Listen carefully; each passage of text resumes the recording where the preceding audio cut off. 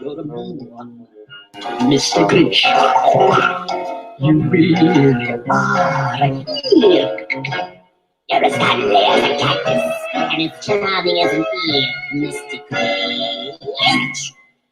You're a bad banana with a greasy black beard.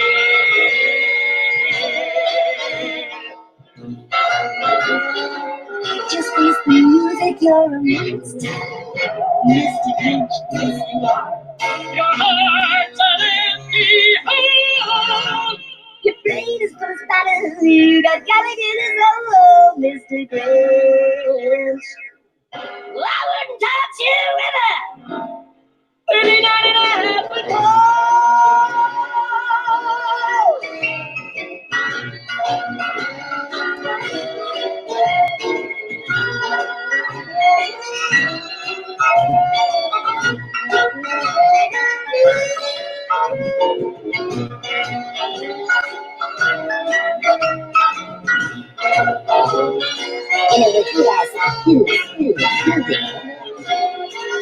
no one's denying.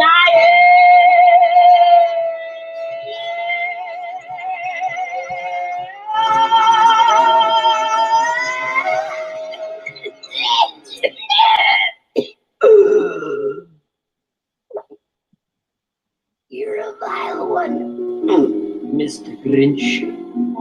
Your termites in your spine.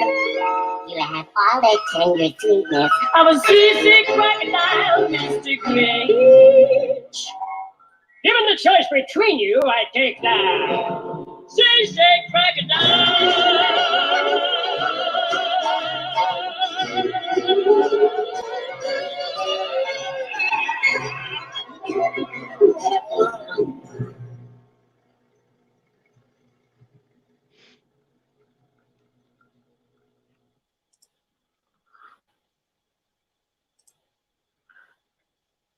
Festive greetings, our legion of elves and reindeer. Welcome to Podcast of the Storm, where socially awkward snowmen, crazy stocking stuffers, and all-around naughty list members convene to talk and debate all things pop culture.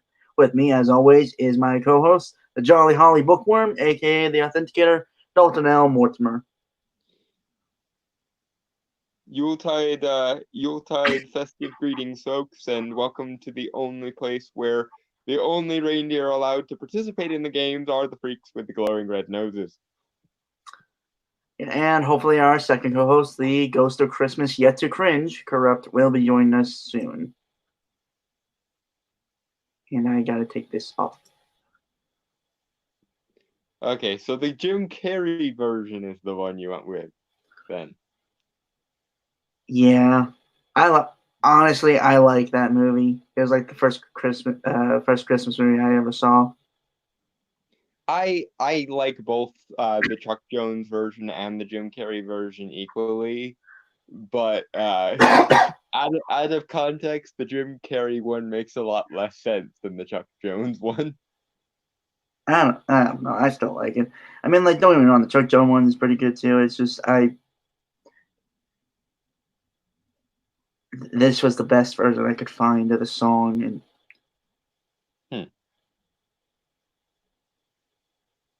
yeah.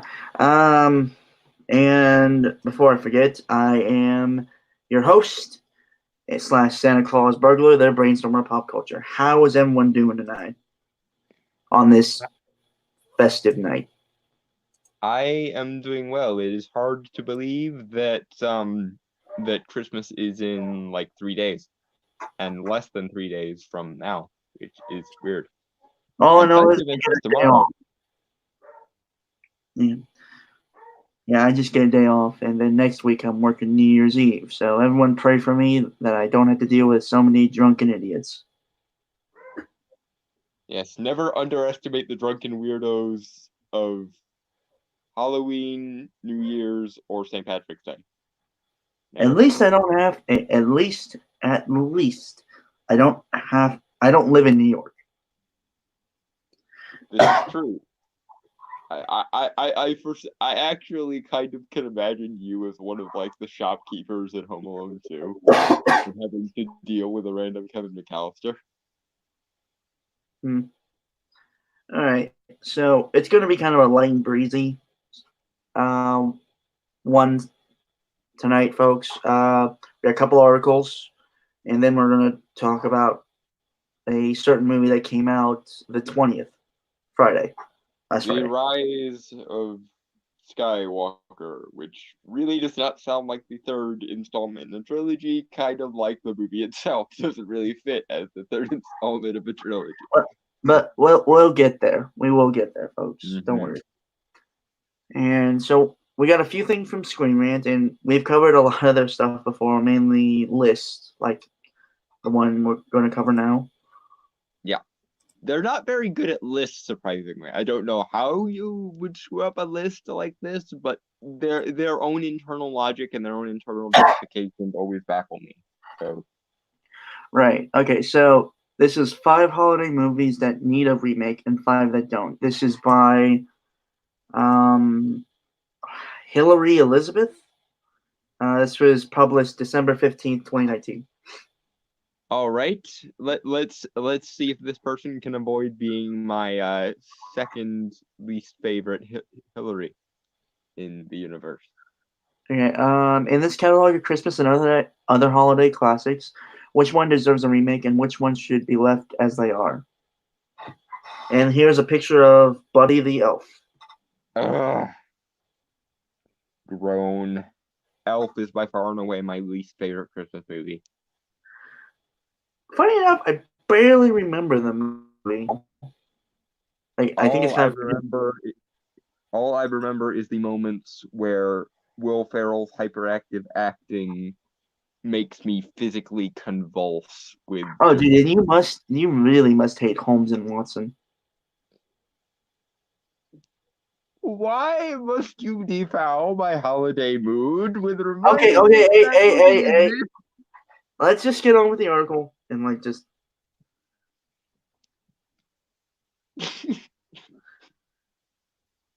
You're going to have to pry my sense of shame and disgust for that movie out with the jaws of life. All right. Don't worry, Uh, man. Just, look, when I have my show like video up, I'll send it to you personally. Your version will probably be better than 90% of the versions of Sherlock, but I know it will be better than Holmes and Watson. And if it is not, then I'm going to have to set fire to you in effigy. Because it's just inconceivable to me. Right. Okay. Back to the festive stuff. Sorry. It's the most wonderful time of the year, and what is the most wonderful way to commemorate the most wonderful time of the year? A lot of the word wonderful, most, and time. Well, okay. It's supposed to like comedically belabor the point and so on and so forth. So Yeah, but just in one sentence, though, it's kind of too much. Whatever. That's me being a nitpick. We're not really here for that. All right. Some people might say by giving gifts, others might say by having the biggest holiday parties imaginable, and others might say that the best way to celebrate is just with an amazing meal surrounded by loved ones. But we're personally very big fans of the holiday movie. I would just go with D, all of the above, but what the fuck do I know? I'm iffy on the holiday party thing. Yeah, not much of a partier, but if party is the term we use for like socializing with family you don't really see most of the rest of the time of the year, then I suppose that counts. Yeah, I guess that does count. Funny enough, I actually tried to throw a party when I was in middle school. And how did that go? Never happened. Did nobody show interest, or did it got shot down by those in charge of me? Maybe I shouldn't have suggested I get a beer keg and fill it with chocolate milk. Wait, I'm sorry that that amuses me because I can actually kind of see the logic behind it, especially the young you logic behind it, and also I can imagine the adult reaction to that of are you? Well, I can't I imagine. said. And here, all right, folks. Here is the Christmas, the ghost of Christmas. God damn it. Sorry. There we go. I'm here. Yeah, you haven't All missed. All right, so our second co-host, the ghost of Christmas yet to cringe. Corrupt. Thank you. I'll be on time more.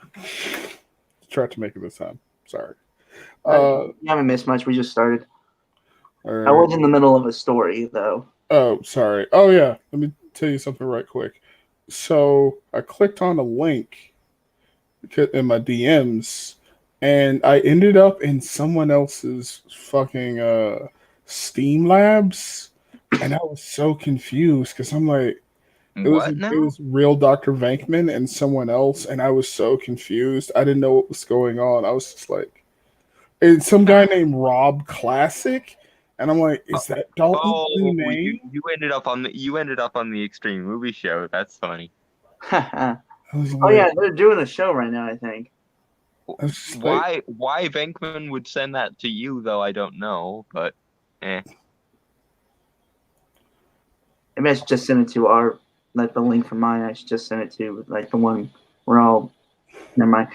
Anyway, I was just telling Dolan a story of me trying to do a party when I was in middle school. no, go ahead.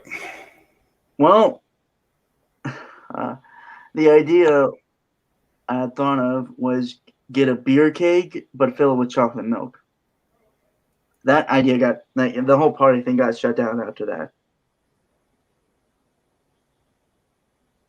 And I was in the process of reacting to that because I thought it was extremely funny because I can imagine the the young brainstormer logic of it, and I could also imagine the adults going, "Wait, what the hell?" You know what I called it? What? The Choco Chug. That's kind of funny. Yeah.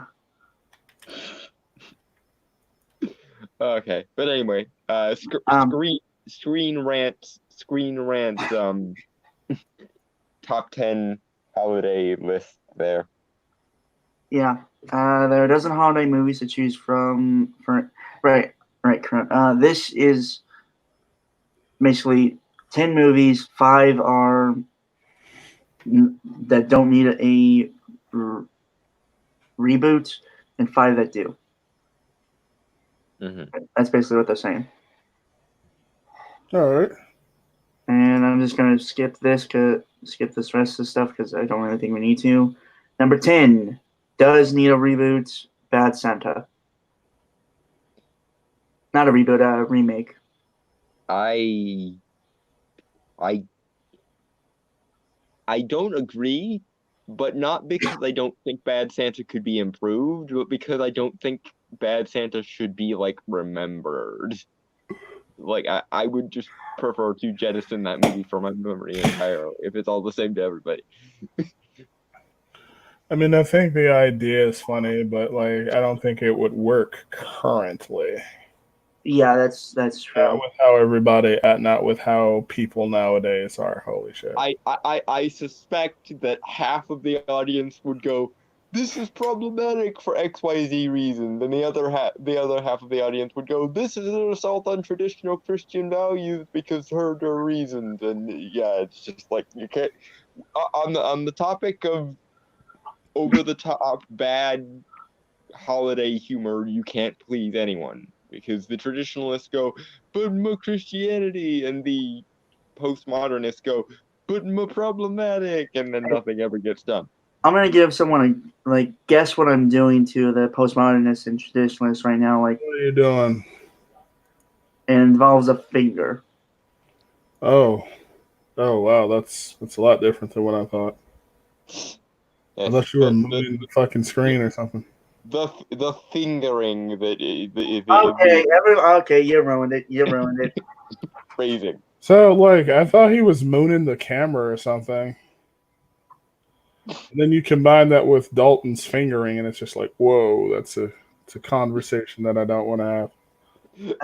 Okay, this is a fantastic How the Christmas. hell did we beat Corrupt to the cringy over the top bullshit? All right, so let's hear the reasoning. God damn. We already got into the awkward portion of the holiday party. Yay! All right, Bad Santa is actually a relatively new holiday movie, at least in relation to some of the really tried and true classics. So it might come as a surprise to some people that we think it's already worthy of a remake. However, It certainly would, but mostly because I don't think it's good to begin with. But go ahead. However, the concept of Bad Santa is one that just works so well in our contemporary societal climate. Again, pause for the 5 minutes that it will take the woke brigade to go problematic and the traditionalist brigade to go, but Christianity though. But Christianity, though, oh no. Yeah, seriously, when it comes to making Christmas raunchy comedy, you run the risk of pissing basically everyone off. All right, Very so much. sorry, someone had to say something, or No, I was just agreeing. okay. Most people don't want to feel even crappier about the situation of the world, especially during the holidays, but a new Bad Santa would give everyone who decidedly does not feel the holiday spirit something to entertain them. What? I suppose so, but the whole point of this list is to cater to like the Christmas, like your whole opening preamble was just, choking us all to death with the Christmas spirit. So are you now going to betray your opening thesis? Because that would be consistent with what Screen Rat usually does, but not consistent with the way human logic works. Generally, when you state a theme, you want to maintain that theme through the course of the Yeah. thing. Yeah. Number 9 doesn't need a remake. A Charlie Brown Christmas.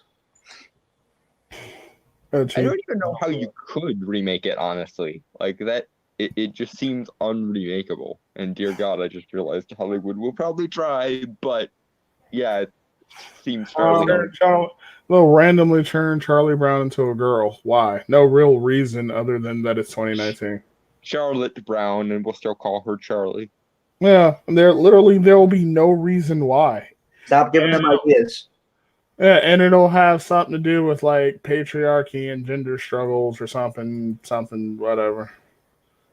And you just gave him an idea what to do. And Linus will be the villain because he's the one that spouts like the Christian doctrine in the thing, and that makes him the villain automatically because reasons. Okay. Honestly, if anyone remembers that Peanuts movie that came out a few years ago, that was really good. Yeah, actually. Oh, was it 3D or something? Yeah, I just like to see some just not remake, but like a redone in that animation style, a little more crisp. Yeah, I wouldn't mind seeing a Christmas Peanuts movie that was a sequel to that and in the same universe as that. I think it could work because they were actually really respectful of the original Peanuts as far as that went. I haven't seen that movie. Well, it was extremely heartfelt. The closest thing that I could compare it to is like the Paddington movies, if you guys have seen those. How kind of timeless and wholesome they were. Paddington Bear? Yeah, the modern Paddington movies. Oh wait, were those CG? Weren't those like it was like a CG bear and a little boy? Yeah, live action and the bear was CG. Yeah. I read of those. Were they good? Yeah, they were actually really good. They made my top 10 for that year, and kids movies don't usually even rate in my top 10. Alright. Well, Hillary says it doesn't need to be remade, so we agree with that. Why would anyone ever want to mess with perfection? Honestly, no one would really be opposed to seeing Charlie Brown, Snoopy, and the rest of the Peanut characters get up to more hijinks during the holidays. However, the original Charlie Brown Christmas is an absolute icon that doesn't need to be redone or adjusted in any way. You know, the first time I saw this, I was in kindergarten. Back in like 2005 or 6.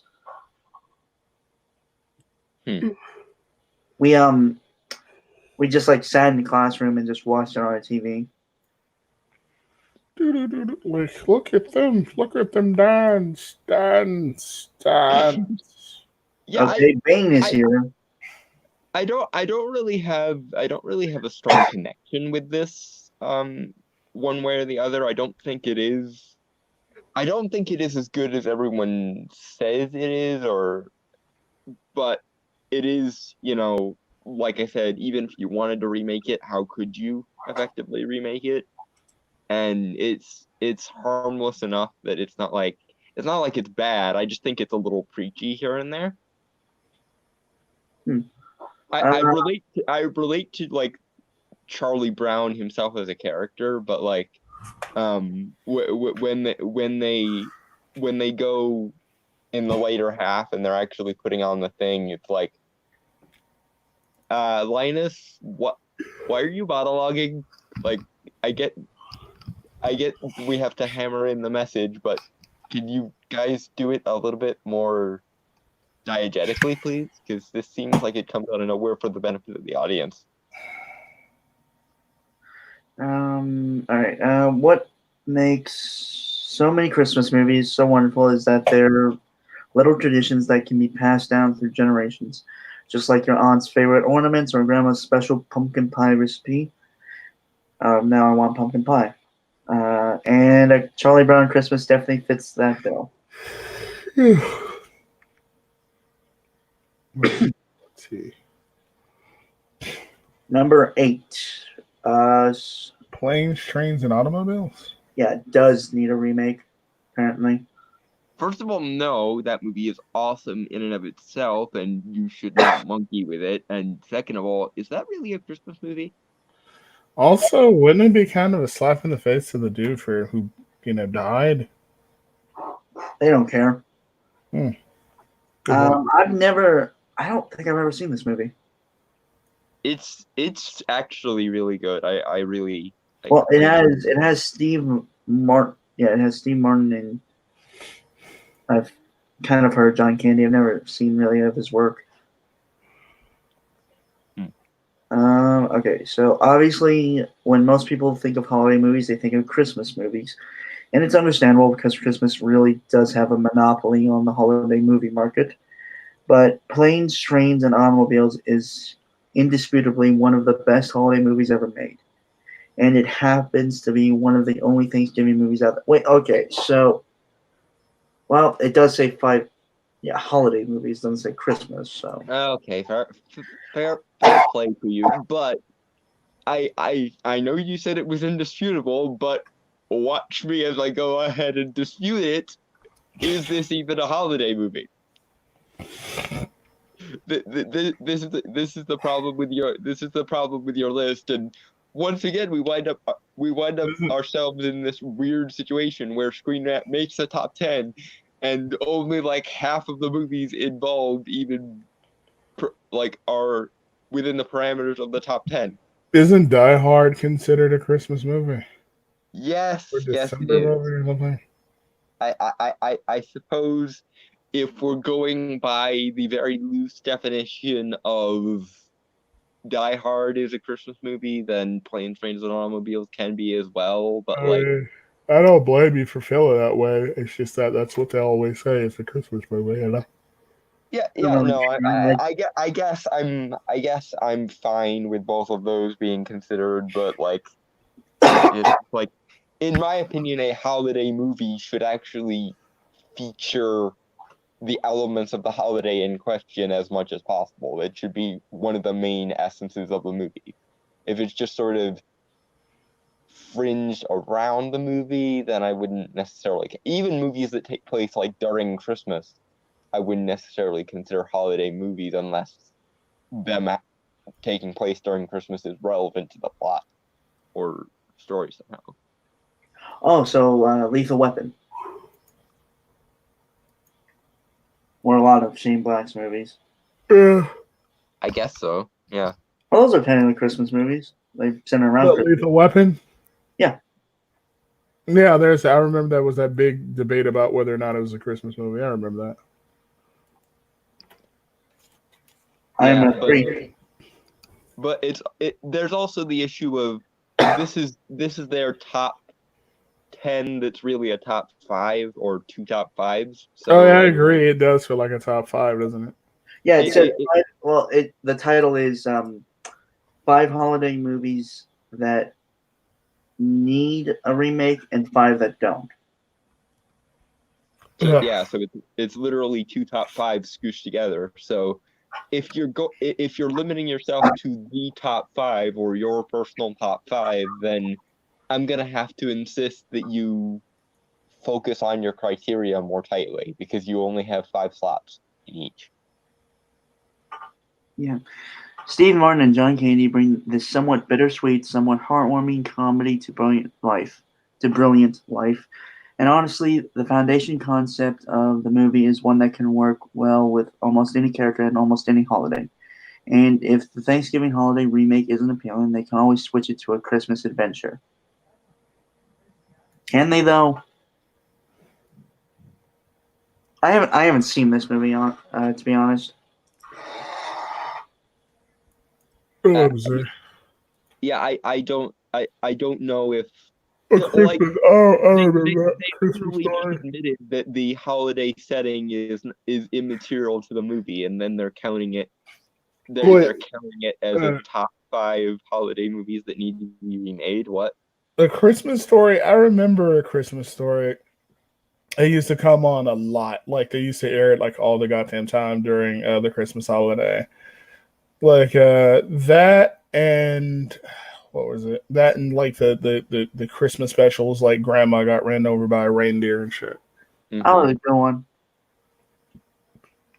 Yeah, that was actually my great grandma's favorite Christmas. For some reason, I thought you were gonna say, "Yeah, that was my grandma who got ran over by a reindeer."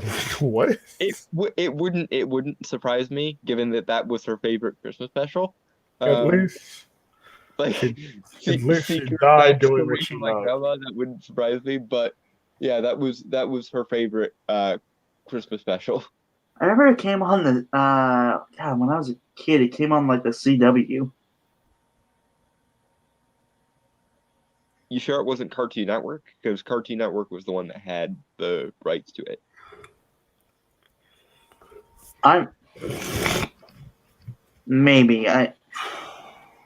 There was a time in my life where I did not have cable and I just watched like public channels. So I remember watching them. Yeah. Anyway, I agree with the basic premise that Christmas Story should not be remade. Yeah. So yeah, but let's see their reasoning. Surely someone out there could remake A Christmas Story if they wanted to. And undoubtedly, there are a lot of studios that could do a brilliant job with it. That's a joke right there. But nowadays, yeah. But no one should do anything just because they can do it. You basically just delivered the antithesis of the entire like motto of Hollywood these days. Why do we do the things we do? Because we can and we want to.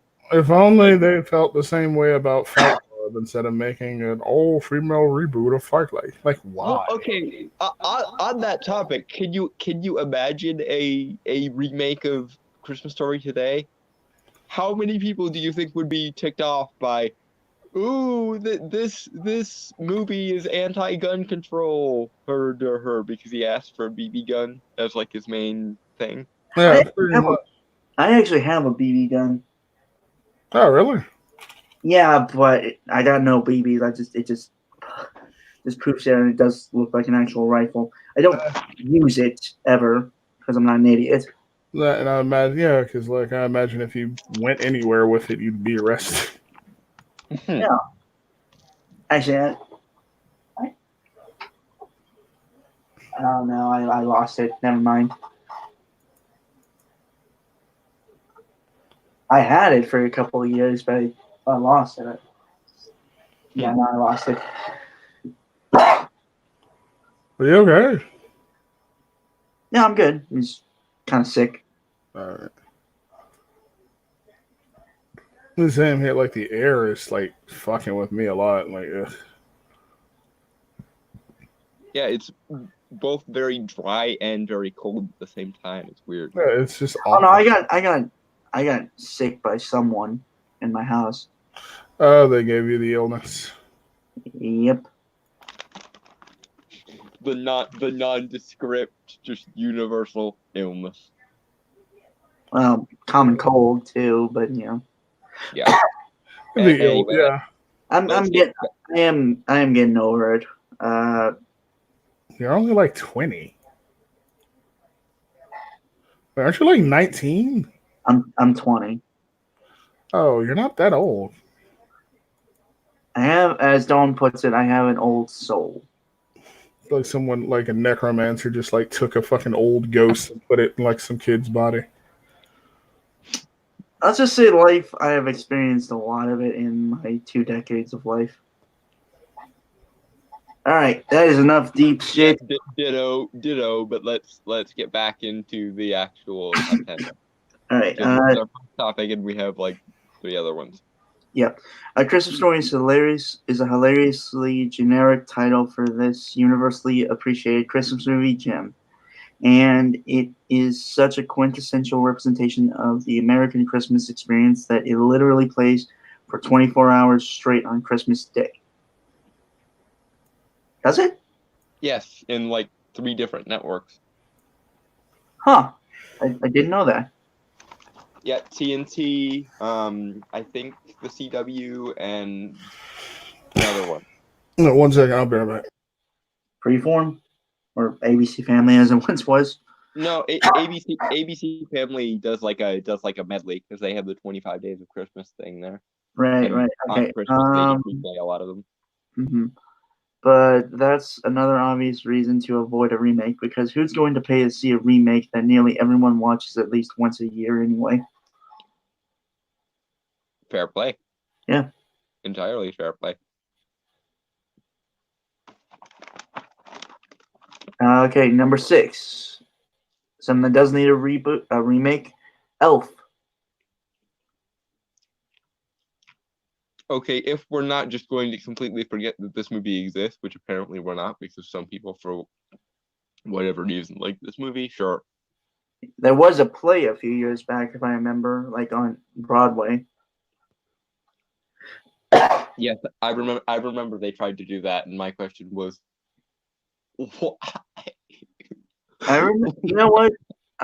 If anyone's ever seen like the recut of the Elf trailer to make it a horror movie, maybe you should do a remake it like that.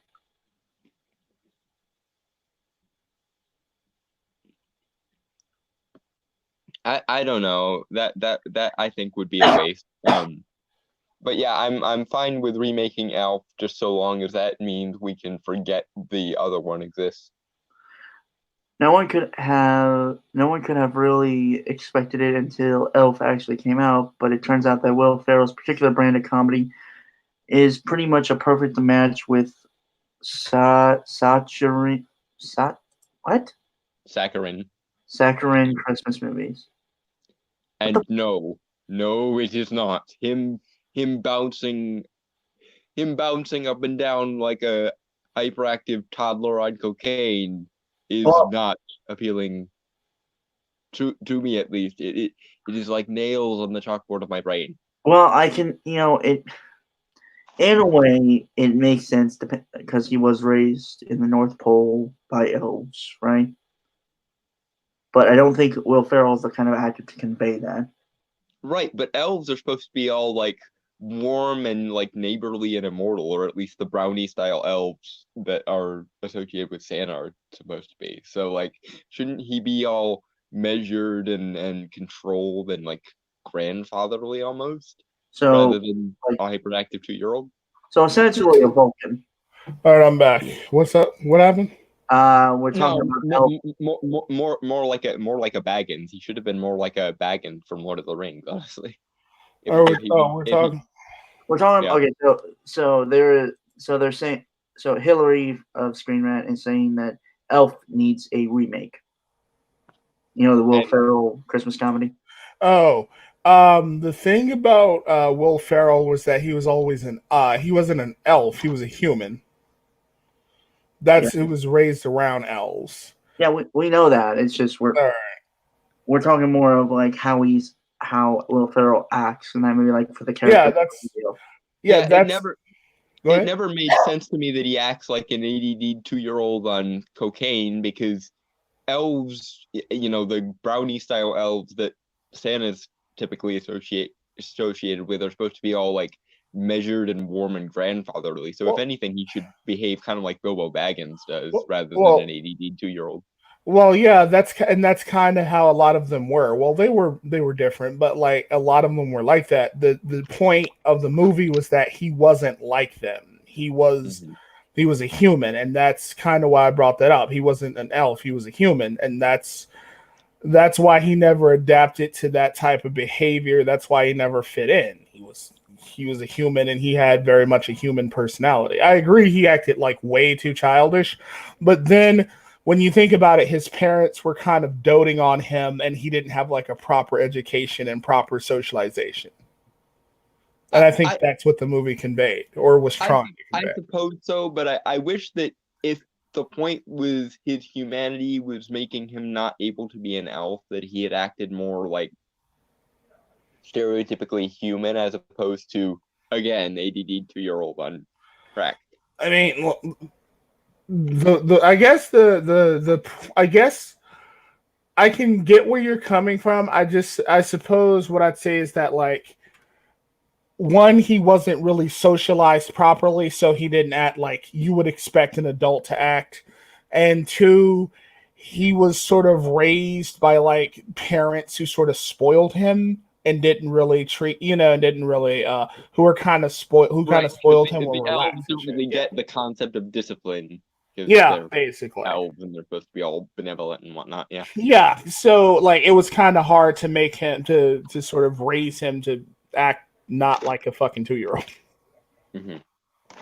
That's what I was. That being said, if I never see Will Ferrell jump up and down again, it would be too soon. You don't want to see Will Ferrell act like he played a lot of really like roles where he was like a little kid. It was weird. Yeah, that's one of the reasons I don't like Will Ferrell, because he has two modes. He has perfectly serviceable normal human mode, and then he has screaming everything at the top of my lungs like I'm a hyperactive 2-year-old mode, and it just he did scream a lot. That was weird. I do like him and the other guys with Mark Wahlberg. I like him as the bad guy in Zoolander, but that's because weird. Fucking Mugatu, right? Yes. I love Mugatu. I've never seen Zoolander. Like, okay, I never saw 2 actually. I saw 1, but I never got to see 2.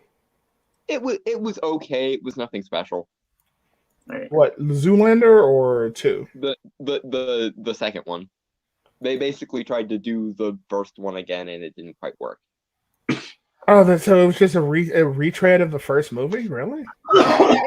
It continued things okay. It just didn't do anything. It didn't have the same like wow factor, the surprise factor that Zoolander 1 had. Zoolander 1 was marketed like a cheesy comedy, and then it actually kind of ended up having a little bit of actual cleverness to it, whereas Zoolander 2 just kind of did the same kind of stuff over again and added a little bit, but it didn't really surprise as much as Zoolander 1 did. I'm kind of disappointed because like I wanted them to do more with it, I guess. But So like, Moving on. But you never saw Zoolander Brainstormer. I have not knew. Hmm. I mean, it's funny. Like, I think you might like it. Okay. So I did suggest this because there's like a really trendy thing of Elf on YouTube. Not like currently, but there was like they recut a trailer to make Elf a horror movie. I think if they were going to do a remake, maybe do like a horror comedy or something. That's actually kind of funny. Baba Yaga. But if there was a horror comedy called Elf, I'd want it to basically be like Leprechaun but Christmas themed, with an actual elf, not with Buddy there. You know what would be funny? What's that? Like if okay, say the movie is called Elf, but it's set in the North Pole and the elves are being killed by a human dressed as an elf. Oh, like a horror movie, basically. I like that, like a slasher film. All right.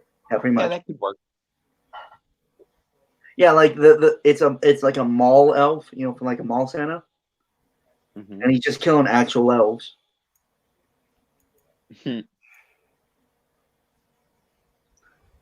Because he wants to eat their heirs to become an elf. I don't know why you do it, but it's an interesting idea. That is an interesting idea, and if ever you make like a Christmas B movie, that should totally be the concept. It should essentially be the it should be the new Santa sleigh, or like what was the other one? I'm trying to think of the other like Christmas horror movie that I'm trying to think of. Buddy the Elf was an instant legend as soon as Elf was released in theaters, and the movie really has held up over time. It didn't even hold up on first viewing for me, but I guess I'm in the minority there. I mean, it's cute and it's wholesome. I guess that's about the most I can say about it. It's kind of forgettable to me. I mean, I have no real interest in it personally, but like I can get people being like, well, it's cute and it's wholesome. And I mean, I guess, yeah, it is cute and wholesome, I suppose. Well, but even on the metrics of cute and wholesome, there are a lot of more cute and a lot more wholesome movies that are, especially around Christmas. I mean, I don't deny that. I'm just speaking from like a point of personal preference. Devil's advocate. Yeah, I know.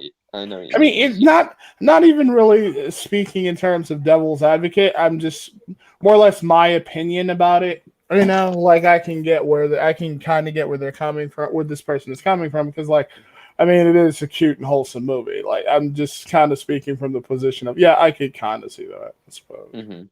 Right. But it would be truly amazing to see a reboot or even a sequel that lets the audience know exactly what Buddy has been up to since he's been in the human world for more than a decade by now. That would be boring as shit. Like, who cares? Yeah, I don't think that.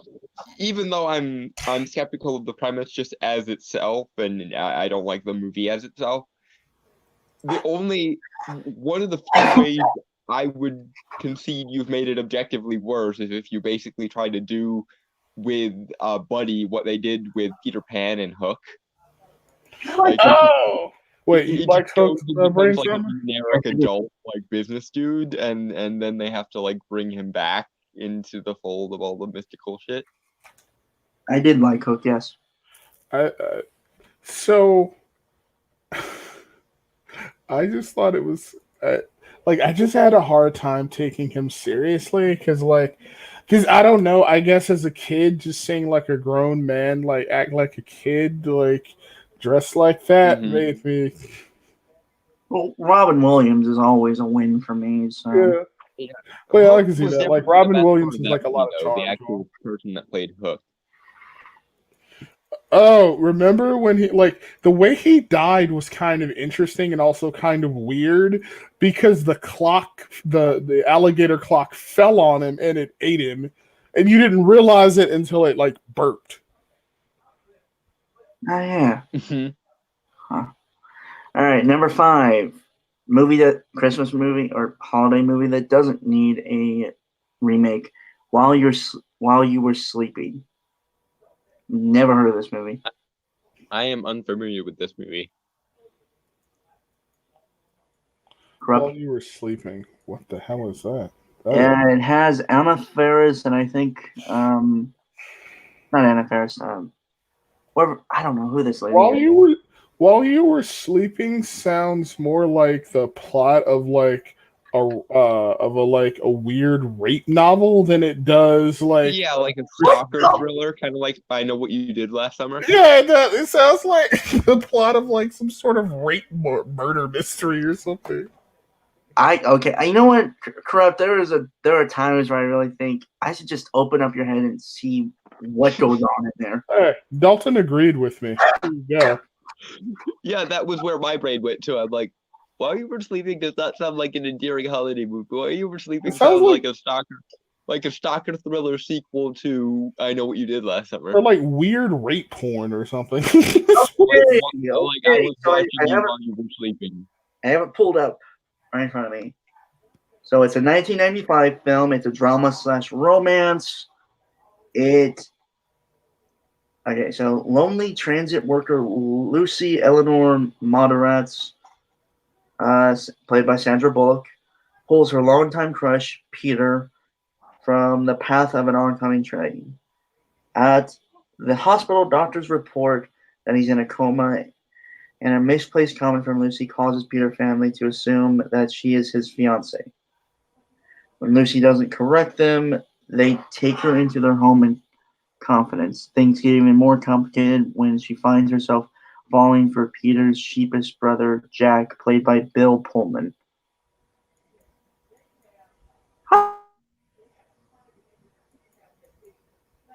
That movie does not go with that title. Not really, no. No. God, no. That's the most ill-fitting title for that movie in the history of ever.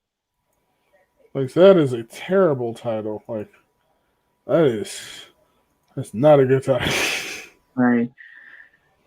Ooh, he's sexy. All right. When the magic of Christmas is combined with the magic of movies, it's like a nuclear bomb of magic that hypnotizes people and allows them to believe in even more absurd and corny things than they normally would. That's debatable, I guess. And While You Were Sleeping is a great example of that. This adorable tale of a woman who lies about being engaged to a man in a coma and winds up falling in love with his brother and pretty much his entire family over Christmas is absolutely precious. But to be honest, Sandra Bullock carries the movie on her irresistible back, and not a lot of actresses could be. Even just that premise though is kind of creepy. A woman is in love with a guy who's in a coma, and she just lies. She goes along with a lie for however long he's in the coma. That in and of itself is kind of like a misery, like a sequel to Misery. What the fuck? If this was remade today, it'd be a dude. You know that, right? Yeah. I mean, I'm just glad she says, the writer of this article says it doesn't need to be remade. But honestly, it doesn't sound fucking good. It sounds fucking creepy as hell. No, it sounds like if it were remade today, they would call it rape culture, and they would actually have a point this time. Because that does sound like rape culture to me. The person I have a distance crush on is in a coma. Well, I'm just gonna pretend to be their fiance anyway because reasons.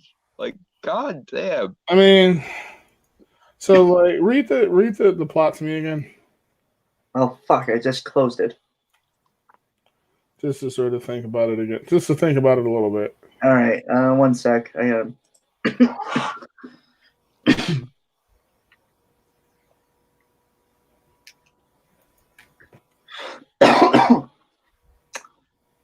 I would take some medicine, but I don't have any. Except for NyQuil, but I take that shit and I'm probably going to fall asleep during this thing. NyQuil is amazing. Not when you're doing a stream. Yeah. True. All right. Lonely transit worker Lucy pulls her longtime crush, Peter, from the path of an oncoming train. At the hospital, doctors report that he's in a coma, and a misplaced comment from Lucy causes Peter's family to assume that she is his fiancée. When Lucy doesn't correct them, they take her into their home in confidence. Things get even more complicated when she finds herself falling for Peter's sheepish brother, Jack. Well, it's sketchy. It is. And then how did the person in the actual article describe it though? This adorable tale of a woman who lies about being engaged to a man in a coma and winds up falling in love with his brother and pretty much his entire family over Christmas is absolutely precious. Yeah, see that sentence does not sound precious to me. That sentence sounds like I am changing the locks on my door and the number of my phone is what that sounds like. All right, so moving on. Number 4, movie that does need a remake, remake, The Santa Claus. With Wait. Tim Allen? Yeah, with Tim Allen. I like that movie, actually. That's a nice movie. I like it. I do like. I think the second one might be better. Just my opinion. It's been a while since I've seen those movies. I might need to rewatch those just to check. I think they're all interesting in different ways, all three of them. Yeah. All right. Much like Bad Santa, The Santa Claus is a movie that worked really well in its era, but conceptually it seems even more culturally relevant now than it did when it was first released. Oh, fuck off. Why must you jam cultural relevance into every conceivable thing? Oh, wait, I know the answer. The answer is because you think the only use of art is because of cultural relevance. All right, I'm going to get a drink and I'm going to get something to eat because I feel like I need that shit right now. I'll be right back. All right. What's up, Dalton? How you been? I've been okay. How are you? Every time I try and text you, I never know what kind of conversations to have with you because I feel like I'm boring you. No, it's just text me about whatever's on your mind, and then we'll go from there, I guess. Because I'm like, hey, and you're like, hey, and I'm like, what's up? And you're like, stuff, and I'm like, wow, I have nothing interesting to add to this conversation. It is kind of awkward because it's like I don't know how to because there are like two options. I could do like a one word like not much is going on, or I could be like this is like the paragraph length explanation of everything that's been going on in my life lately. Wow. You know what? You guys do know that you're on live, right? Yeah. And I'm also still here. Yeah. Yeah. All right. Just checking. I'll be right back. We're fine. Yeah, like I said, it's just I never know what to say. I'm just like, yeah. For me, it like oscillates in like I want to just kind of play it casual, and then I want to just kind of be like, this is everything going on with me lately. Go ahead, do that, because then I'd be able to like respond. I think the longest text we've texted to each other lately has been when we were reviewing Batwoman. We were both just like, kill me. This shit was so fucking awful. Oh my god. Did you see the Batwoman Infinite Crisis thing yet? Yeah, and she kills Kevin Conroy's Batman, which I know it's not the Kevin Conroy's Batman, but it is a version of Batman being played by Kevin Conroy. And Little Miss remind me when I have a personality, just straight up kills a version of Batman who is being played by Kevin Conroy. What sucks is that they just like emasculate and tear down Batman. They're like, no Bruce Wayne will ever be a paragon. Like, wow. But this chick who just showed up Damn. in the CW like 5 minutes ago, oh, she is worthy of being the paragon of courage. Like, oh. Fuck off. A ton of bullshit. The only scene so far in Crisis on Infinite Earths that I was like, this is everything I needed, was like when Constantine and Lucifer are bantering back and forth. It was like, this is everything. I just need an entire show based on this. Please, goodbye. There's like, it was hilarious how they took out Lex with like a shoe. Like, greatest criminal mastermind in the history of the multiverse versus a shoe. Like he's just reading a book and ha ha ha, and then he just gets hit by a shoe, and that's it. Or when he tries to go after the Smallville Clark, that shit's embarrassing. Like he has like kryptonite. He's like, ha, that's kryptonite, and then like Smallville Clark just throws it away, and then he tries to punch him, and he's like, I'm still stronger than you too, huh? Although I'm just going to like be a completely shallow bitch for a second.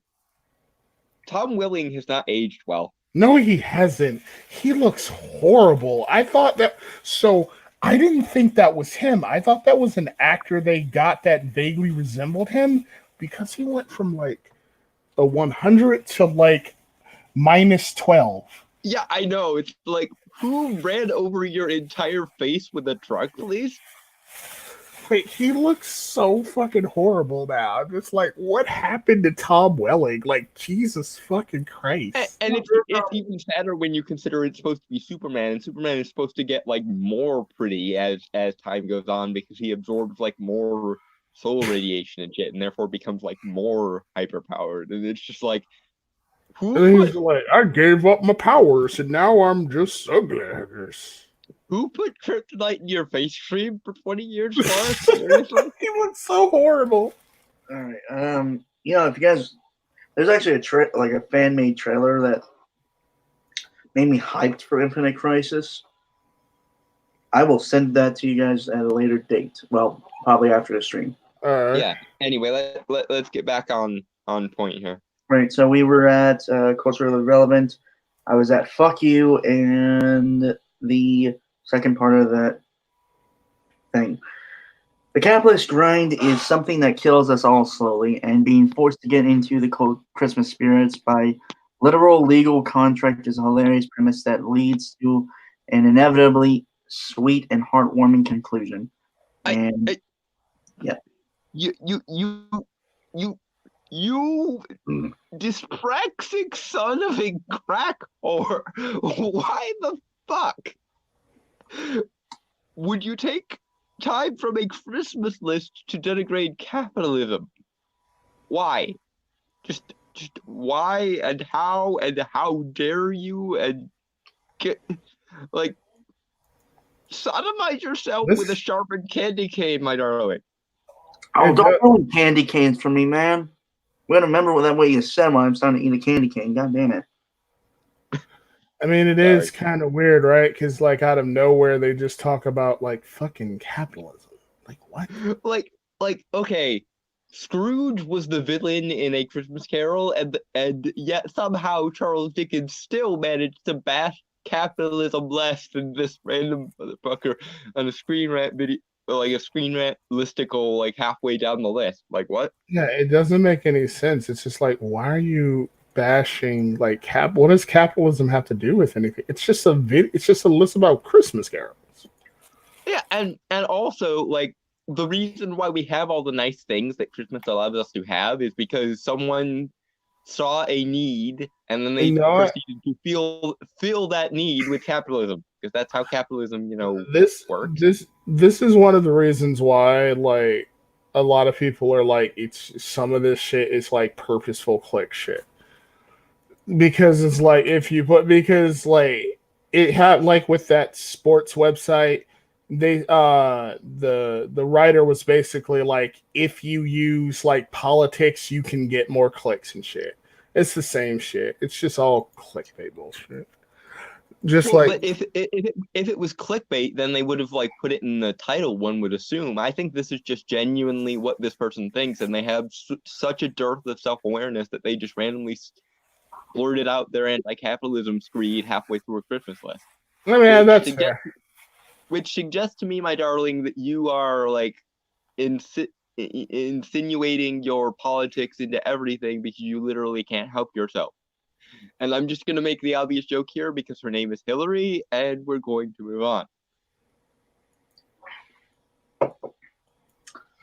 And this concept works so well for a variety of different characters and circumstances, so it would be cool to see a remake that takes advantage of that. The funniest thing I remember from the original Santa Claus is how the Santa that before Tim Allen died. That's a bit dark, but okay. No. Well, it's funny because in the movie and the movies after, the Santa Claus has all these like magical powers and stuff, right? Mm-hmm. And he just died from falling off like a 2-story roof. Yeah. That's funny to me. Kind of, yeah. But I will agree that's Although I always liked the notion that this incredibly elaborate thing was like legalized to the gills in like subclauses of subclauses of subclauses. Like part of me wonders if like the version of me in that universe grew up to be the person who writes that contract, because I could totally see an older version of me being like, I need to make a random subclause about this incredibly unlikely series of events, and then it happens, and it's like, good thing I inserted this random subclause of this incredibly specific thing that happened one time. Could you imagine an SJW version of Dalton just like flipping, losing his shit at like toxic masculinity and shit? I really don't want to, nor if it's possible. Just flipping out about random shit. No. And if there is a version of me that is like that in the vast multiverse, then I demand by birthright that the other versions of me from other alternate realities that have multiverse traveling capabilities go ahead and kill that motherfucker. He is a disgrace to the name of Dalton Mortimer, and we should do something about it on a multiversial scale. So would it technically be suicide if it's another version of you killing another version of you? Assisted suicide, yeah, because it's one version of me killing another version of me. But yeah, but yeah, to all of those multiverse traversing versions of me, go and kill that motherfucker because he's a disgrace to our name. I'm going full Rick Sanchez on this thing. Kill all unworthy versions of me on parallel Earths. So would that make me your Morty then? I don't think so. I think you're more of a Summer, because you're nowhere as like innocent as Morty. That's debatable. If I would actually, I agree with Brainstormer. He is somewhat innocent. Well, yeah, but so is Summer to a degree, just not as much as Morty. Well, all right. So if you're Rick, and Brainstormer is Summer, who am I? I think that makes I think that would kind of make you Beth, just because Beth is the most similar to Rick out of all the main cast. Circa ABC's of Beth. She's the most what? She's the most similar to Rick out of all the main cast. Oh. The season 3 episode ABC's of Beth, where we find out she was like a childhood sociopath and made Rick make her all those fancy things that facilitated her sociopathy. Oh, I didn't even know that. Oh, have you not seen season 3? I haven't. I heard like it was terrible, but also some people liked it. I don't know. I like season 3, but it does that season does contain the worst episode of the series, which is when because you know how sometimes they'll do like parody concepts. Well, they got it in their head to try and parody the MCU, but they used all the like cynical, generic, whiny snipe criticisms that everyone on like in random comment section views. Yeah, Vindicators 3. I think the title is Vindicators 3, the World Ender or something like that. Return of Worldbender is what it's called. Yeah, and it's basically Rick being like a surrogate for the writers, bitching about Marvel movies for half an hour. Oh, I'm sorry. Go ahead, Brainstorm. I like the episode based on the idea that it came up with between two characters, A Million Ants and Supernova, I think is her name. Yes. Where essentially they conceived a child, but the child died inside Supernova because it was half collapsing star and half a million ants. I like that as a story idea to like tackle for like a superhero. That's pretty much all I like about that episode. All right, what were the snipe criticisms that they made anyway? Something about the hero's journey being cliche, something about them being overproduced, something about their backstories being basically irrelevant, something about Rick being better than all of them because he can basically do anything, and the fact that their moral compass is stupid because nihilism, basically. So we should do what happened with the TLJ and not have like a hero's journey, something that people actually do like and enjoy. Yeah, it was a really bad. That episode was so bad that one of the co-creators actually came out and admitted that was his least favorite episode that they had ever made. Dan Harmon. Yeah, Dan Harmon was just like, yeah, we totally fucked up on that. It was hilarious. Oh, they admitted that it was a terrible episode? Well, Dan Harmon did. I don't know what Justin Roiland thinks about it, but I would imagine similar. Good, because like that's like, ooh, the hero's journey is stupid. Well, yeah, because Rian Johnson's movie was fucking bad. Yeah, basically, we'll talk. Hey guys, we'll talk Star Wars later. Yeah, we really should. But yeah, moving on. Number 3, movie that doesn't need a remake, Die Hard. Oh God. Debatable as to whether it's even a Christmas movie, but proceed.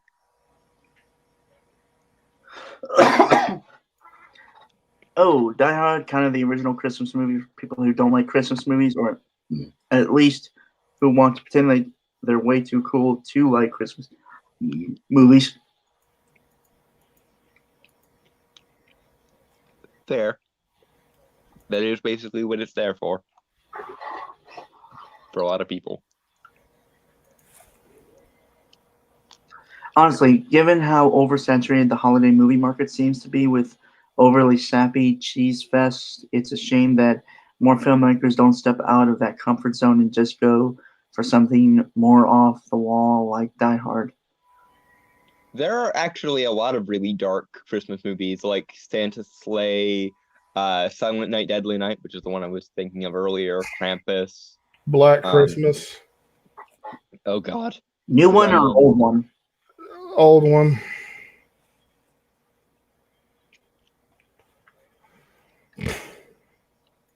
Okay. And I think Dome might have broke for a moment. Sorry, I was eating and my mouth was full. Yeah, I'm having Wendy's.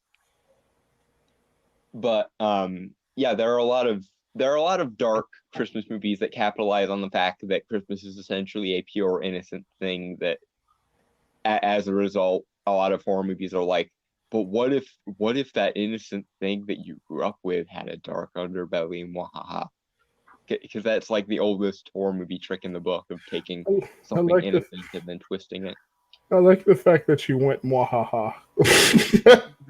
Well, whenever I see really over the top dark things made out of over the top innocent things, that's always where my brain goes. Because I can imagine like an evil, like mustache twirling villain going, I know, this is how I will ruin humanity. I will make that innocent thing that they grew up on and tack all their innocence onto very, very dark and twisted, and they will ruin their outlook on humanity. Wahaha. Kind of like what happened with that. That's hilarious. Mwahaha.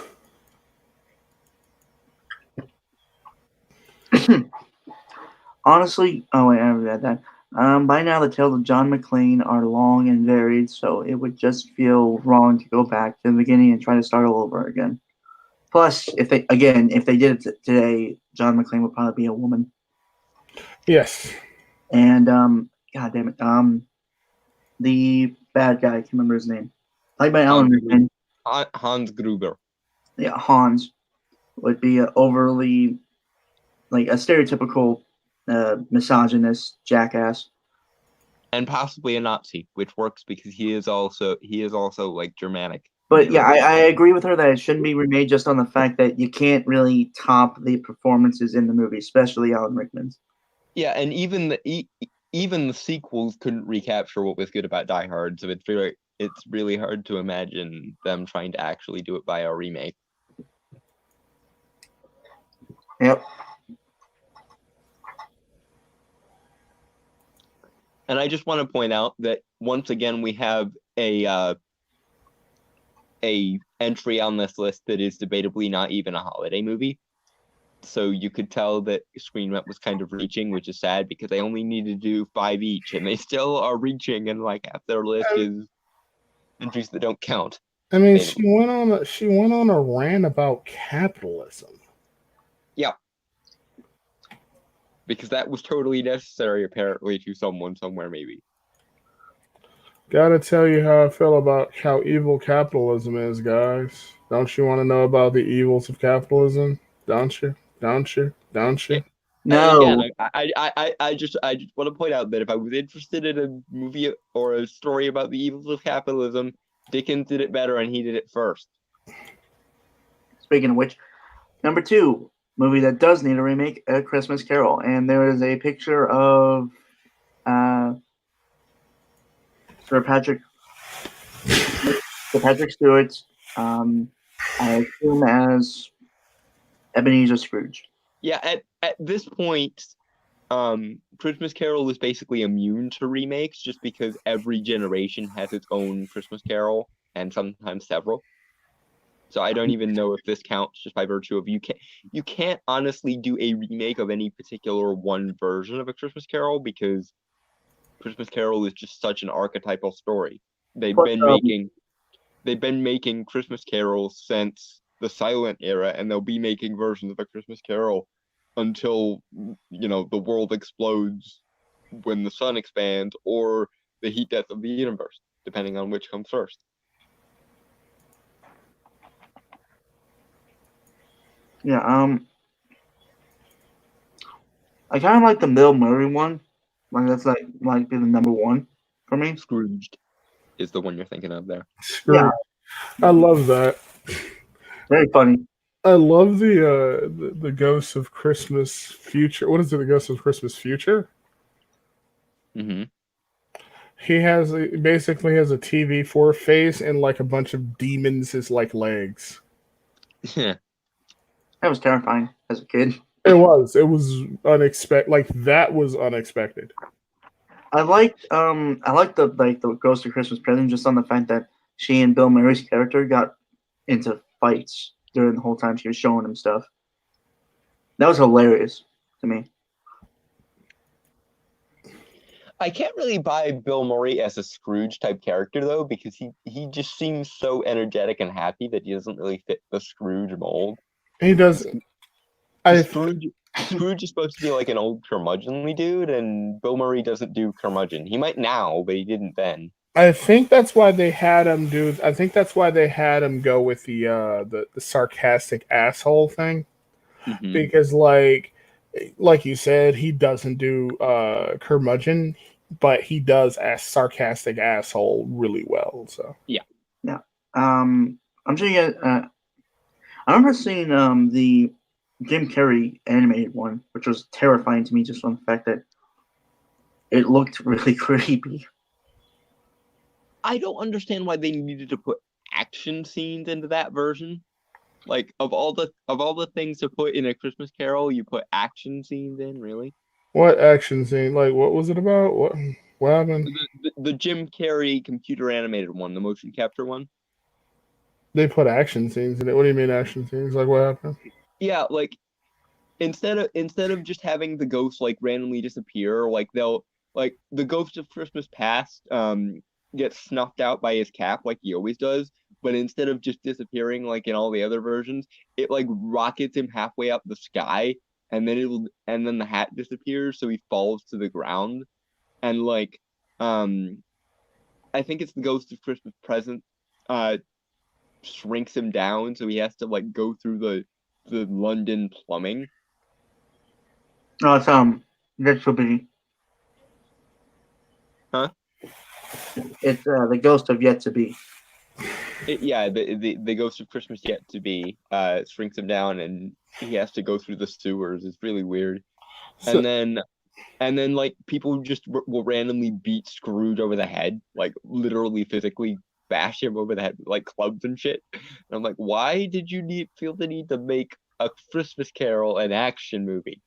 Like, Right, why are there because- action scenes in a Christmas Carol? all right, because instead of just like showing them things and fucking off, like action pieces happen where like I think I was in third grade when that came out. Or like random slapstick, like he'll walk into a door and something will hit him over the head, or he'll slip or whatever. It's like, why? Why?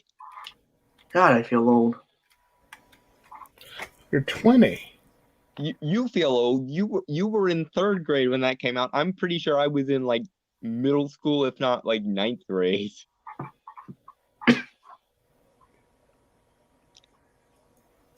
Oh, that's horrifying. Oh my god, I remember this movie. Jesus, Scrooge looks horrifying. And the hilarious thing is, it's Jim Carrey doing the voice, and you know he's Jim Carrey, so all you really hear is his version of the Grinch the entire time. It's really weird. Yeah. All right. Like So Jim Carrey's already done his time in terms of the Christmas hating curmudgeon bit. He was the Grinch in a honestly pretty good version of the Grinch. So back to this movie that does need a remake, even though it gets remade all the time. Mm-hmm. So putting this at the top of the list of movies that deserve a remake is probably a pretty controversial choice because there is literally no Christmas story on Earth that has been adapted for the big and small screen more than A Christmas Carol has. And for the foreseeable future, there will always be one. That's why I question why you'd even bother putting this year, because like there are very few, if any, possible futures where there aren't a dozen more versions of this by the time I die. And yeah, even after I die, there will probably still be hundreds, if not thousands, of more versions of this. Christmas Carol is the quintessential Christmas story and will always be remade for every successive generation. I can't even take Patrick Stewart seriously as like Scrooge in that picture because he looks like someone's grandfather with like dementia. Yeah, Just like he's just too nice to be like he exudes grandfatherly niceness. exactly. Yeah. I believe there's supposed to be a new one coming out, like on the BBC or something. A new Christmas Carol, like it's supposed to be like a TV limited series. Doctor Who. That they're turning A Christmas Carol into a series. Well, no, like a 3-part or 4-part event or something. Right, but I'm just like there's just enough material for a single movie. Why would you make it a multi-part event? The BBC, right? It's not as though like there's excessive amounts of the story that always get cut out or anything. Yeah, but that's for a reason. The Christmas Carol is the ultimate Christmas classic that never gets old, nor loses its luster. And seeing all of its new and different interpretations really doesn't get old either. Yeah, that's why you don't need to put this on this list, because it's not as though people aren't going to think of making another Christmas Carol, because people will always think of making another version of Christmas Carol. Every director basically has their version of Christmas Carol in the ones that don't default to one of the other versions. There are literal silent movie versions of A Christmas Carol, and there are also computer animated versions of A Christmas Carol, and there are also play versions of A Christmas Carol. There's A Christmas Carol the musical, which is actually really good, and so on and so on and so on. So like, you don't need to say remake A Christmas Carol. It's going to get remade at some point in the near future anyway, and you couldn't even argue that one is a remake of one of the other versions, because they're all deferring to the same base text. It's Yeah, a re-adaptation of that same base text, but it's not a remake of one of the other ones. No, I don't think I ever actually read the original, like the actual book. Yeah, it's like I think everyone's seen like the mini cartoons. Yeah, okay, so my top 5 are like The Muppets, Christmas Carol, Daffy Duck one. I can't remember what it was called though. Bah Humduck. Yeah, The one you're thinking of. Yeah, Bah Humduck. The Disney's A Christmas Carol, you know, with a Scrooge McDuck. Yeah. Scrooge, obviously. Mm-hmm. And what was the other one that came?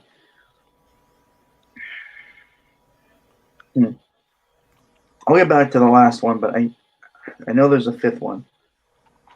Mm-hmm. To be honest, I haven't seen that movie seen like any version of that movie in years.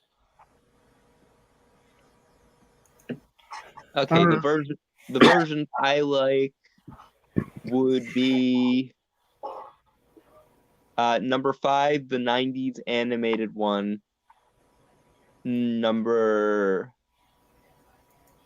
4, the Muppets one. Number 3.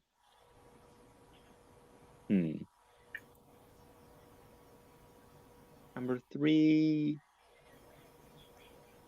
I guess the Patrick Stewart one wasn't that bad. 2. One of the black and white ones, I can't remember. I think it was in like 1941.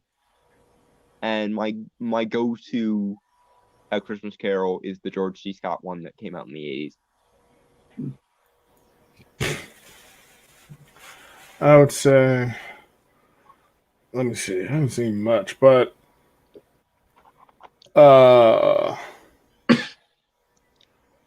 Scrooged, that would be my favorite one because I haven't seen many of the carols myself. Scrooged and parts of the Muppet one, and that's pretty much it because I haven't really seen many of them.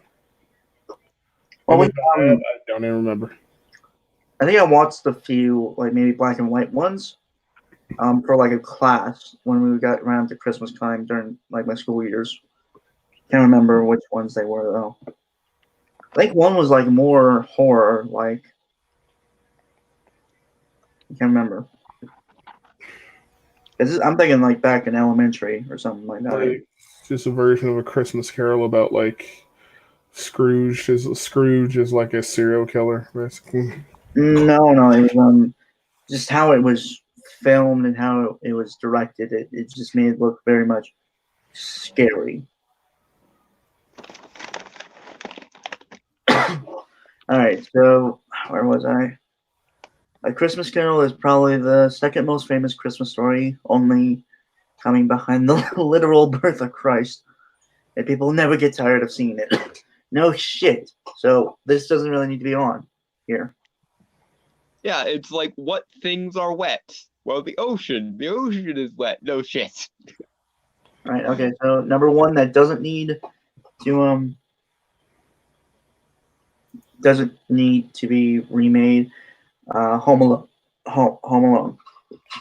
Oh, please I don't agree. remake Home Alone. Please, God, Yeah, remake that. it didn't even need its last two sequels. That's how much Home Alone doesn't need to be. I like Home Alone 2 Lost in New York, don't at me. I I like it. actually thought it was a decent improvement on the original, actually. Does anyone remember what's it called? Does anyone know what happened to Macaulay Culkin after he beat? Yeah, fucked. Jesus Christ, he's just gone downhill. He fell from I, grace but good. I had heard that he got better though. There's this really sad video of him eating. I think he was paid to eat a slice of pizza, and it's just this really depressing video of him just sitting in a room eating a pizza with a Coke, and then he takes a bite out of it, and he's just so utterly disgusted. He like wipes his mouth off and throws it away. That is depressing. God. Yeah, he did transition into acting as an adult later, like after he completely disappeared for 5 years.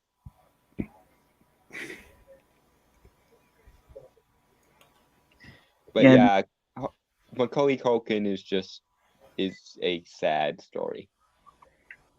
Moving on. Mm-hmm. Well, think about it logically. There's no possible way you could make a Home Alone movie today just because of like logic reasons. Yeah, I mean, like it takes suspension of disbelief, but like suspension of belief, I think. But yeah, like I could see some people being like, "Oh, this is corny. It would never work today." The only benefit to doing a modern day version of Home Alone, and you wouldn't need to do a remake because you could just say like the other Home Alone movies happened, and then this movie is in the same universe. You could have it be like that. But you could do interesting things with like modern day technology and like modern day security systems, and have the traps be like that way. Have Kevin be like a kid who's really into technology, and have him like reprogram the home security system. Yeah, like instead of like, yeah, he has like him. He's instead like of like the Tom and Jerry sort of contraptions that Kevin came up with in the 90s one. He has like little drones that shoot like knives or something. You know what's weird? What's that? Someone made like a fan trailer that was like a Home Alone reunion or something. Like it brought all like the original characters back from like the first two movies, and like yeah, it's pretty much that. Like it was like a fan trailer or something. Like, I thought it was interesting just on the fact you brought back a lot of the original cast and stuff, and maybe you could do something like that.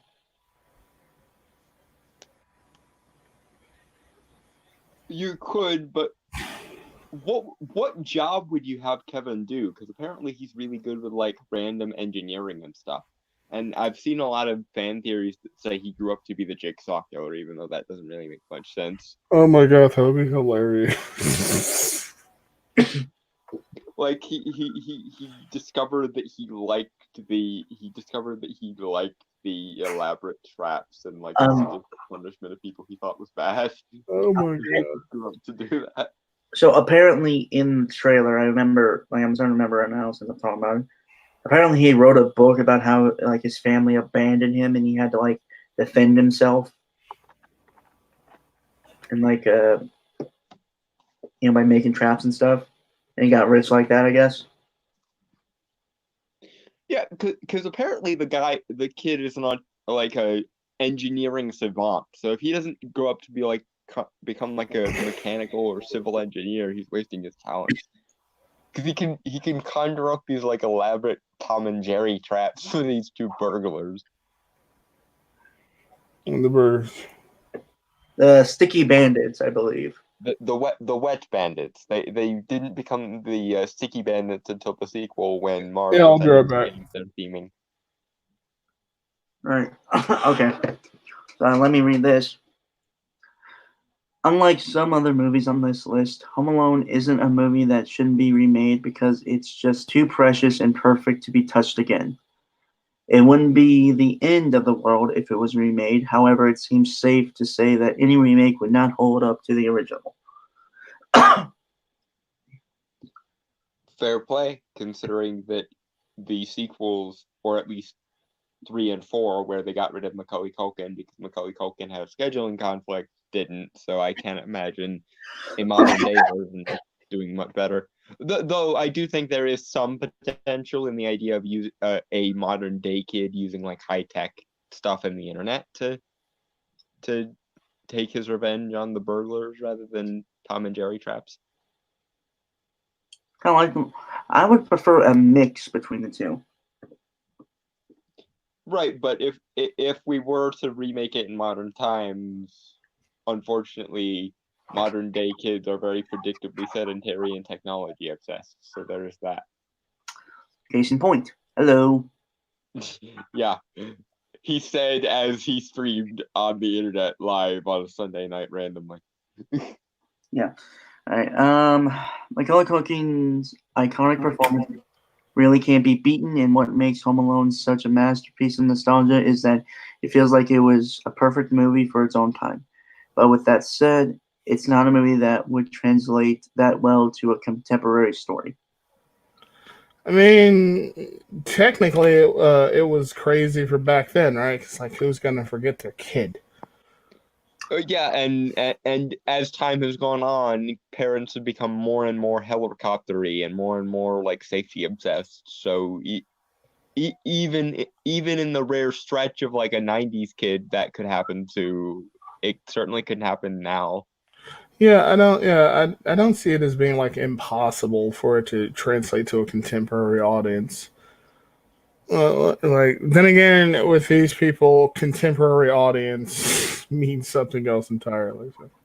Yeah, they don't get those, you know, it's like the old meme, hello fellow kids. Like a lot of people in Hollywood still act like it's like the late 80s, early 90s, and it's like, no guys, it's almost 2020. Can we jump forward about 20 years? Right. least. Yeah, I really feel like I should have put on a festive face. Yeah, well. You know what you need? You need Christmas themed Batman who laughs. Well, Yeah, but that would require me doing a lot of work in Photoshop. you already did the color switched one that's red and blue. You just switch it over to red and green. I'll work on that. Just maybe. Yeah, thing to remember for next year when hopefully we'll still be doing this. Yeah. Speaking of which, Corrupt, what the fuck is that icon? Oh. It's a fan art of a character from The Binding of Isaac. It's pretty fucked up. Oh yeah, that and it's also really badass. Thank you. Mm-hmm. I have no idea what The Binding of Isaac is though. Let me see how. Basically, The Binding of Isaac is like this sort of what do you call it? Top down, sort of like weird horror-esque game. Essentially, Isaac's mom was suffering from like. Oh no, I know what you're talking about. Yeah, I've heard of it. I've never played it though. I'm not a big horror game guy. It's not really that it's not so much that it's horror as much as it's that it's like it has like horror elements to it, like it has monsters and like really like weird images and shit like that. And like I think one set of levels you're inside of Isaac's mom or something like that. It's really weird. Yeah, I don't think it's my kind of game. Also, what? Phrasing. Oh.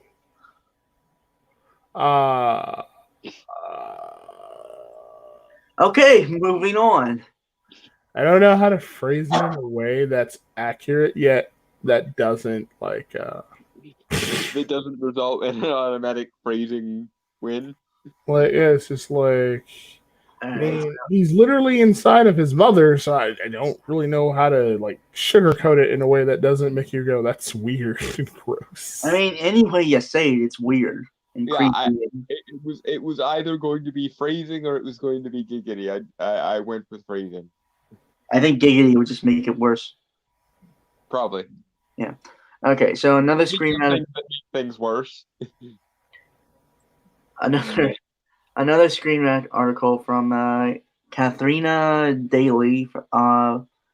10 most underrated Christmas TV specials. This was published December 16th, 2019. Hey, a month after my birthday.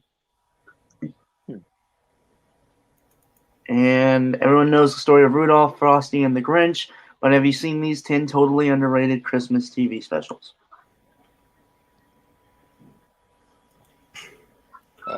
Let's see what the options are here.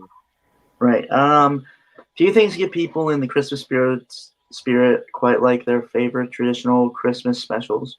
Whether your favorite is Rudolph the Red-Nosed Reindeer or Frosty the Snowman or How the Grinch Stole Christmas, there's truly something for everyone in the world of classic Christmas television. But every Rudolph and Frosty and Grinch, for every Rudolph, Frosty, and Grinch, there are dozens more underrated Christmas specials that have been made for television and often overlooked and completely ignored over the years. Here we rounded up 10 of the best specials you probably forgot all about and maybe never saw at all. Number 10, John Denver and the Muppets: A Christmas Together. I've never heard of this. Nope, me either. Let me see. John Denver and what? Say it again. The Muppets. A Christmas Together. I've never heard of that. I mean, I'm guess like the Muppets have had so many movies and specials and shit. Yeah, okay, so Christmas music, whether traditional carols or newer classics that are on the radio nonstop, is one of the most beloved parts of any holiday celebration, but it's rare that you find a special that's almost entirely driven by its soundtrack and the creation of the soundtrack in the way that the 1979 special John Denver and the Muppets: A Christmas Together is. Okay, so this is a fairly old one then. Yeah, I've never heard of this. First premiering on ABC, the hour-long special finds the Muppets and John Denver coming together to celebrate Christmas and also put together a musical comprised of many duets between the Pelted Friends and Denver. I've never heard of this.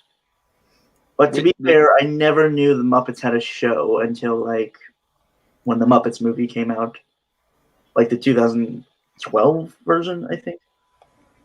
Oh, you didn't know about the Muppet Show? No, I did not.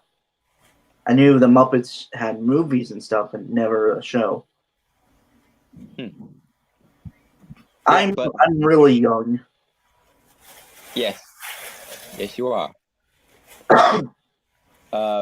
But yeah, I'm impressed because they promised us unknown holiday specials, and their first choice was one that I was totally ignorant of. So Number 9. For actually following through. Number 9, Trolls Holiday. What the hell is this? Oh yeah, it's Trolls Holiday Special. Yeah, there's if anyone remembers, DreamWorks made a movie called Trolls. It's the DreamWorks Trolls. I for whatever reason was thinking like Troll and Troll 2 holiday special, but I guess right back. That's a lot less interesting now. I was expecting a Troll movie like in the universe of Troll and Troll 2. And now I'm just like, oh, it's the DreamWorks one. Dang.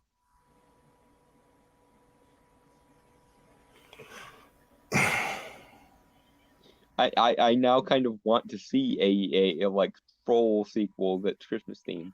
I have never seen this before. I don't even know what the hell Trolls is. It's it came out like I think a couple years back, like the movie. I didn't know there was a holiday thing, It's a really stupid movie from DreamWorks. Yeah, this one is just a spin on the like Pocket Trolls. But the one I was talking about was a really weird sort of dark fantasy movie that also kind of dipped into horror. Wait, not like the Trolls movie with the horror movie from like a long time ago where someone goes, "She's gonna eat us. She's going to eat them, and then she's going to eat us." No, like that. Not that, right? That was I think that was Troll 2. Yeah, not which that, is- right? Which is one of the most famous bad movies ever. Like the first one was actually pretty good, and then they did the sequel, and the sequel was hilariously bad. Well, didn't they turn other people into trolls? Yes. Okay, so inspired by the 2016 DreamWorks movie Trolls, the adorable and upbeat special Trolls Holiday first aired on NBC in 2017. The special follows Poppy, Branch, and all their fellow trolls as they prepare to celebrate their many holiday traditions and also seek to share their traditions with their new friends Bridget and Crystal of the Bergen Kingdom. I don't know if this one's underappreciated or if it's just so new that nobody remembers it. Like, I'm sure it's bad. Trolls Holiday, right? mhm. Yep. I do not remember that movie. Not like It- it doesn't. it came- I don't recall it at all. It came out in like late November, like right around the same time Doctor Strange was in theaters, which is the only reason I remember it. I mean, that does make sense actually. Yeah, it was like 2016 Like, November. if it's not from DreamWorks, if it's not Kung Fu Panda, Megamind, or How to Train Your Dragon, I don't give a shit.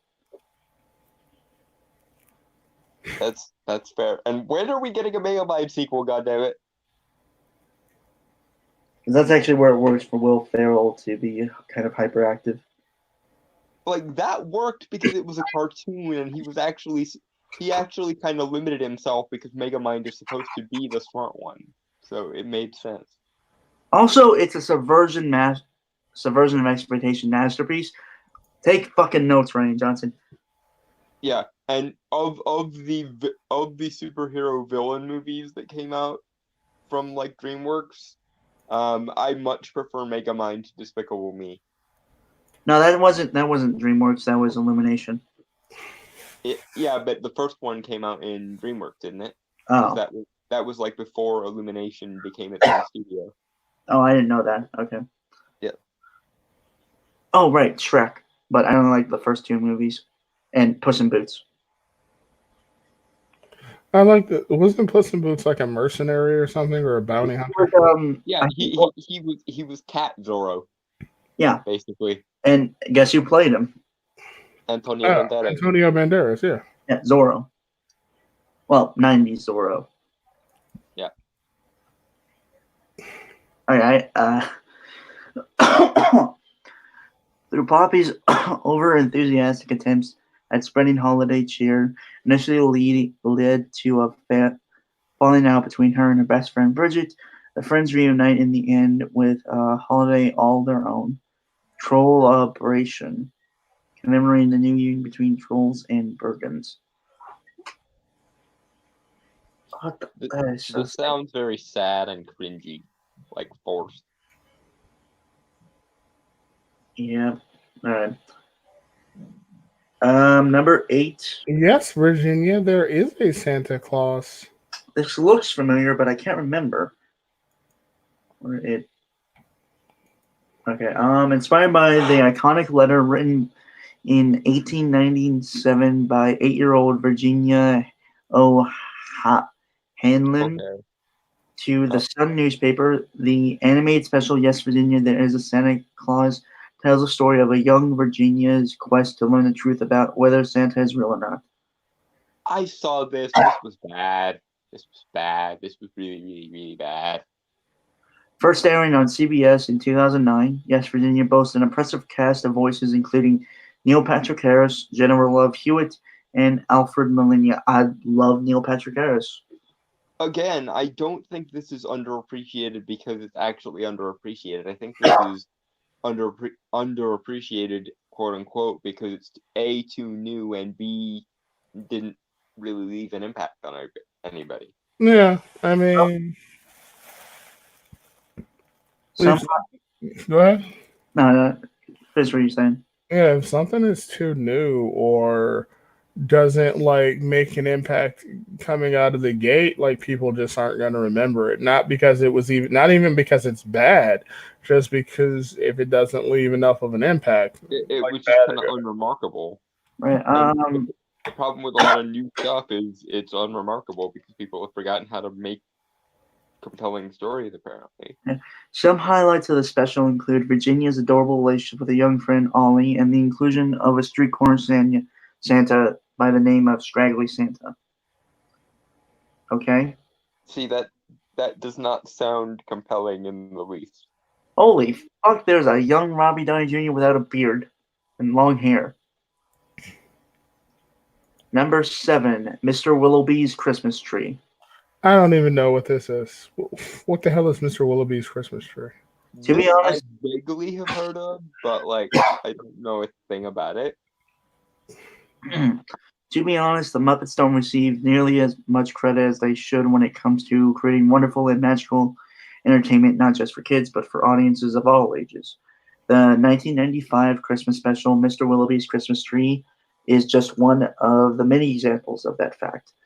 Adapted from the classic children's book from the 1950s, the CBS special tells the story of a wealthy man named Mr. Willoughby trying to create the perfect Christmas, while a small family of adorable Muppet mice try to ensure they have the perfect Christmas tree. In addition to Muppet performers, the half-hour special's impressive cast includes Robert Downey Jr., Leslie Nielsen, and Stockard Channing. Never heard of this at all. Actually, Shrug is my response. It's just shrug. Oh, number 6, and this one I have heard of and watched, and I don't know if it's on often or not. Olive the Other Reindeer. I remember this. that. Yeah, I remember that. All of the other reindeer. Yeah. It's a dog who decides to be a reindeer when she realizes she's not very good at being a dog, and there's a homicidal mailman who wants to stop her because cliche, I'm gonna ruin Christmas reasons. Like, I liked it. I thought it was okay when I was a kid. Yeah. Yeah, it's cute. And if I see it on Cartoon Network or whatever, it's. I did like her sidekick that was like a flea who was like a salesman. Mm-hmm. It's not hard to hear some Christmas Carol lyrics incorrectly, no matter how many times you've heard the song. For example, the line in Rudolph the Red-Nosed Reindeer that is correctly understood as all of the other reindeer served as the inspiration for a particularly adorable animated special, All of the Other Reindeer. Adapted from a children's book, the first special first aired on Fox in 1999. Oh. I didn't realize it was that old. I first saw it in like 2006 on Cartoon Network or something. It came out the year I was born, so maybe a month after or something. Tells the story of Olive, a Jack Russell Terrier who longs to be a reindeer.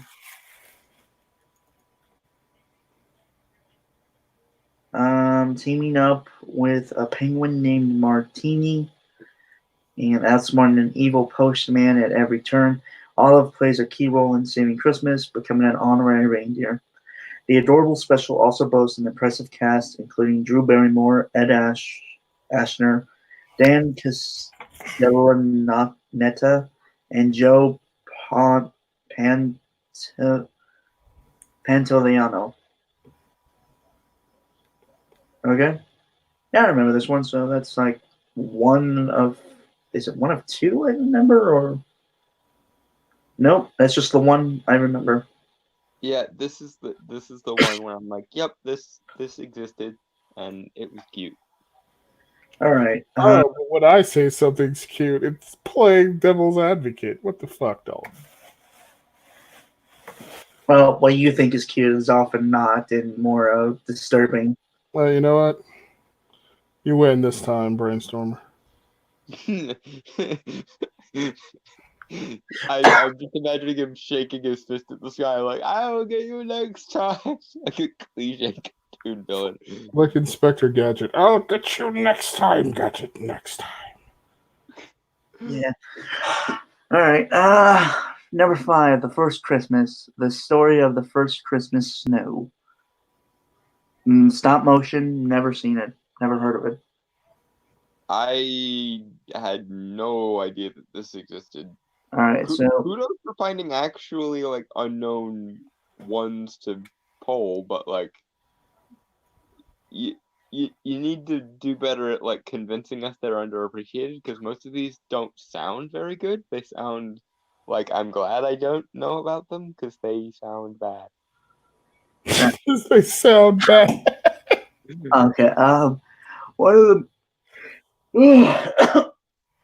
Oh my god, Dalton is so fucking cold. He's just like, I'm glad I don't know about them because they sound like shit. All right. Like I'm sorry, but I'm searching for the whimsy in this premise, and I'm not finding like the whimsy. My whimsy meter is dead and broken. All right. One of the more overlooked of the Raken/Bass classics. The First Christmas. Boss? Is that something like that? Yeah, Oh, yeah. the Rankin Bass ones are like all the like stop motion ones. Yeah. The First Christmas, the story of the first Christmas snow, first premiered on NBC in 1975. The special tells the story of Lucas, a young blind shepherd, and his role in the celebration of Christmas among nuns and other disadvantaged children. After learning from one of the nuns who takes care of him about the idea of snow, Lucas finds himself, of course, dreaming of a white Christmas, as so many often do. After being bullied by some other children, and through a true miracle, Lucas has his sight restored just in time to witness the first Christmas snow.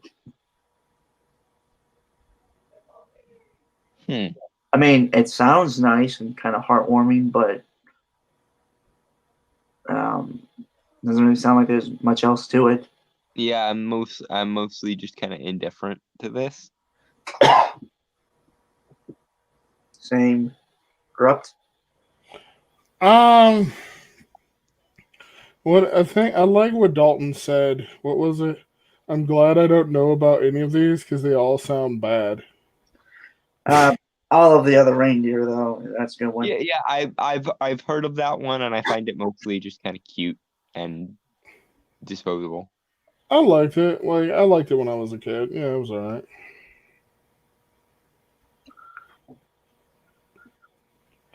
All of the other reindeer. Wait, okay, so there is more. Oh, I already read that. Okay, so number 4, Jack Frost. Oh, I saw this one. This one I remember. Yeah. Yeah, the motion one, right? It's been a real long. I remember I might have been in single digits when I first saw this, and that was like the first and last time I saw it. I've seen it a couple times because they were playing it a lot on ABC Family for the 25 Days of Christmas thing there. Yeah. Remember Super? Does anyone remember? Was it Super Robot? Is it something like Monkey Force? Hyper Robot Monkey Force Go or something like that? I know Super what you're talking about. I can't remember Super what it was. Robot Monkey Team Hyper Force Go, and yes, I remember. Yeah. it. Yeah, I remember that. It was on Jetix, if I remember correctly. Yeah, that was a Yeah. really good fucking show. It's been a long time. You know who voiced the main character? Shiro? No, the guy who. Yeah, Shiro, I think is his name. Yeah. Greg Sipes, and if you don't know who that is, he voiced Beast Boy on the original Teen Titans and Teen Titans Go. Oh, I didn't even. Oh my God, he is. You're right. Yeah, also Mikey from the Teenage Mutant Ninja Turtles of 2012. It's good that Greg Sipes continues to get voice work. It's kind of sad though that he must now be in like his 40s and still sounds like a generic surfer dude. Because He every sounds like a character he plays 14-year-old. sounds like a generic surfer dude. Oh, when I was young, I sounded like a chick, a girl. Did you look like a girl? No, I looked kind of like an alien because, believe it or not, at one point I was skinny. I mean, I'm not obese or anything. I'm just. Could have made money as a trap. There's an audience for that. Keep in mind, I was a minor at that point. Well, I don't know. Corrupt is just like, here. Let me help you dispose of your childlike innocence. And you can always just lose some weight, grow your hair out. Sure, I tried growing my hair out once. Didn't work out. you can get your girly voice back, I'm sure. Yeah, I'm not doing that. I and no offense to you, Dom, but I feel like that would be Dom's area of expertise. Oh no! Oh no! Well, I said no offense. I mean, you're not wrong, but well, No. like I should be taking offense to some part of that statement, but I'm looking for untrue parts of it, and I'm like, no. No, but that's not my scene. Okay, so yeah, I know about this Christmas special. It's been a long time since I've seen it. I honestly probably should rewatch this again because I remember really liking it when I was like younger. You know what? I would suggest for like a holiday movie overall, Rise of the Guardians. Oh yeah, the one where it's like the holiday based Avengers almost. Essentially, yeah. And like Jude Law is the boogeyman, which is like a dark, twisted version of the Sandman. Yep. I saw that movie when it first came out, like in theaters. I liked it a lot. Plus I liked the character of Jack Frost overall. So I liked a lot of their different versions of the characters. Like I like the fact that Santa was Russian because of course the name Santa Claus kind of comes from Eastern Europe. I liked the fact that the Easter Bunny was from New Zealand because I guess Easter Island related. I believe the Tooth Fairy is supposed to be from Brazil or like South America. Yeah, I don't know what the deal with her was because she had like this weird tropical bird design kind of thing going on, and I'm like, what does this have to do with teeth? Well, you also keep in mind that they were reincarnated via the Man in the Moon. So Yeah, I honestly wanted like a more thorough explanation of how the lore in that universe works because it was very sort of plot conveniency. further, also it's apparently there are books. It's like a book series, I believe. This I did not know. I should read this series and see if I can make sense of the lore there. Yeah. Okay, so another of the more overlooked Rankin Bass stop motion Christmas special also happens to be one of the most bittersweet of them all. First airing on NBC in 1979, Jack Frost tells the story of the famous winter spirit Jack Frost and his desire to be human so he can experience love with a human named Elisa. Father Winter gives Jack the chance to experience life as a human with very strict guidelines. But in the end, though Jack becomes good friends with Elisa, her heart is won by another, and his humanity is fleeting. Other highlights of the special include the adorable tiny Holly the Snow Gypsy, Snip the Snowflake Maker, and Pardon Me Pete, the special's groundhog narrator. Yeah, I remember this and see this already has me kind of going, oh, I remember this from my childhood. This is what a special is supposed to do. Yeah. That's supposed to make me care, damn it. And I'm supposed to not have a heart. Again, why do you think you don't have a heart? Yeah, I am confused by this. You are very sensitive. Yeah. I don't know. People tell you that. People tell you that you're like creepy and scary for so Well, long. You well, just can't believe them. those people don't actually know you well. Is the thing. You give off a very intimidating aura at first, but once people actually get to know you, they find that you're a very you're a very soulful individual there. You have a very squishy inside. Part of me doesn't want to, and that's also more of a joke because more often than not, I try to like keep a blank face to keep people guessing. Yes, you're stoic to a fault, and one wonders why. When you have experienced the world as I have, you find it easier to be stone-hearted. When you walked in the darkness, Please. when you Like- tread in the darkness in the muck for so long, your eyes become hard. Well, I don't. Never mind. I can't. I don't. I fucked up on eyes. I was gonna say heart, but I said eyes accidentally. Like I get that your life has been very far from easy, but like it can always be worse, dude. It can always be worse. That's been one of my mottos for a very long time. Is no matter how bad it gets, it can always be worse. Like, here's one thing too, right?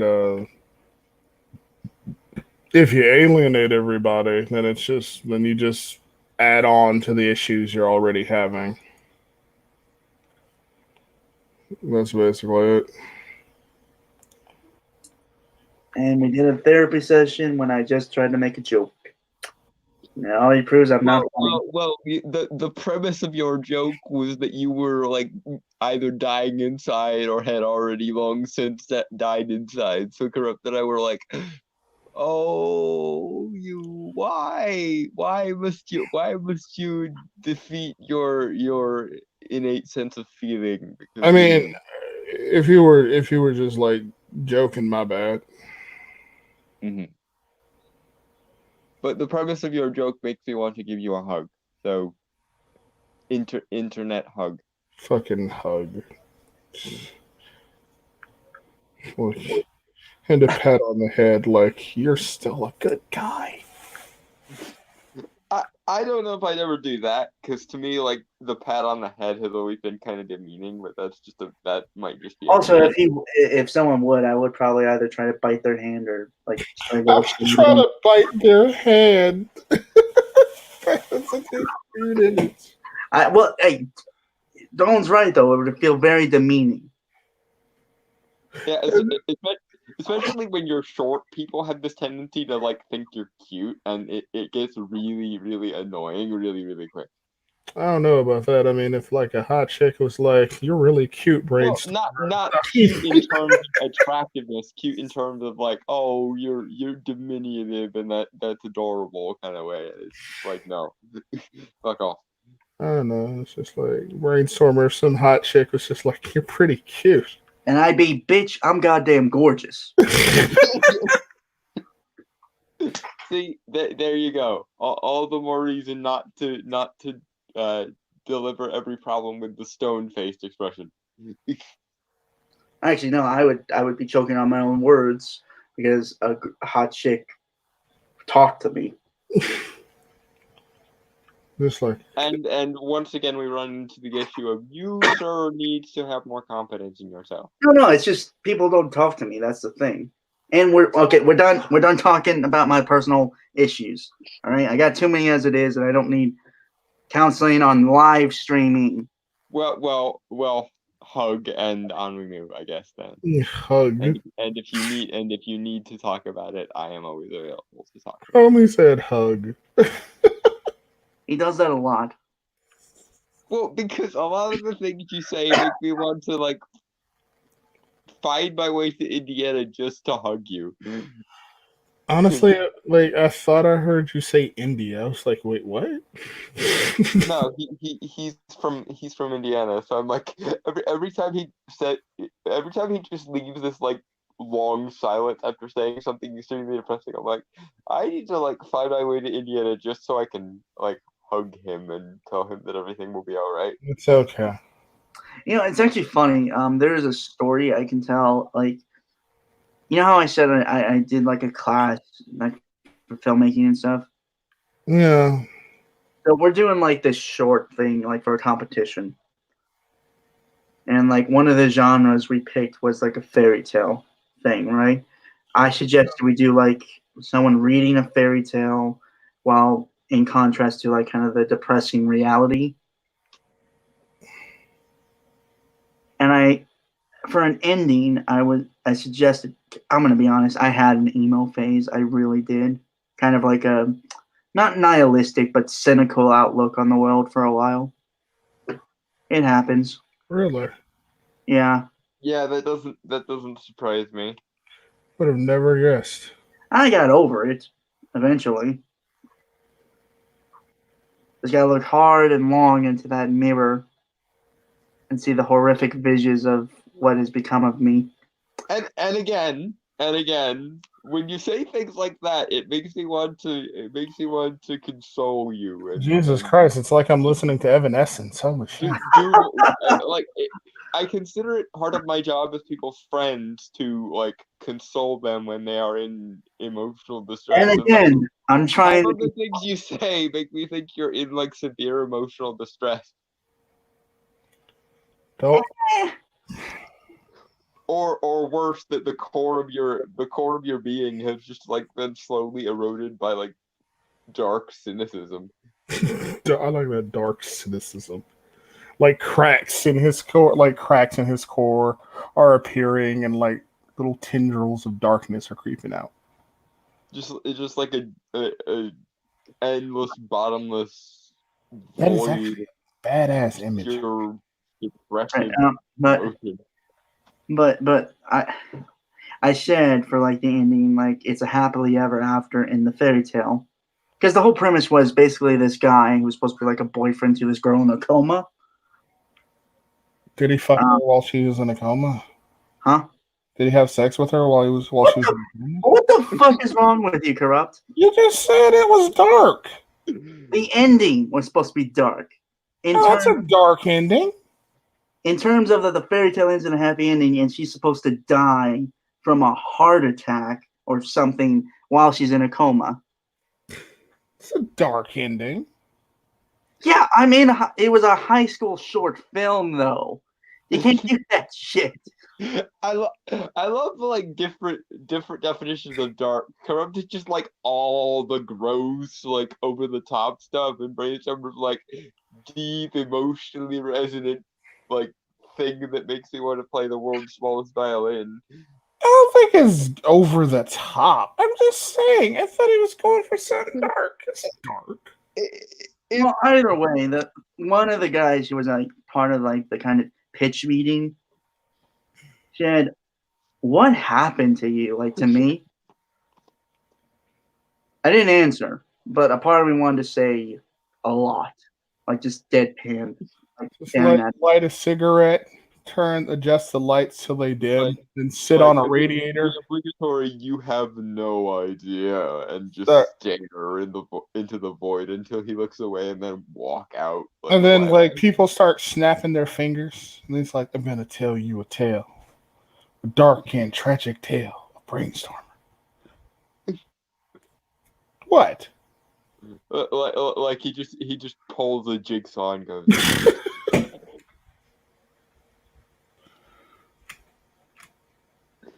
Okay. I was real emo in my between 5th and like my high school years, like 5th grade to my high school years.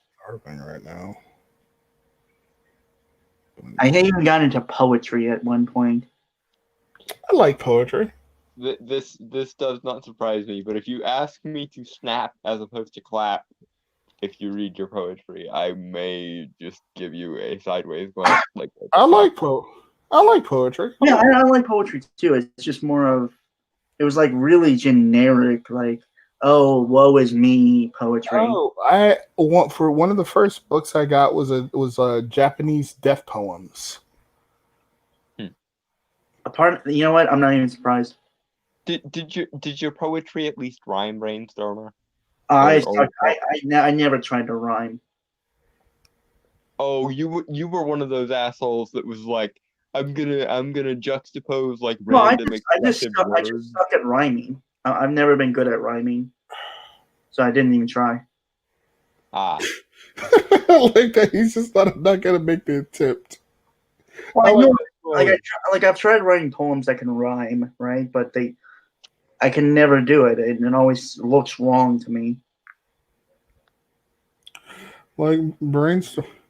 There's a friend of mine. His name is. I have a friend of mine, and he does a lot of like poetry and poems and shit. And he's able to to execute the sad, tragic poetry and make it sound nice. Like everything, but and he's able to handle it really well. Everything I make always sounds morbid and weird. I feel like if I were to publish anything I had ever wrote during the time I was in my quote unquote emo phase, people would constantly just come up to me and ask me if I'm okay. I mean, like now. Probably, yeah. Yeah. Why I never publish any of my work. I like your. I'd like to see your work. I like your ideas. Well, yeah, I've been more getting into actual storytelling than poetry. Like how I used to be kind of an artist. I drew a lot when I was growing up, and I stopped that because I kind of sucked at it. So, phases of my life. And now we're back to this top 10 list because I'm done talking about myself. All right. Okie dokie. Don't want to give myself too much for a head or big head. Talking about that was more interesting than this top 10, to be honest with you. Yeah, I mean, I don't know. Should we cut out the last article and just move on to the review? No. I want to see Corrupt's reaction to the next article we get to, so we have to get through this. Right. Okay. So we're almost done with this. Speaking of bittersweet, the 1977. Nestor the long-eared Christmas donkey. I've heard of this one. I've heard it's really weird and bad, though. Okay. Speaking of bittersweet, the 1977 ABC special Nestor the long-eared Christmas donkey tells a story much in the same vein as Rudolph the Red-Nosed Reindeer, but with a much more melancholy tone.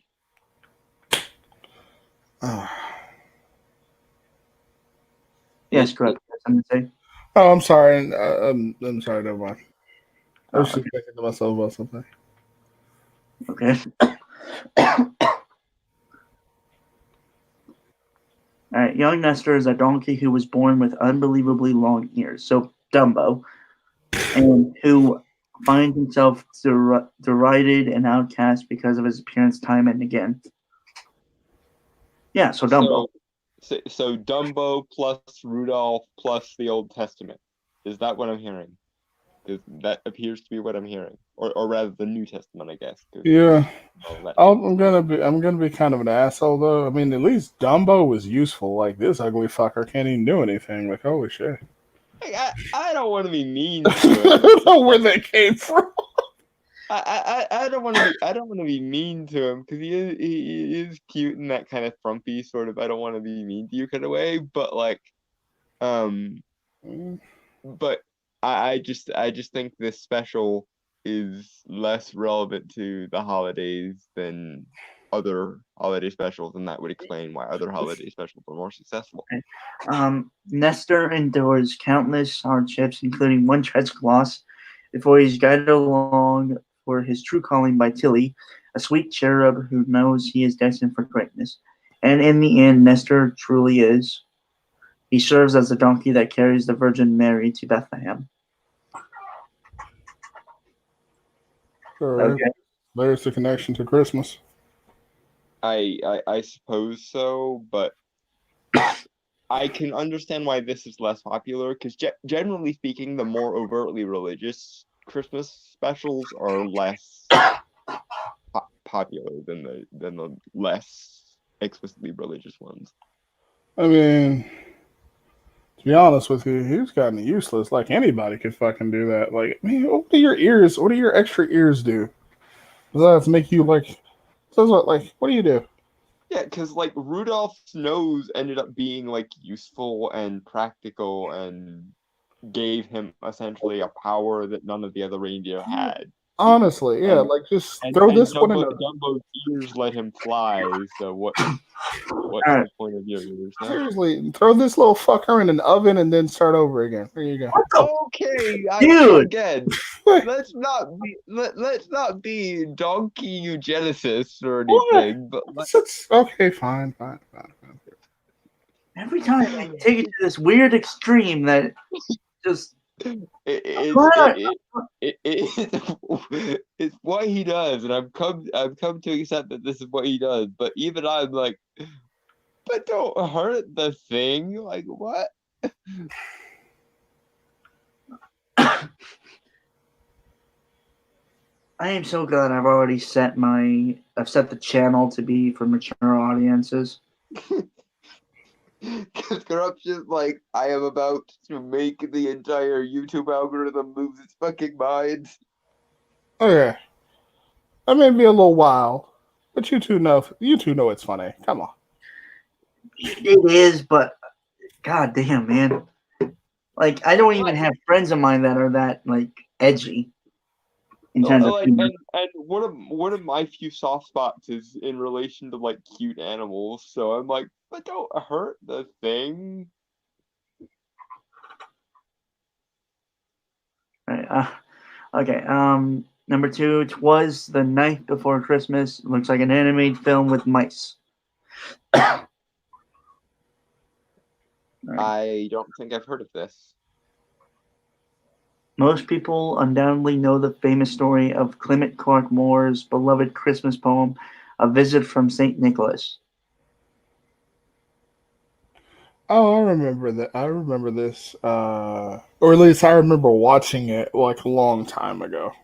Yeah, but though you may know the story of 'Twas the Night Before Christmas, you likely didn't know the adorable 1974 CBS animated special of the same name. I hate how like all the good Christmas specials came out in like the 70s, and now all the ones that are made now are just like forgettable tripe. They're like these like Flash, like 3D, like CGI kind of movies that aren't particularly very good. Just kind of generically, I exist. Yeah, pretty much, and they all have like the same kind. They're all the same kind of movie. Mm-hmm.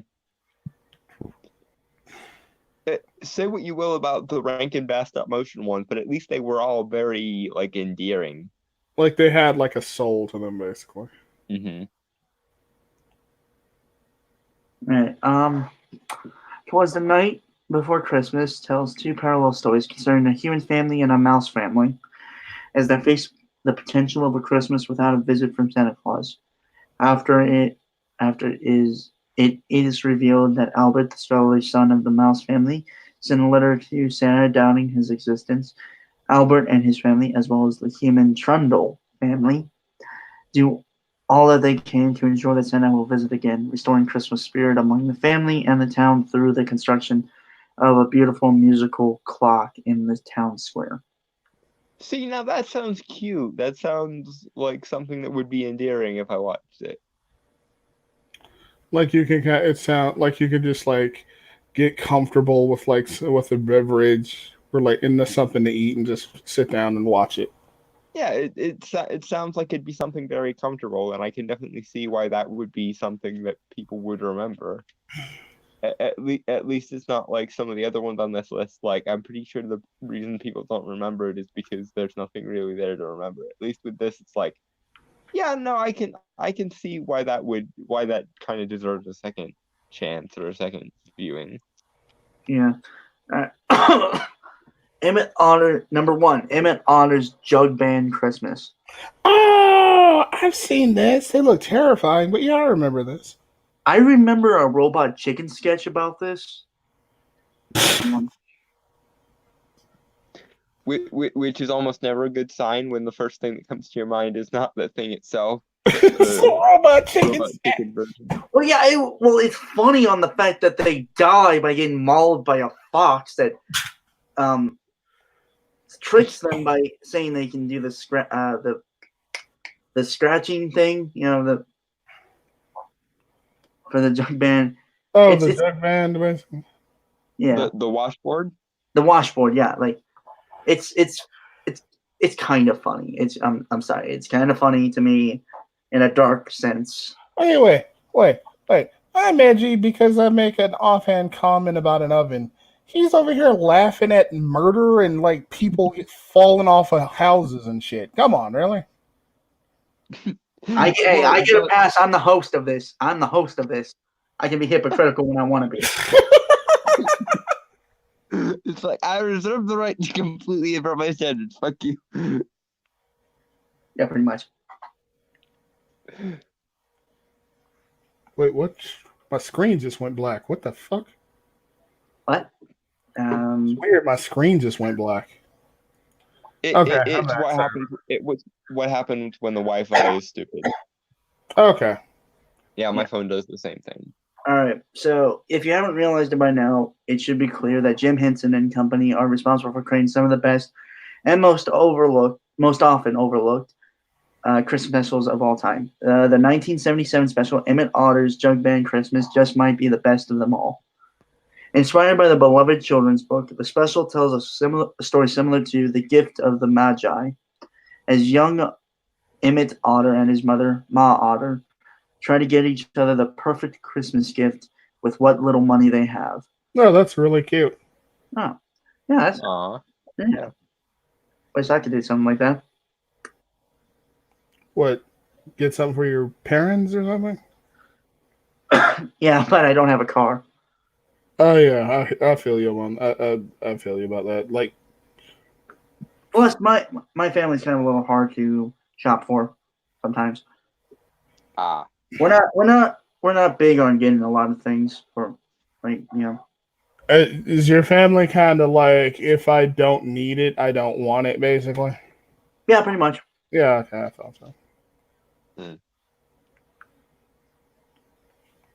And now we've reached another awkward point where I feel the compulsion to hug.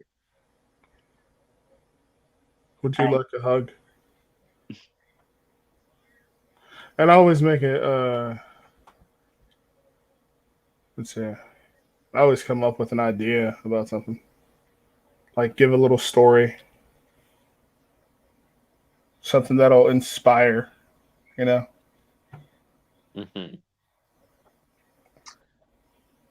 So moving on before we What? all are killed by the awkwardness of the silence. All right. The adorable puppet characters take part in a town talent competition filled with richly moving soundtrack and resulting in a happily ever after truly befitting of those most adorable critters. Cool. Yeah. All right, 1 second.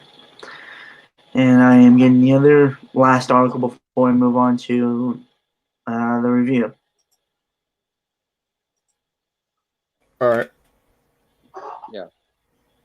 So, what are you guys' plans for Christmas, if you don't mind me asking? I'm going. So I have nothing really. to. I was supposed to go out of town on a trip to somewhere, but since I'm pushing that back, I was going to do something with my mom, and we were going to go to like a restaurant and eat, basically. Oh, that was nice. I mean, we had like a bit, like I had like a big, there was like a big Thanksgiving dinner with a bunch of people last time. So like this time I'm just going to go with my mom to like a restaurant. All right. That's really expensive. Mm-hmm. What about you guys? That's just gonna be me, and like it's basically just gonna be a brief like Christmas present thing. We set the tree yesterday. Which I had fucking money for Christmas presents. So I'm kind of Actually, I have to me having a job. That's right, I have a job. I don't really spend anything because I'm not a guy who honestly, the only thing I really splurge on is like go out for like a breakfast or something sometimes. So I'm gonna help buy some stuff and like for presents. Not much. That's really nice of you, bro. Yeah, my it's family and all. Other than that, no, nothing much else planned.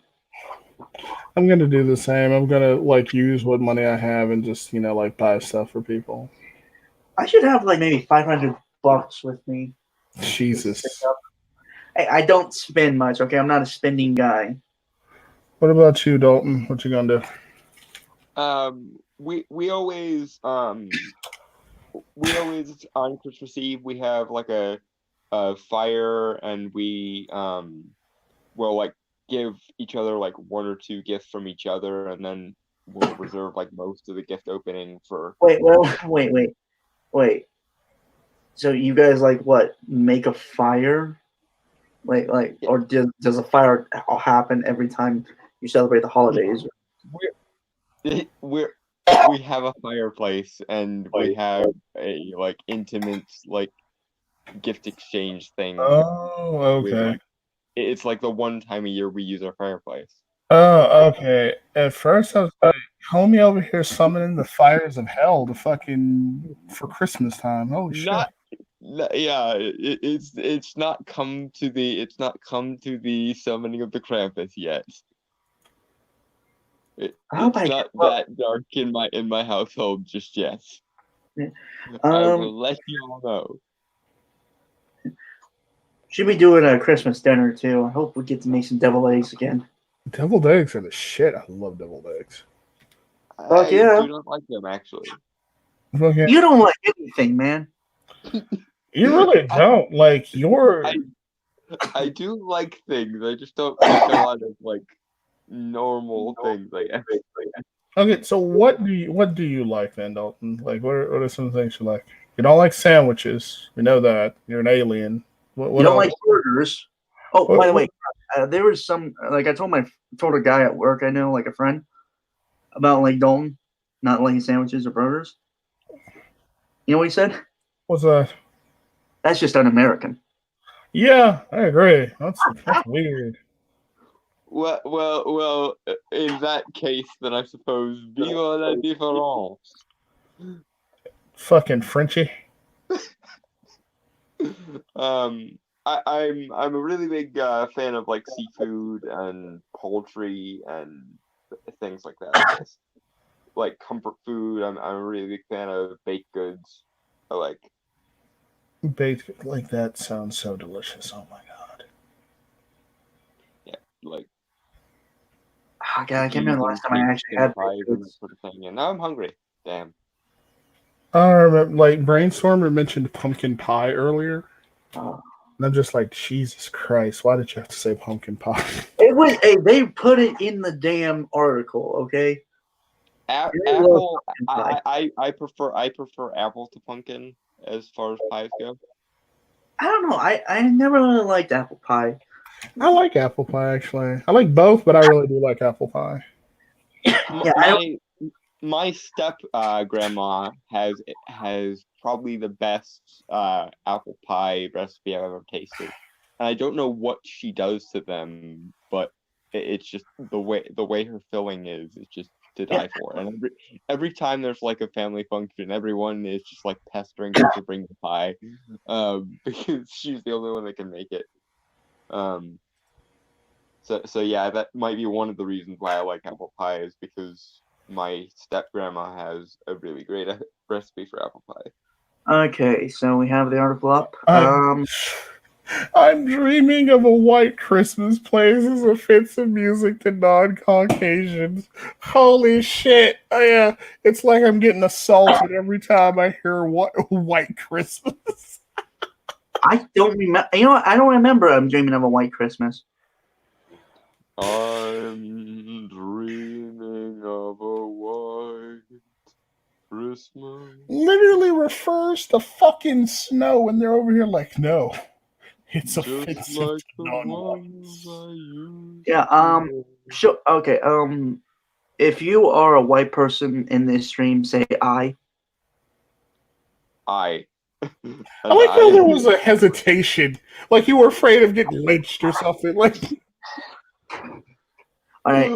Say Wait, I but if you're look at the non-white. article we have in front of us and then tell me that's not a rational fear in this day. Fair enough. alright.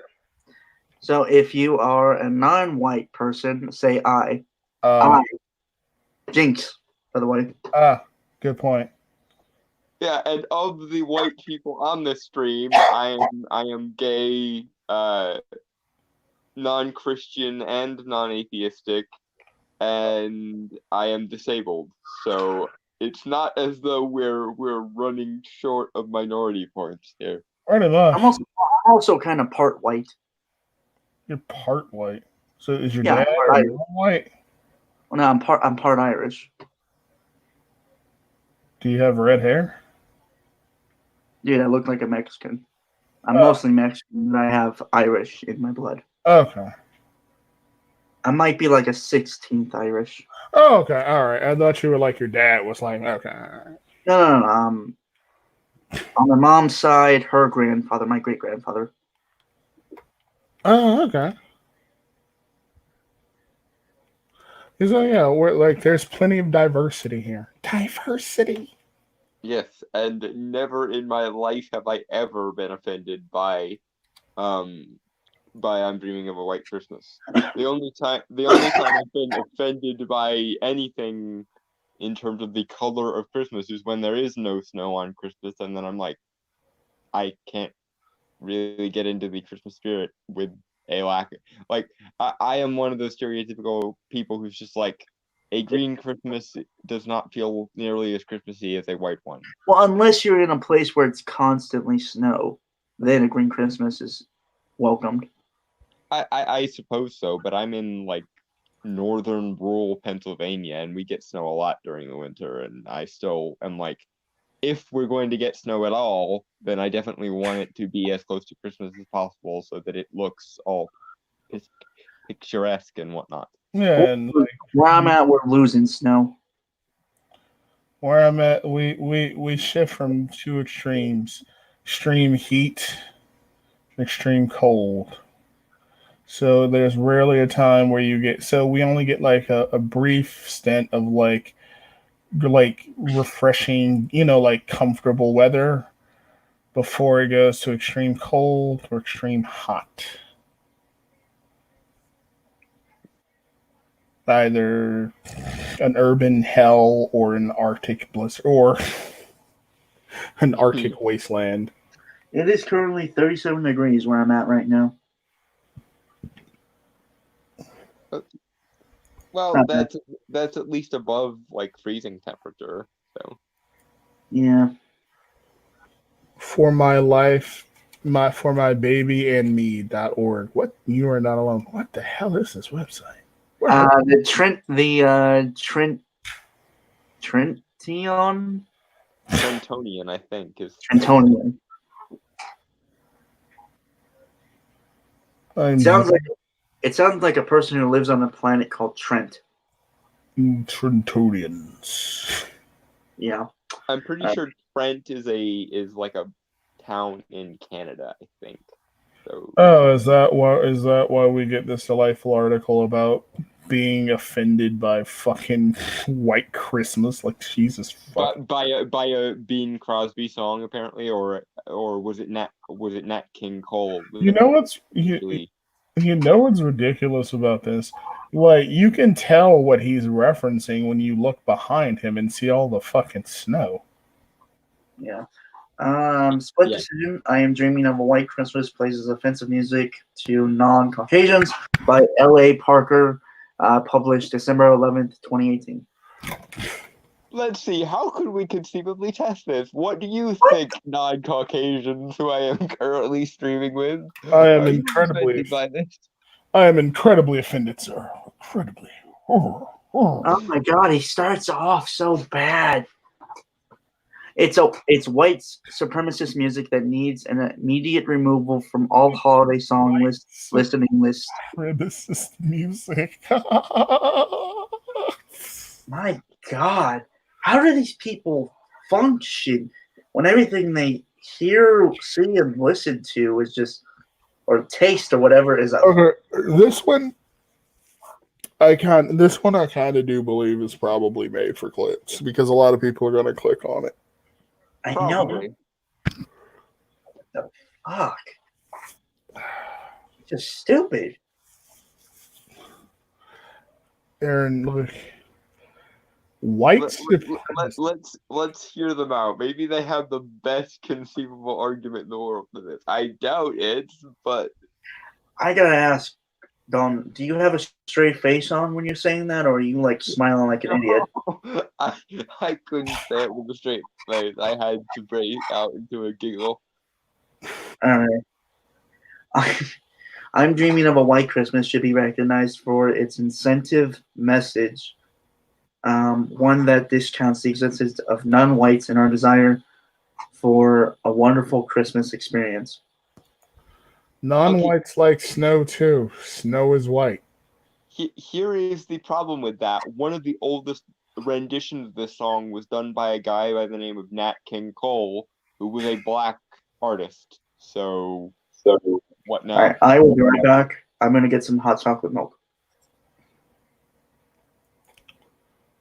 So Dalton, I feel like there's a pun in there somewhere. The fact that he's drinking chocolate milk and not just regular milk, but I'm not going to make it. you think there's a pun somewhere? Really? Still here. And you better not fucking pun, Don. So help me God. Given what we're talking about with the racial connotations of random innocuous shit, and given 4chan's propensity for thinking milk is white supremacy, and the SJW just kind of rolling with it, I feel like chocolate milk should be like a statement of fighting the patriarchy. Wouldn't chocolate milk be black nationalism or something like that? Well, I don't know, because the whole logic, well, one of the logics that 4chan used to make people think milk was racist was because white people more often maintain the enzymes necessary to digest lactose. Well, that's just biological racism then, isn't it, Dalton?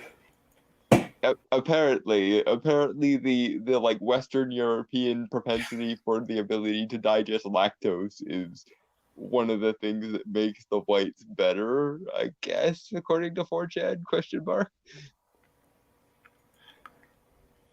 Just think that a small group of just like autistic people on the fucking internet are capable of basically affecting society on this level to where we now can't to where the symbol is a hate crime. Trolling controversies into existence, basically. Because the people who are actually in charge of our society are so trigger happy with the moralistic, complex frameworks of offense. They're just like, oh, these people who we disagree with have said a thing completely unsincerely and ironically. Well, they must be serious because that makes more sense within our framework. Boom. Now this is actually offensive. Like, someone can look at 4chan going, milk is racist because it's white and people of Western European extraction maintain the ability to digest lactose into adulthood. And the SJWs can look at that and go, you know what? I didn't think of that, but that's a good point, Herder. That's a good point, Herder. Herder. And then somehow it winds up on the 6 o'clock news. Herder. Like seriously, I was randomly watching like a clip of the news the other day because I had turned on my TV to watch something that I had recorded on my DVR, and they were literally talking about the OK sign as a symbol of white supremacy in one of the news stories, and I'm like, holy shit, this does actually show up in the mainstream. What the fuck? This year in Durr.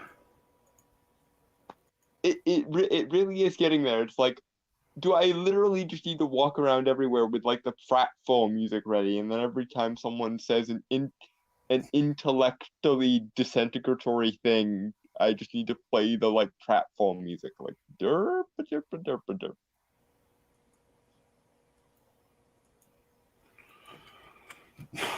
Like her durka durka durka durka. Yeah, cause like people honestly should come with their own pratfall soundtrack at this point, because like the intellectual coherence of their arguments is just one misplaced paperclip away from collapsing in on itself. Baba Booey. Yes. Apparently. Yes. All right. For the record, I would grab hot cocoa, but I don't have any. So the closest thing is hot chocolate milk or warm chocolate milk. That was okay. So it's just milk, milk that you warm up. Okay, I thought it was like a brand or something. Yeah. Okay, but anyway, let's get back into the Christmas songs are problematic portion of the program, I guess. Fucking retarded. Wish I had marshmallows though. Have you ever bought any of those like little tiny marshmallows Yep. and just dunk them and then just like pour them in the chocolate milk? How does that taste anyway? That's pretty good. Oh, have you tried whipped cream? I think we have any, but I just got back. I can't leave just yet. Or like put a little whipped cream in there? It's amazing. Mm. And now I'm hungry again. That's your fault. You didn't eat anything or got anything with you to eat. I just got done eating Wendy's. That sounds really good, actually. Like as we were doing the first story, I was eating a bag of Wendy's. So Fair enough. Okay. You win this round, Authenticator. It does sound like there's something so right when people use my name properly, and when people use my title effectively. All right. White Christmas rates as a 1942 Irving Berlin song reminiscing allegedly about an old-fashioned Christmas setting, although this music serves as an intro to most Ku Klux Klan, alt-right, and extreme nationalist meetings. Okay, so in the actual blistering That's awesome. Can you imagine a bunch of Klansmen sitting around and then before the meeting starts, they're like, wait, we must play the ancient song of tradition. I'm dreaming of a white Christmas.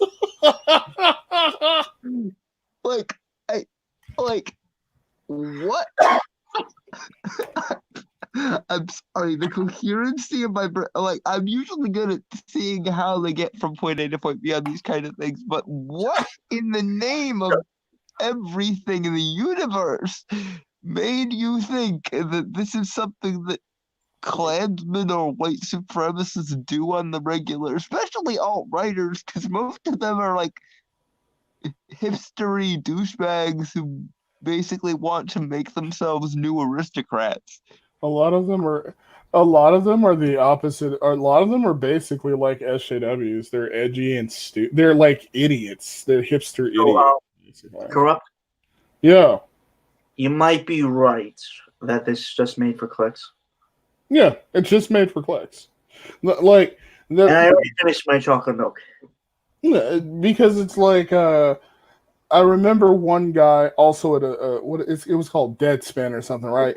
One of his arguments for not wanting to stick to sports is that politics generates traffic, and inflammatory content like generates a lot of emotional traffic, right? So it's not a readership and it's not an audience, but it's not about that. It's just about clicks on the articles. Like that's why a lot of these articles are inflammatory too, because it gets you angry and then you're going to read it or at the very least, you're going to click on it, you get angry, you look at it, and then you leave. And then other people get angry, they look at it and they leave, or they circulate it around to their friends, like look at this shit, and they leave. That's basically it. It's just bullshit. It's just meant to fucking get views and traffic, not even an audience, because they don't care about a readership. They just want your clicks. Mind you, there are people who legitimately believe in this stupid shit, but a lot of them do it because it just gets clicks and it gets traffic for the website. That's about it. Yeah, as Poe's law goes, a cynical opportunist is sometimes indistinguishable from a real idiot. So pretty much, Yeah. and it makes because sometimes you can't even fucking tell because of how fucking stupid it is. Because we live in a universe where someone can say this and there's a good like 60 to 40% chance that they're for real when they say it, and there's like a 40% chance they're just manipulating the people who are genuinely that stupid or that outrage driven. Oh, I just drank pure chocolate syrup. How was it? Kind of bitter, to be honest. Like, I forgot to... You know how you have to stir the chocolate syrup in the milk to get it like chocolate milk? You didn't Yeah. stir it. I didn't stir it enough. Mm. And for the record, the reason why I like chocolate milk more than actual milk is because chocolate milk has more taste. What, chocolate milk has no taste? Has more taste. Oh, I agree. I like... I've never liked chocolate milk. I just prefer milk. Just you know what? I'm not even surprised anymore. Like, you don't... Well, yeah, because you don't like a lot of what you like is wrapped up in like different textures and shit, right? Yeah.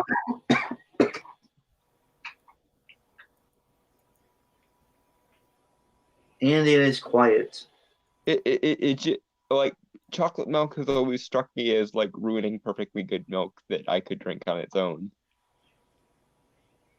I think it And- improves it, to be honest. But And ruining no. perfectly good chocolate syrup that I could enjoy on other things than milk.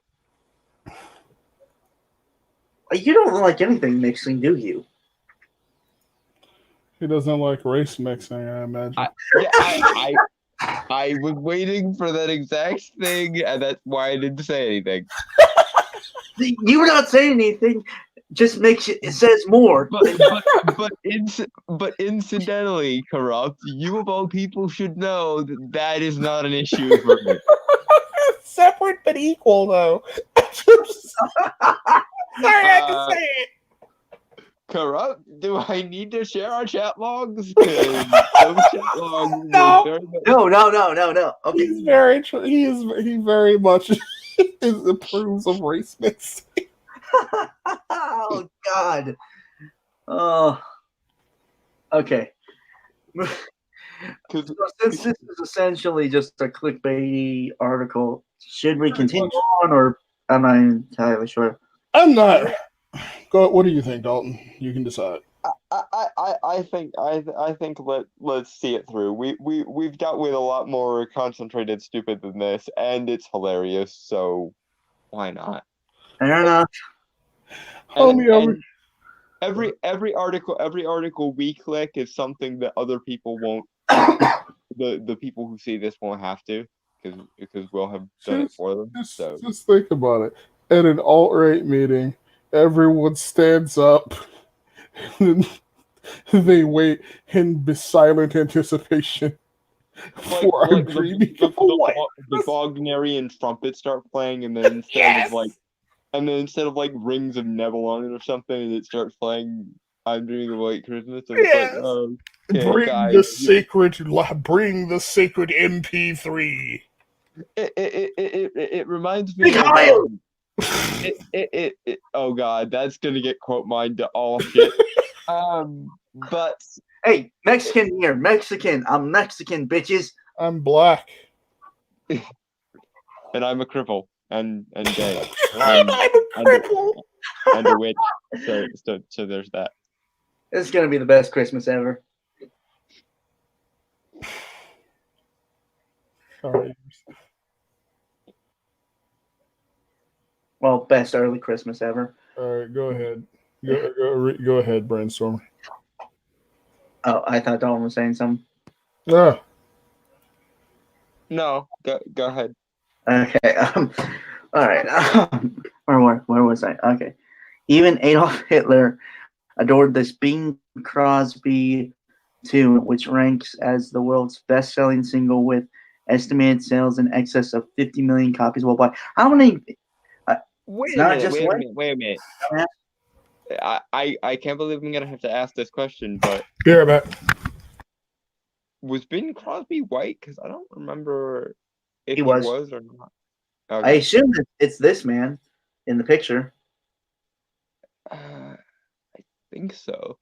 But the thing is, I'm Dreaming of a White Christmas has like a dozen different covers, and like some of the earlier ones were done by, I want to say his name, yeah, a guy by the name of Nat King Cole, who was a famous black singer. So what now?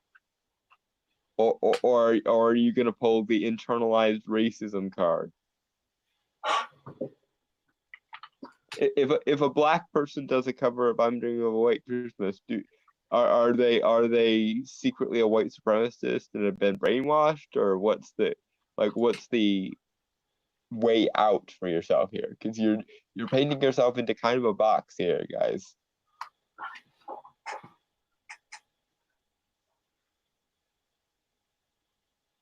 It's kind of like if they're like, you say that Baby It's Cold Outside is about rape culture, but I guarantee you that if I make the people singing Baby It's Cold Outside 2 women or 2 men, all of a sudden it becomes romantic again because reasons. Irving Berlin wrote, "I am dreaming of a white Christmas." Mm-hmm. And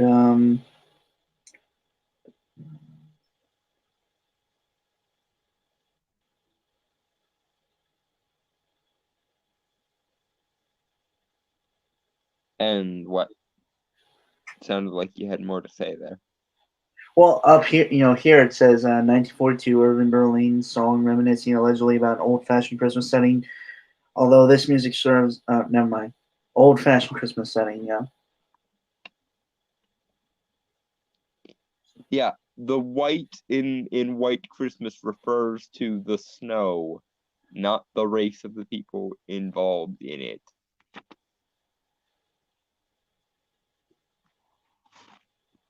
Anyway, are we just waiting for Corrupt at this point then? I'm Me back. too. Yeah. Okay. Wait, can everyone just Proceed. sound off? You sound a little robotic to me. I'm not sure if it's just me or.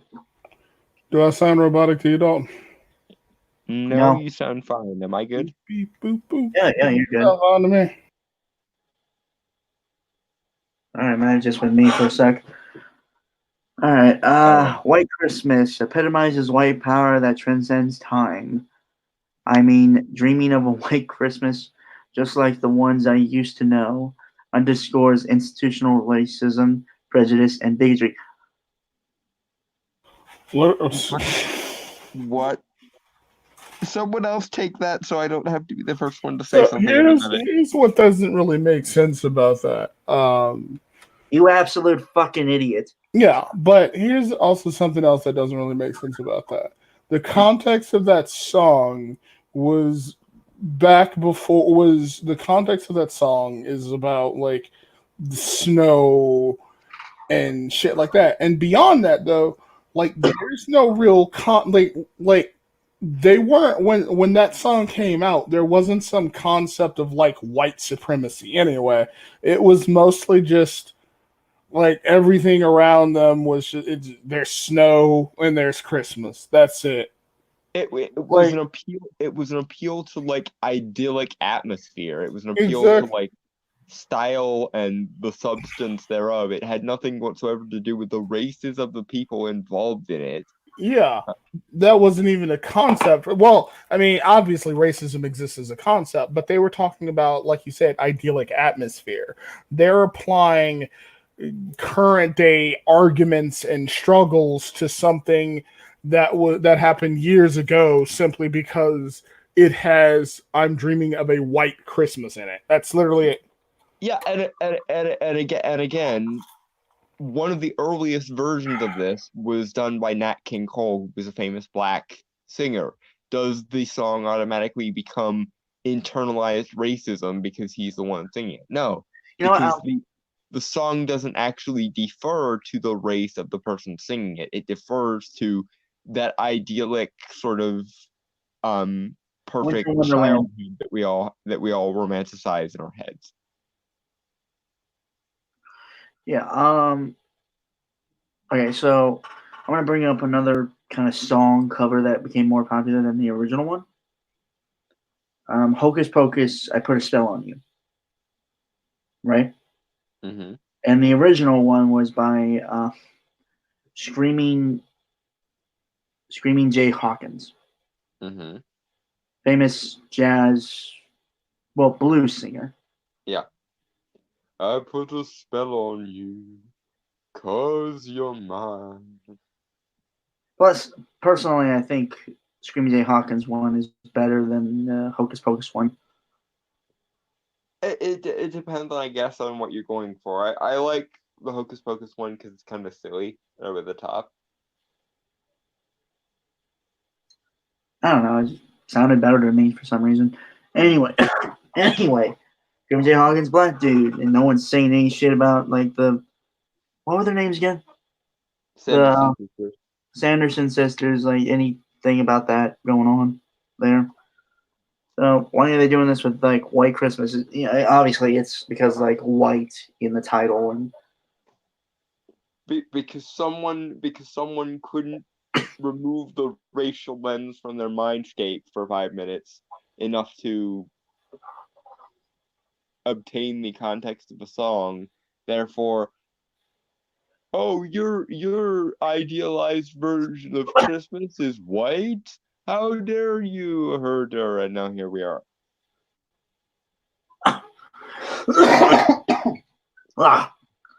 Okay. If the United States expects to rise above our issues with color, we have, you fucking ignorant bitch. Then we must recognize insidious words and messages that lace our fabric of democracy. What the fuck are you writing, you moron?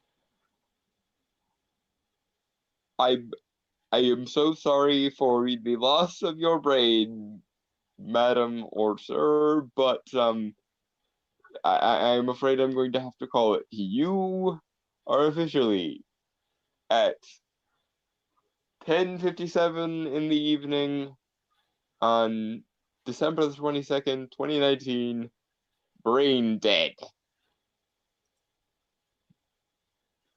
Because the idea that you would find a Christmas song, hear the word white in it, and automatically associate that white with race rather than atmosphere is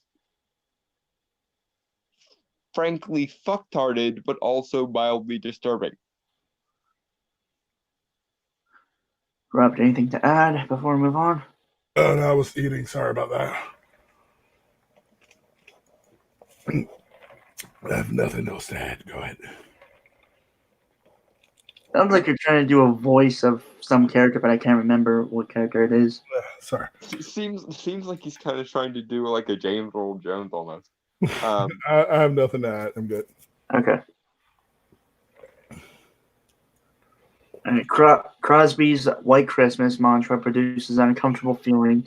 Even his whistle delivers a message that he's happy despite the fact that black and brown people suffer throughout this nation. What the like, okay, I am honestly like no one can be this fucking stupid or insane.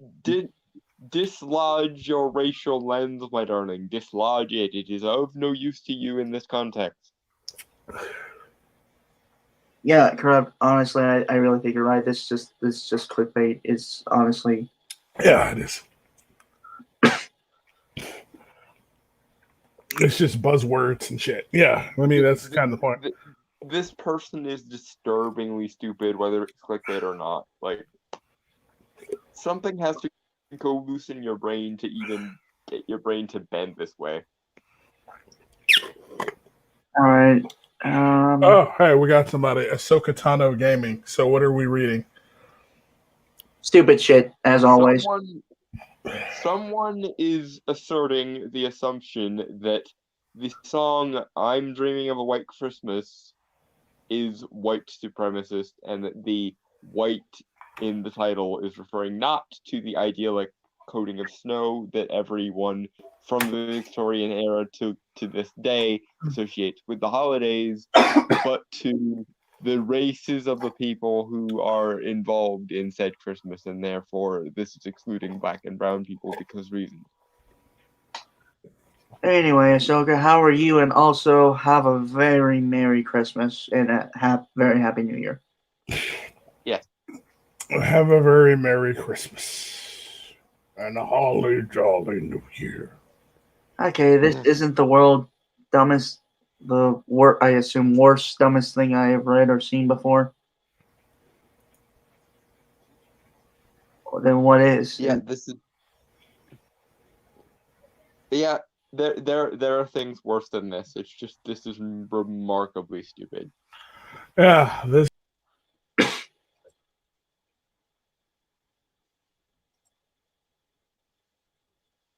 And Corrupt disappeared for a moment.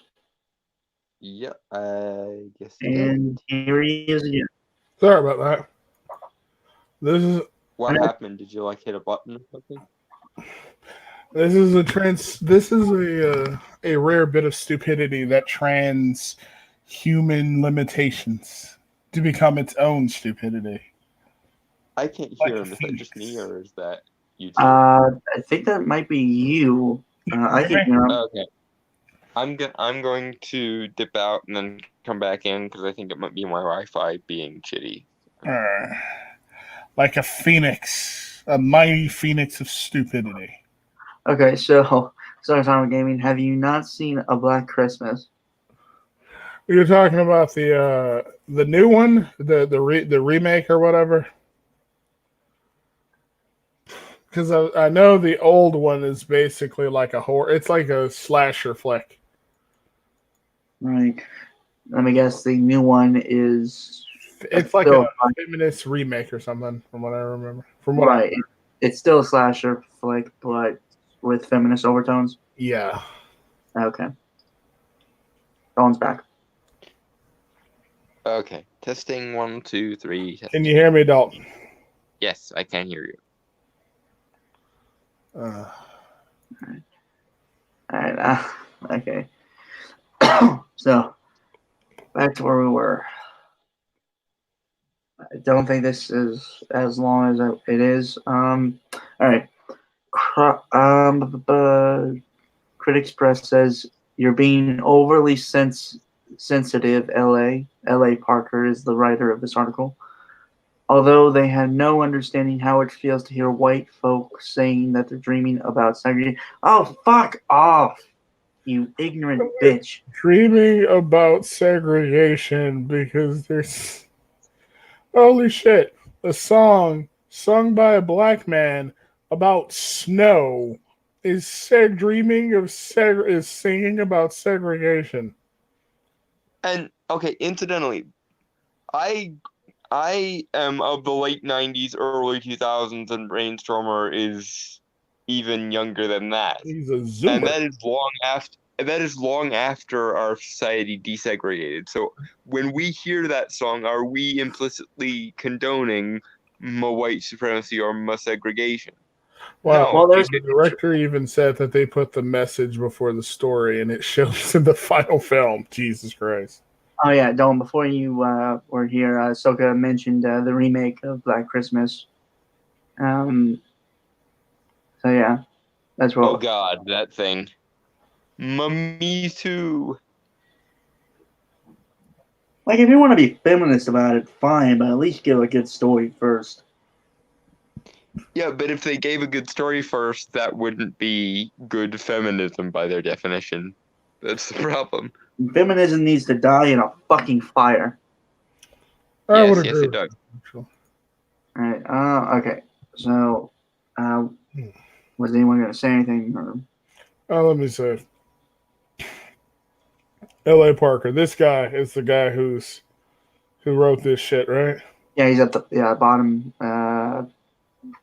Black guy. I want to see his Twitter. Does he have a Twitter profile linked? Yes, he does. I bet you he has pronouns in his bio.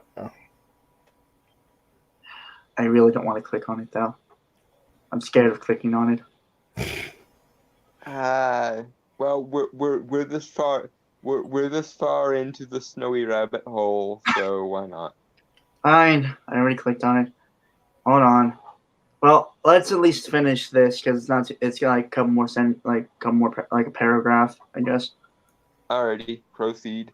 All right. One wonders. One wonders what their dinner tables look like. Wonder if they have ever allowed a black person inside their home.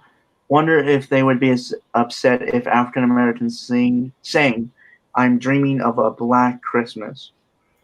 I want to dream up a black Christmas. What? I would be confused by that because, to the best of my knowledge, the white in the title refers not to race but to the ambience of the surrounding, like. It refers to snow. Would I be dreaming of black snow? Am I dreaming of tar? Am I dreaming of black tar heroin? No. I'm thinking that a black Christmas, like in the terms of the actual song, would refer to ash falling from like those big chimneys and stuff from like those like really big factories and stuff. Yeah, I mean, that's basically the only thing it can refer to since we're talking about in the context of like snow and shit. Yeah, and when snow looks like black because of ash, that has some historical connotations that you of all people should look up there, LA, because black snow does not have the best diversity credentials out there. Black snow is a no-go. Just saying, unless you are a very different kind of SJW than we were thinking. Actually, they probably would not care. So let's end this institutional racism and these messages that support white dominance. What the fuck are you talking about? He's talking about Snorlax. Okay, now that's racist, corrupt.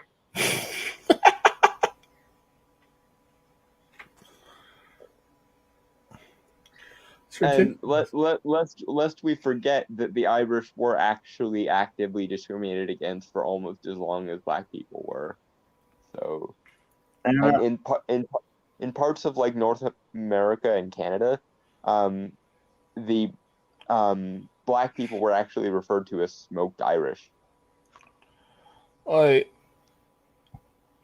the thing about this is that what's ridiculous about this is that we have someone who clearly is looking for a reason to be offended. I mean, honestly, like I said, this is clickbait.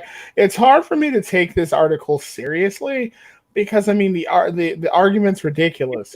White's like we're dreaming of a white Christmas is basically white supremacy because it's talking about like what I guess a world with only white people. I mean, this is ridiculous.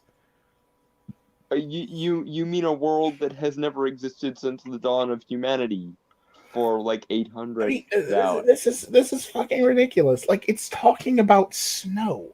Everyone knows it's talking about like that's literally the point of the song is that it's talking about, as Dalton stated, an idyllic atmosphere of snow and people getting, like togetherness and brotherhood.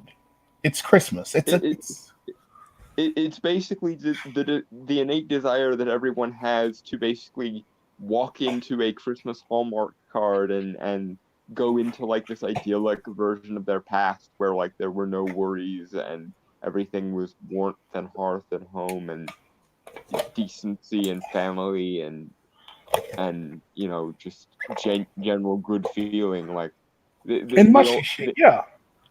yeah, like sledding and snowball fights and jingle bells and it's literally in the song. Like all of that stuff is literally in the song. It's the principle of like whimsically playing out in the snow before you come in to like warm yourself by the fire while you're waiting to open your Christmas presents and so forth. Like, were you not a child at any point in like the Western world? Because that's like a quintessential part of childhood in winter in the Western world, basically. Are you just born a head with legs? Like, come on. Like, holy shit, bro. Right. Okay. So one more. Like, I hardly ever played outside because I am not the kind of person who ever played outside, and I could still tell that that's what they were referring to when they were referring to dreaming of a white Christmas.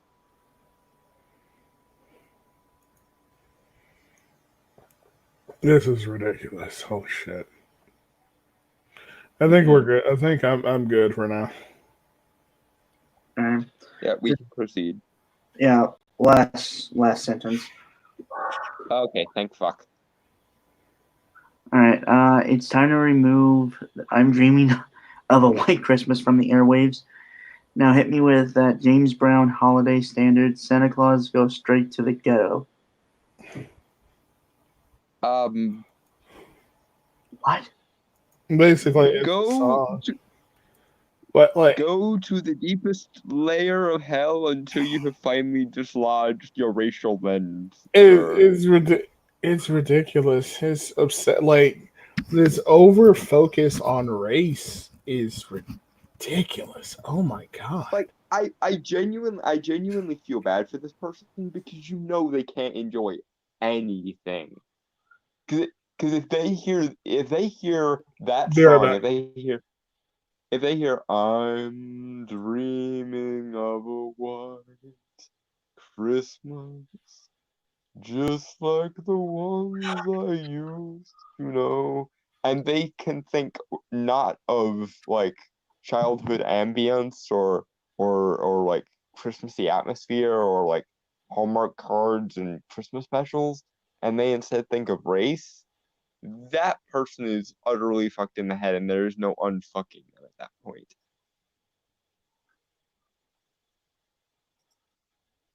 Mm-hmm.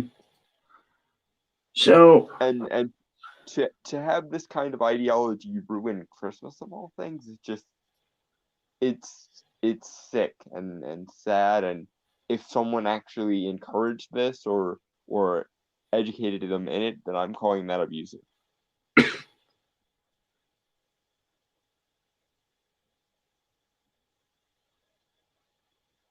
Mm-hmm.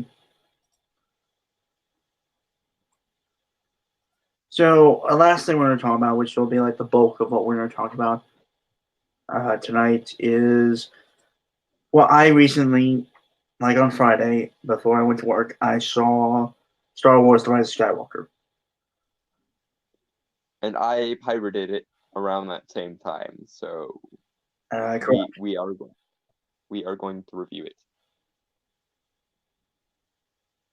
Correct. Have you seen Rise of Skywalker, or you don't care? He's away from his mic. Oh. Okay, I am going to pull up an image while people have something to look at while we're talking. Mm-hmm.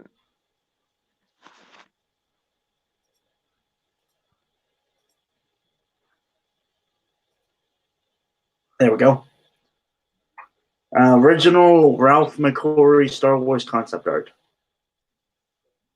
Interesting. I just thought it was. I'm a big art guy. Mm-hmm. Huh. SoCal Gaming, then remove I'm dreaming of a Black Christmas because of this person's logic. It's supporting black supremacy, but it would probably be okay with this dude. Well, because something by historical oppression. That's okay. Because it's not as though white people have ever suffered at any point in human history at all because of their race, class, gender, etc. Right, so we're moving on from that and just talking about Star Wars. Mm-hmm. Which sadly is not going to be much more of a positive. Now, when we get talking about how I would have done the sequel trilogy, maybe. Yeah. Right. All right. So overall, yeah, like I said, I saw the movie. It is the one thing I never thought a Star Wars movie could be. Not even the prequels did this. It was boring. I found it boring. Yeah, it was. What's boring? Star Rise of Wars: The Rise of Skywalker. Skywalker. What? Star Wars: The Rise of Skywalker. We're talking about that. We're I said reviewing it was that. terrible. I gave it a C minus. Oh, you saw it? Yeah, it was boring. Yeah, I saw it. I saw it Friday, like right before I went to work. I just couldn't get into anything. Okay, see, here's the weird thing. Everything else besides the Jedi stuff Was good. I was interested in. Yeah, like I've heard that before. A few people said that. Like the sad thing is, and I made this point on Twitter, I think. Yeah, I saw you about that. If this movie was split into two separate movies, and like each of those halves would be passable or serviceable because that's what J.J. Abrams is good at. But like as it sits, it plays like Man of Steel trying desperately to be Avengers Endgame, and I didn't even like Avengers Endgame. Okay, so SoCal Gaming says I would give it a D minus. Yeah, it was just boring and just... My main problem is one, like it doesn't do like what a lot of the movies have done, which is time skipping. You know, it skips a couple, like either a couple months or like a year or so. Yeah. Each movie. Mm-hmm. Like, which again is way too much like Avengers Endgame after just having dealt with Avengers Endgame. Right. And also it felt like it dragged too. Like it didn't feel. So and it didn't drag because nothing was happening, because everything was happening. Like it was like off like a shot. This, then this, and this, and this happened. Right. But There's like no build up is the thing. There's no build up to anything. I feel. I also think. Oh, I'm sorry. Go ahead, Dalton. No, go ahead. You say. I also think a problem with the movie and with the Star Wars movies in general, like outside of The Last Jedi, which was a hot garbage fire. I feel like they wanted to kind of treat Star Wars the same way they do Marvel movies, where the MCU has like a particular formula and it's been successful for them. So I feel like they tried to apply that formula to Star Wars, so that the movies would, produce more profit. You're talking about like the need to undercut a serious moment with like comedic banter every 5 minutes? Basically like quips. And like, for example, like there was a formula. 1 second. Right. There was a formula that they wanted to go with, but it was just so bad, did so much shit. They brought the Emperor back. The Last Jedi killed off Snoke. Yeah. Right. Well, and I feel bad for them because you can tell JJ wanted to do that with Snoke and not with the Emperor. Yeah. But Rian Johnson was just like, fuck it, burn it all to the ground, and JJ was like, shit, I know. The fucking comics had Palpatine come back with essence transfer. I'll do that. And it was again, like, really? here's the thing. I thought the first, Force Awakens, that was fine. It was passable and it introduced some ideas. Yeah. But my major problem is going after that is that it doesn't expand on anything. If anything, it introduces something really cool and interesting, but it takes 2 steps back from it. 1 step forward and 2 steps back, honestly. Yeah. It just, like, there's so many interesting ideas, even from Last Jedi. And I know we have our issues with Last Jedi, obviously. I mean, did it really introduce anything in The Last Jedi? Nothing really felt different about The Last Jedi. I mean, we had we had Snoke get killed. I think the only thing that was kind of different was that Kylo Ren and Rey had like a connection with each other through the Force. That's about the only thing that's new. The Force video calls, which don't really make much sense. Yeah, I mean the Force Skype calls are the only thing that I can think of, really. Right. I don't know. But, it has so many, like Finn. I liked Finn. Yeah, a lot of people like Finn, yeah. From the first movie. Second one, no. He was there. They didn't give her anything to do, and then they saddled them with Rose Tico and a fucking casino plot. He was also he was made into a comedy relief. Okay, so there's this YouTuber I talked about, and there's a video I said Dalton, the Joker, why the Joker doesn't have mental illness tattooed on his forehead, right? Yeah.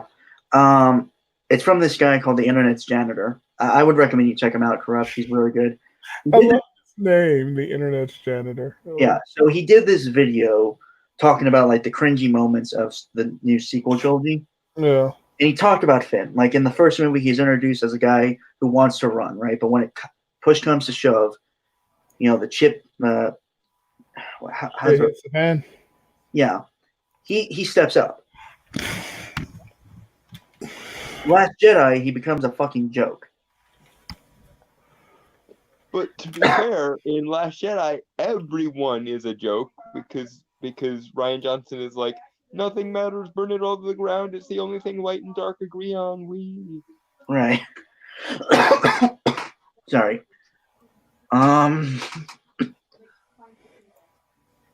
Yeah. Again, it's just I don't. Okay, let's I guess start doing a breakdown of what the fuck actually happens in this bundle of confused. I don't blame. The one thing this movie does for me is it gives me a lot more respect for J.J. Abrams as a director, because I've made no secret of the fact that I think he is an extremely bland motherfucker. He is the Baron of blandness. He is the Grand Poobah of passable. He is the Maestro of mediocre. He is the Ubermensch of unremarkable cinema. But passable and adequate are at least a positive integer, whereas Rian Johnson drags things directly into the negative integer. So, if they had just given Last Jedi to J.J. Abrams, I honestly think this trilogy would have fared better. Yes, it would have been bland and inoffensive, but bland, inoffensive, and annoying are better than trash. A literal betrayer of every theme that this franchise has ever had, and then having to retcon half of it to get things back on track. Because say what you will about JJ, he does actually pay some deference to Star Wars as a franchise. He does understand that Star Wars is important. Rian Johnson, on the other hand, is the only importance is importance we ascribe to things. We derp. I like the we. I don't know why, but that's the funniest part. I imagine J.J. Abrams is here are all my notes of things I want to have in Last Jedi, and he puts it on the desk, and Rian Johnson's just that's nice, picks up giant fucking pile of paper, shoves it out a window, and goes, wee. Just twirls around in this chair while he's going wee. Like, oh, that's a nice plot. That's a nice, consistent plot line you've got there. It would be a shame if something happened to it. Pulls it out with, oh, I'm sorry, like with the like Wile E. Coyote noise, like, as it like bursts into flame. Right. Okay. So first thing that happens, Kylo Ren goes to like the Sith planet, to meet the corpse of Palpatine. And incidentally, minor like lore gripe. The Sith homeworld, as they put it, has been established in the lore for years. That planet is called Korriban. Exo Ghoul basically does not exist in any of the existing canon. Right. I don't know why they felt the need to relocate the fucking Sith homeworld, but the Sith homeworld has always been, since George Lucas and since the Disney acquisition, been Korriban. I don't know why the fuck they decided to change it randomly and conjure up a planet out of nowhere. Have him be on Korriban. That makes perfect sense for him. He's like fetishistic about honoring the ancient Sith, so why the fuck wouldn't he go to Korriban? Yeah.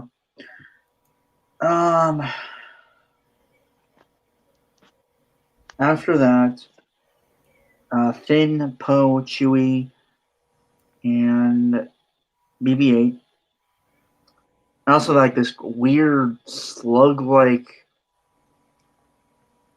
alien who's like supposed to be the mechanic, even though he doesn't have any. Oh yeah, the giant dick. Yeah. The penis-looking thing. Yeah. Yeah. I like how Brainstormer's point of reference is slug and Corrupt is just like, no, that's a dick. It's literally a giant penis.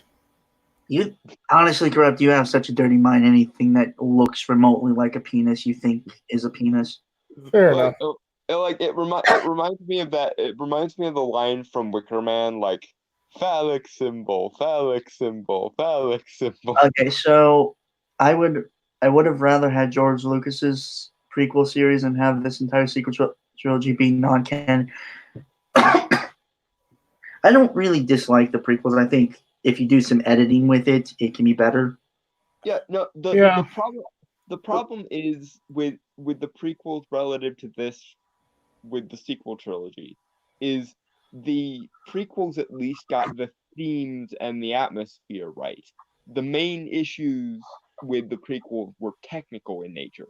The acting was not good and the effects were middling at best.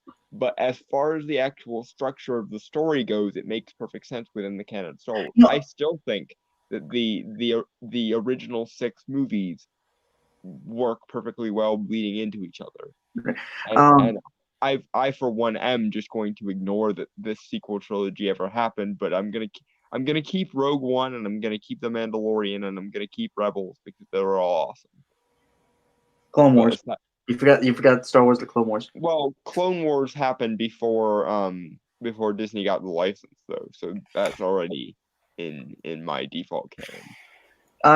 George Lucas had a sequel trilogy planned. Yeah, Disney threw all of his shit out the window. Kind of like they did with the entire expanded universe. Derp. Right. Okay, so honestly, it's hard because there's so much in this movie.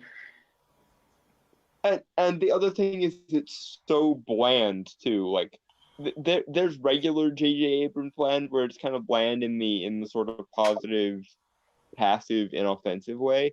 But then there's like Man of Steel style, like soul sucking. I don't know why I'm arse to give a fuck.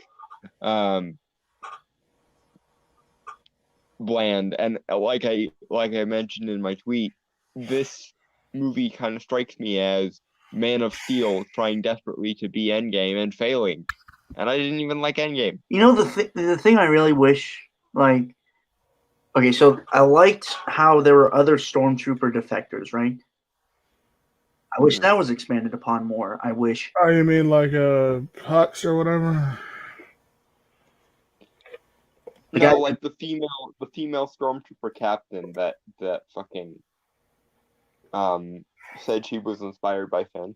Yeah. See, I like that idea, and I like how Poe Dameron was kind of more like Han Solo before he joined the Resistance. Like he had a criminal background and stuff.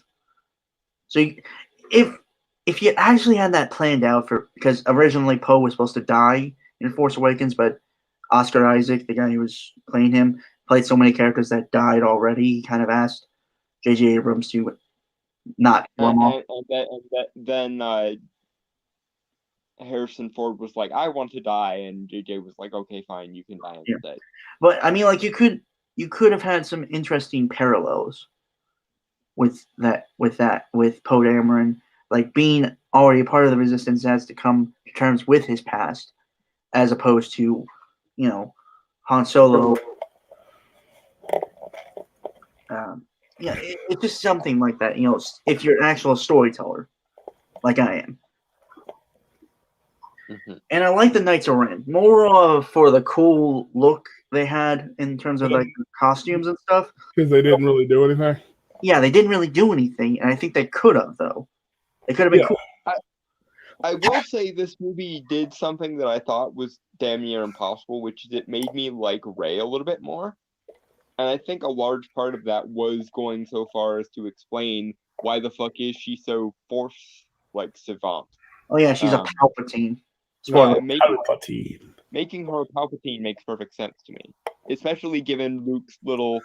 You went straight for the dark side, and if you know Palpatine's history in the canon and the expanded universe, you know that not only was he a Force savant, but he was also a dark side of the Force savant, and it was heavily implied that the reason why he was so gifted with the dark side of the Force was because he was a sociopath, and therefore had no empathy to get in the way of his use of the dark side of the Force. Right. Though it does beg the question, since they introduced he had kids to have a granddaughter that is Rey. Who the fuck did he fuck?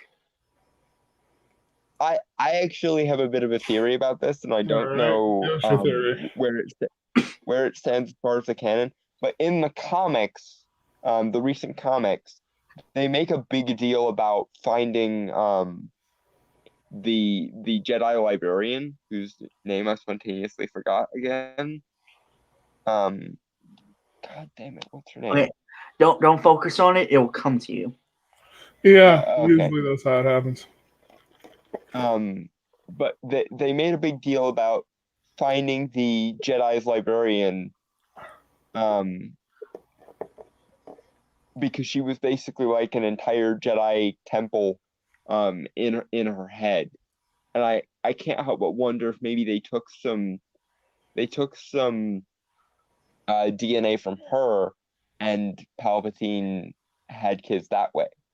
Because I can totally see Palpatine being like, I want to have children that will be excessively Force sensitive. So, and this person is basically a walking Jedi Order. So I will take some of her DNA and I will take some of my DNA, and we will have children. Yeah. It really annoyed me how they had to keep repeating that Rey is a Palpatine. Like, you're a Palpatine. I'm a Palpatine. You're a Palpatine. I'm a Palpatine. You're my granddaughter. Well, I didn't know that. It didn't bother me so much as what happened at the end, where she basically disowns the entire concept of being a Palpatine and appropriates the name Skywalker. Right. Because in my opinion, it would have been much more meaningful if she had kept the name Palpatine, because that would have taken away the dark legacy of Darth Sidious, of Palpatine, and made the Palpatine legacy a force for good. Oh, and if she had actually kept the name Palpatine, and said I'm going to keep this, but I'm not going to let you define me, she could have changed the moral alignment of her family legacy. I feel like but they instead did. she's just Oh, go ahead, Dalton. Sorry about that. But instead of embracing who she is and deciding that she's going to walk her own path and that she's going to make the name Palpatine mean whatever she wants it to mean, she just disowns it entirely and becomes an adopted Skywalker. And I'm like, what the fuck? Okay, I'm sorry, please. Okay, I'll be quick. I feel like the reason they did that was because they wanted Skywalker is a popular brand as a part of their as part of what they do, so they wanted to sort of insert their brand for Star Wars into that legacy as part of brand name. Like I have Well, that and, otherwise the title wouldn't really make much sense. But pretty much, yeah. like, Rise of the Skywalker, Rise of Palpatine. but like in context of the movie and in context of the universe, it makes more sense for her to be like, I'm going to take this and I'm going to own it, but I'm going to make it a force for good. And the way I would have written this sequel trilogy, and I actually did call it. I did call that she was a Palpatine, like as soon as I saw Force Awakens. But the way I thought they were going to go, and the way I wish they had gone, is you have Kylo Ren actually fully go to the dark side, like no bringing him back, no redeeming him, yada yada yada. But you have Rey stay in the light, and so instead of a Skywalker having to redeem a Palpatine this time around, it's a Palpatine having to redeem a Skywalker. Because if you wanted to do the kind of moral inversion thing, then do the moral inversion thing, but keep to the sort of mythical cycle of it all, because that's very, very heavily rooted in Star Wars, is the fact of the like Joseph Campbell mythic cycle thing. Right. Okay. So, Ahsoka Tano Gaming said, I still would have liked Rebels and Mandalorian and Rogue One, but this main series movies are just terrible. Yeah. Yeah, but the good thing is the new trilogy of movies is also very self-contained. So if you want to just exercise it from your personal canon, then you can totally do that, and it doesn't really affect. I mean, they do feel like they're standalone movies, don't they? Yeah, it's really weird. They can just be banished into the irrelevancy dimension where they belong. Right. Okay. Also, Leia's lightsaber, if anyone remembers that, and also we're going to talk about a little bit about Rey's lightsaber as well, which is only shown at the fucking end of the movie. We never actually get to see her use it either, which is annoying. Right. Okay, so Leia's lightsaber, right? Not only does she, it's not even. It's not. It wasn't revealed in Last Jedi. Yeah. Maybe because I didn't think of the fucking idea, but whatever. Yeah. But they gave a fucking flashback with de-aged CGI faces of both Princess Leia and Luke Skywalker, of them actually training. And they give a reason as to why.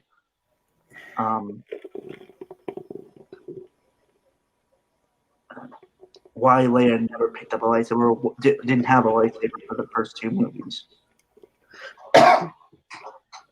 Or barely used the Force. Even though it's kind of a crappy one, and like she had a vision of her son turning to the dark side and all. Yeah, the Skywalker brood and their visions that end up becoming self-fulfilling prophecies. I swear to fuck, that's like this family's biggest problem is, oh, I saw something in my dream once. Do you think it might have just been a dream that you could, choose to avoid if you want to? Because like all of Anakin's problems stem from his dream about Padme and his mother. All of Kylo's problems stem from like the dream he had of Luke killing him. All of Leia's problems stem from the dream she had about Kylo turning to the dark side. And it's like, okay, y'all need to get a dream interpreter because this is some bullshit. Right. So yeah. Also, talk about Leia's lightsaber and kind of get into the lore of lightsabers.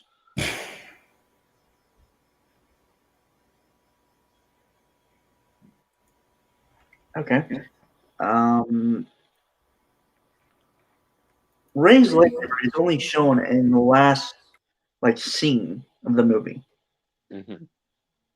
We never see her use it.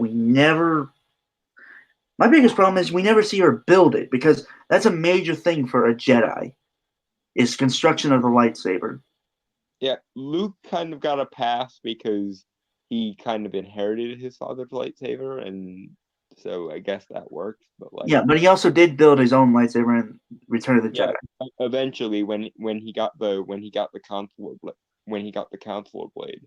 Yeah, and he there is a deleted scene of him constructing one. Mhm. And it's also a fucking orange lightsaber, and that's not like a big thing for me, but still. Orange lightsaber was part of the extended universe, or Legends, as it's now referred to. And they bring it back in this fucking movie for like one fucking scene as what, like an Easter egg? Mm-hmm. And correct me if I'm wrong, but wasn't the orange saber like those that would hunt down the dark side in order to destroy it? Was that the color designation for the orange? I'm looking it up. Because like blue was like a standard Jedi Knight, someone who deals with like the physical aspects of the Force. Green was someone who deals more with direct Force manipulation. Purple was someone who embraced certain aspect of the dark but remained bound to the light. Red was someone who had embraced the dark side. White was someone who had purified a previously red crystal. I'm looking it up. Or still used by some. Okay. Damn it. Okay. Where was it?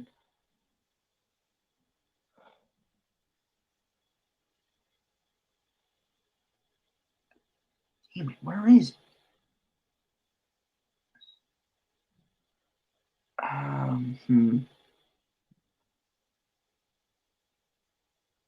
No. Okay. Okay. So green, yellow.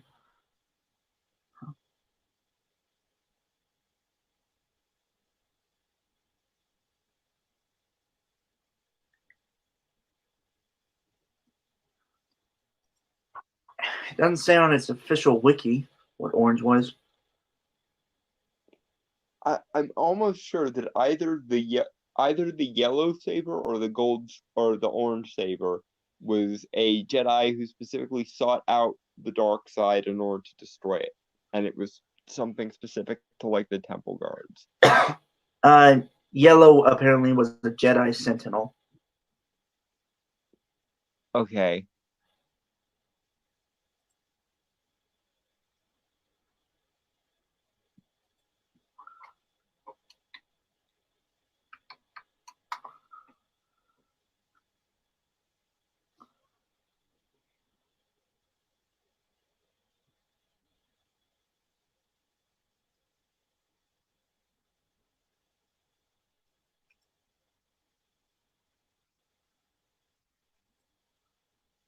Yeah, but yeah, no, it's just it's a sacred thing for a Jedi or a Sith to construct their lightsaber. Because it's supposed to be like an extension of themselves, and I do actually like the slight change to canon that the colors of the lightsaber blades aren't just random, they actually pertain to the energies pumped into them by the Jedi in question. Okay, so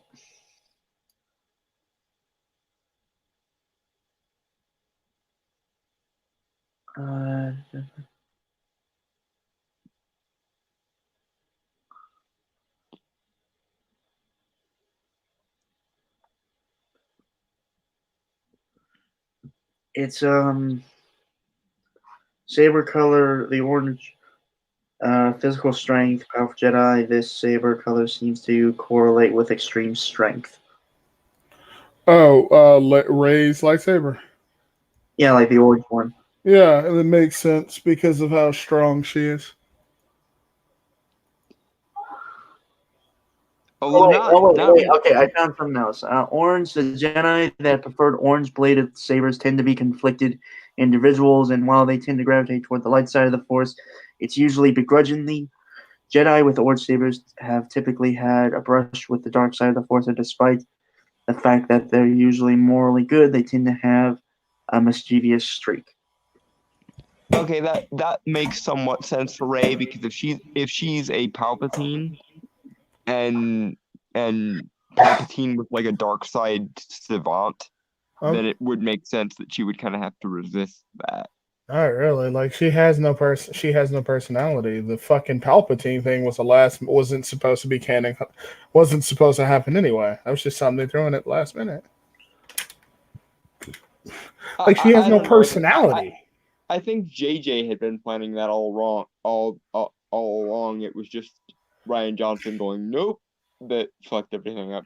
I mean, from what I heard, like, no, it wasn't like fucking Palpatine wasn't planned. Like, it just doesn't make any sense how he just pops up out of nowhere. Palpatine making an appearance wasn't planned, but her being his granddaughter was. Was it though? Like, I don't know. It's I don't really care. It's a bad ending. I hate it. Though me seeing that movie provides a funny story that I kind of told Dalton before the stream and before he popped in. Corrupt. Hmm. Well, it just relates to more of my movie-going experience that happened. Hello. All right, so I'm watching the movie. I'm drinking and eating. Got some like sliders, like those tiny burgers and chicken sandwiches. Oh, have you ever tried Hardee's sliders? They're really good.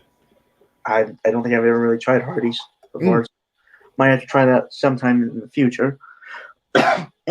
Anyway. Like, we get out of the movie, right? And right before we go to work, my stomach's all bubbly and shit. Too much popcorn, too much drink, and maybe candy and stuff. I end up vomiting a few times. Like, we have to stop the car. I am so glad I wasn't eating when you said that. Yeah, it was... Yeah, but the ironic thing is that means that Rise of Skywalker literally, albeit indirectly, made him throw up. Yeah, pretty much.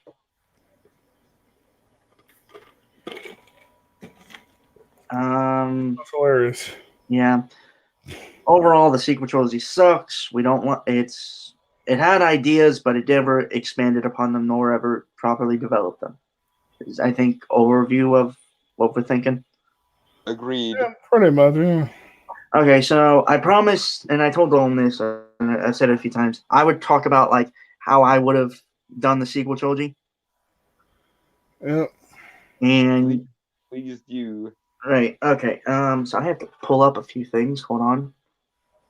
And I also have a video that I made about a year or so ago of like the first act for like the first movie that I published on YouTube. God, it's good. And we're gonna watch that. And I know it's gonna be fucking cringe. Space Banana. Yeah, maybe. Okay, so no, that's the script. But I had it all kind of planned out. I think I like did a brief write of it, like in notebooks, like how I would have done the sequel trilogy. Mm-hmm. Overall, I would have kind of done like some of the stuff they did, but overall, different characters, different plot. Basically, just like for SJW points that I'm using air quotes there. Female Jedi, and a black guy. God, that sounded so wrong when I said that. Rey gets blacked. No. It's not Rey. These are my own original characters. Okay, so it was going to end the Skywalker saga, like how George Lucas originally planned, right? Mm-hmm. So overall, the characters I had were there was going to be a crew of like smugglers or like, well, yeah, smugglers. Gan, Blackstar Pier, smooth talking, laid back smuggler / bounty hunter. He's a true ladies' man, and really helps his chances with them that he's the captain of the ship known as, and this is a nifty little Easter egg for you Star Wars geeks out there, the Lucky Tauntaun. Ah, The Lucky Tong. Say that again. The Lucky Tauntaun. Tauntaun? Empire Strikes Back. Oh. These things. Tauntaun was the thing that Han sliced into with Luke's lightsaber in order to keep him warm on Hoth. And I thought they smelled bad on the outside. Yeah.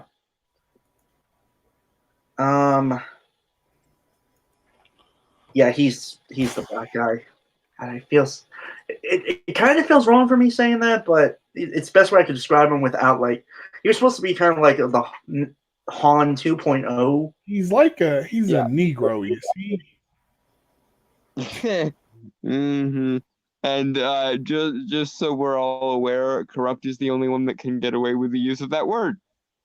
Wait, what? Because if not, that word he used, that word he used just now, I'm convinced he probably is the only one who could get away with that word, because otherwise we would be filleted in effigy. Right. I didn't even hear the word, so. Don't worry about it. Just go ahead, Rainstorm.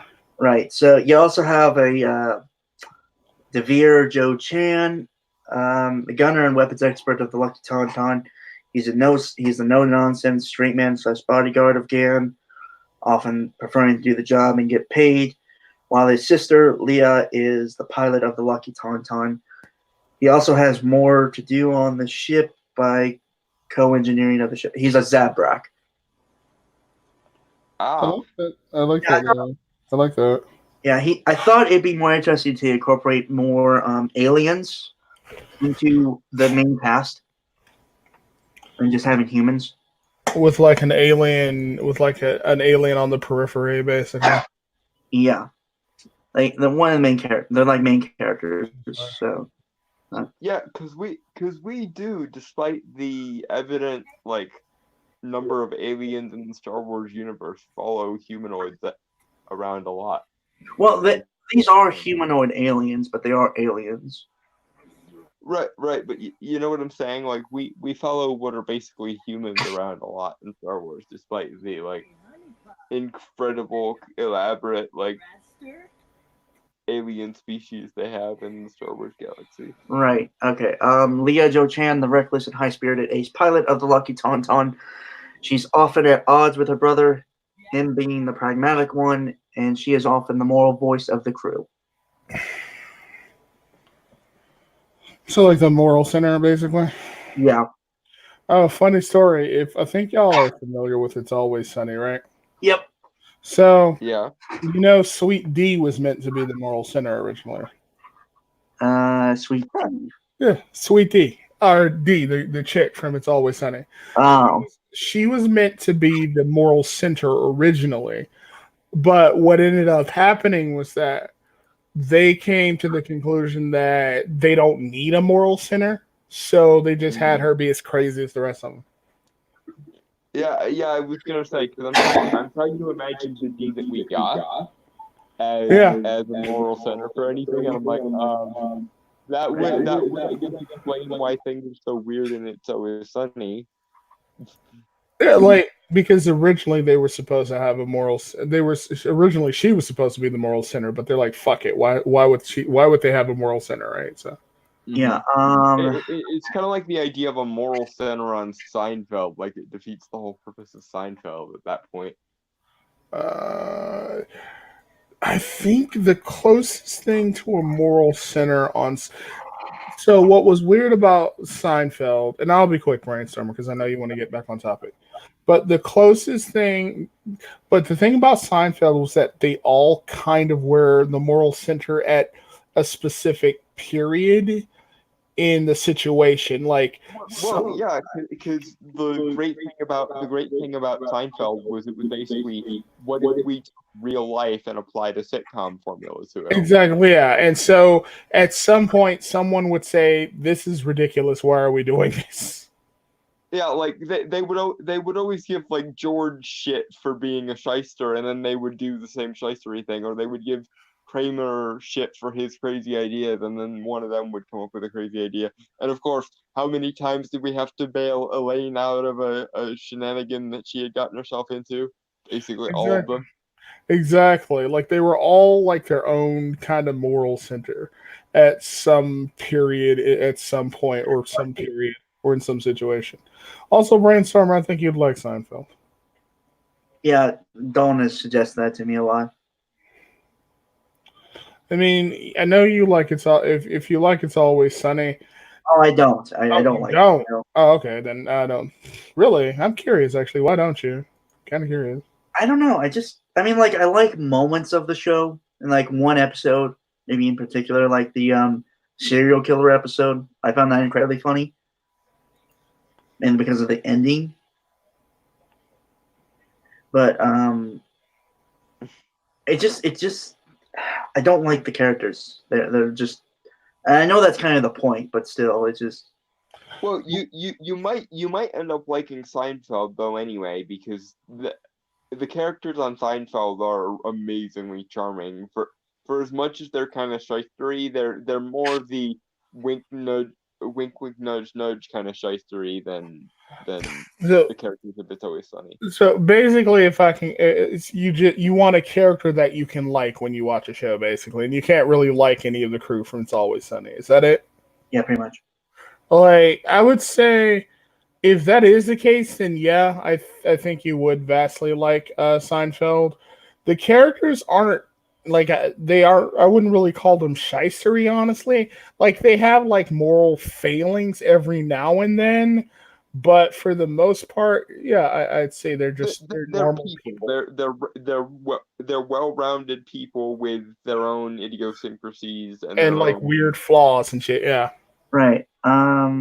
Okay. Well, yeah, I'll give it a look when I can. Probably just like look up some stuff on YouTube, like to see if I'm actually would be interested in the show. Yeah. I don't know if watching clips on YouTube would give you the right context though, because some of the stuff is very like contextual. Okay. Like, yeah. Look, I'm willing to give it a shot. You know, because I trust you guys' judgment and stuff. I just, again, I And haven't had the time to.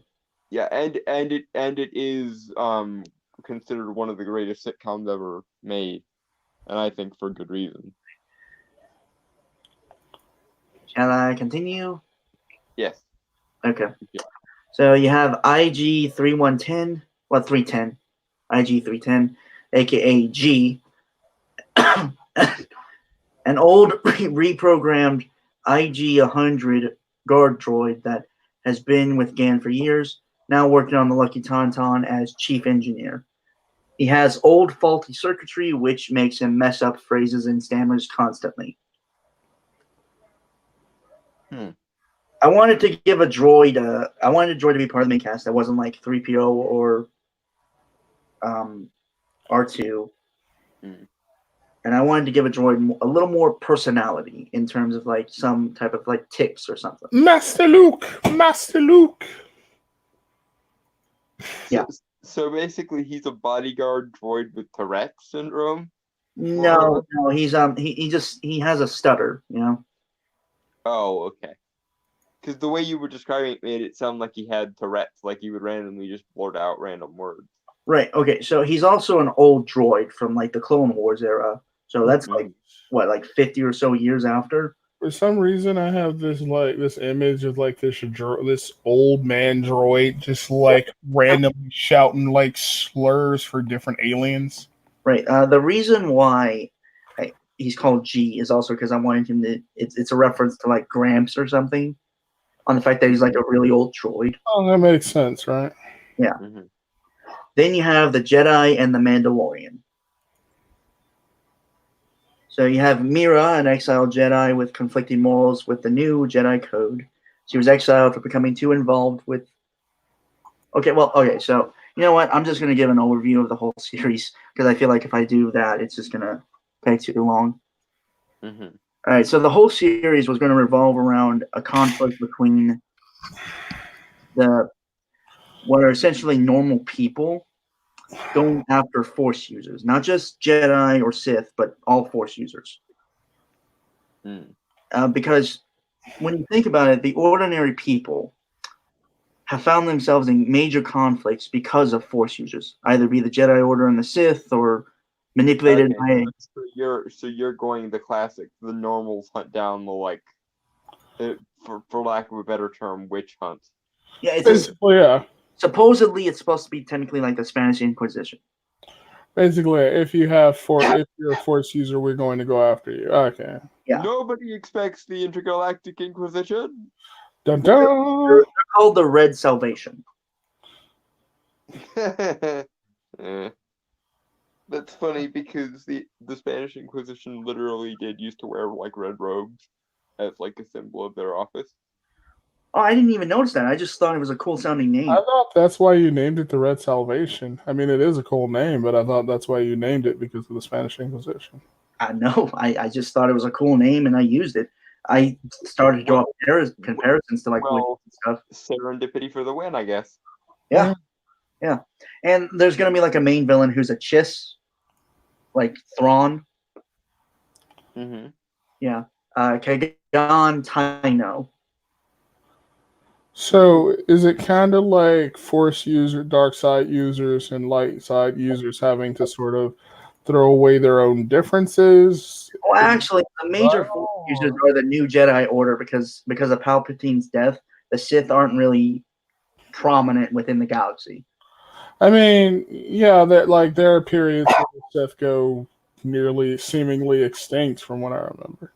Yeah, so I just wanted to focus on like normal people going after Jedi because mostly for the prequels and the sequels, well, not sequels, but the original trilogy. We follow Force users.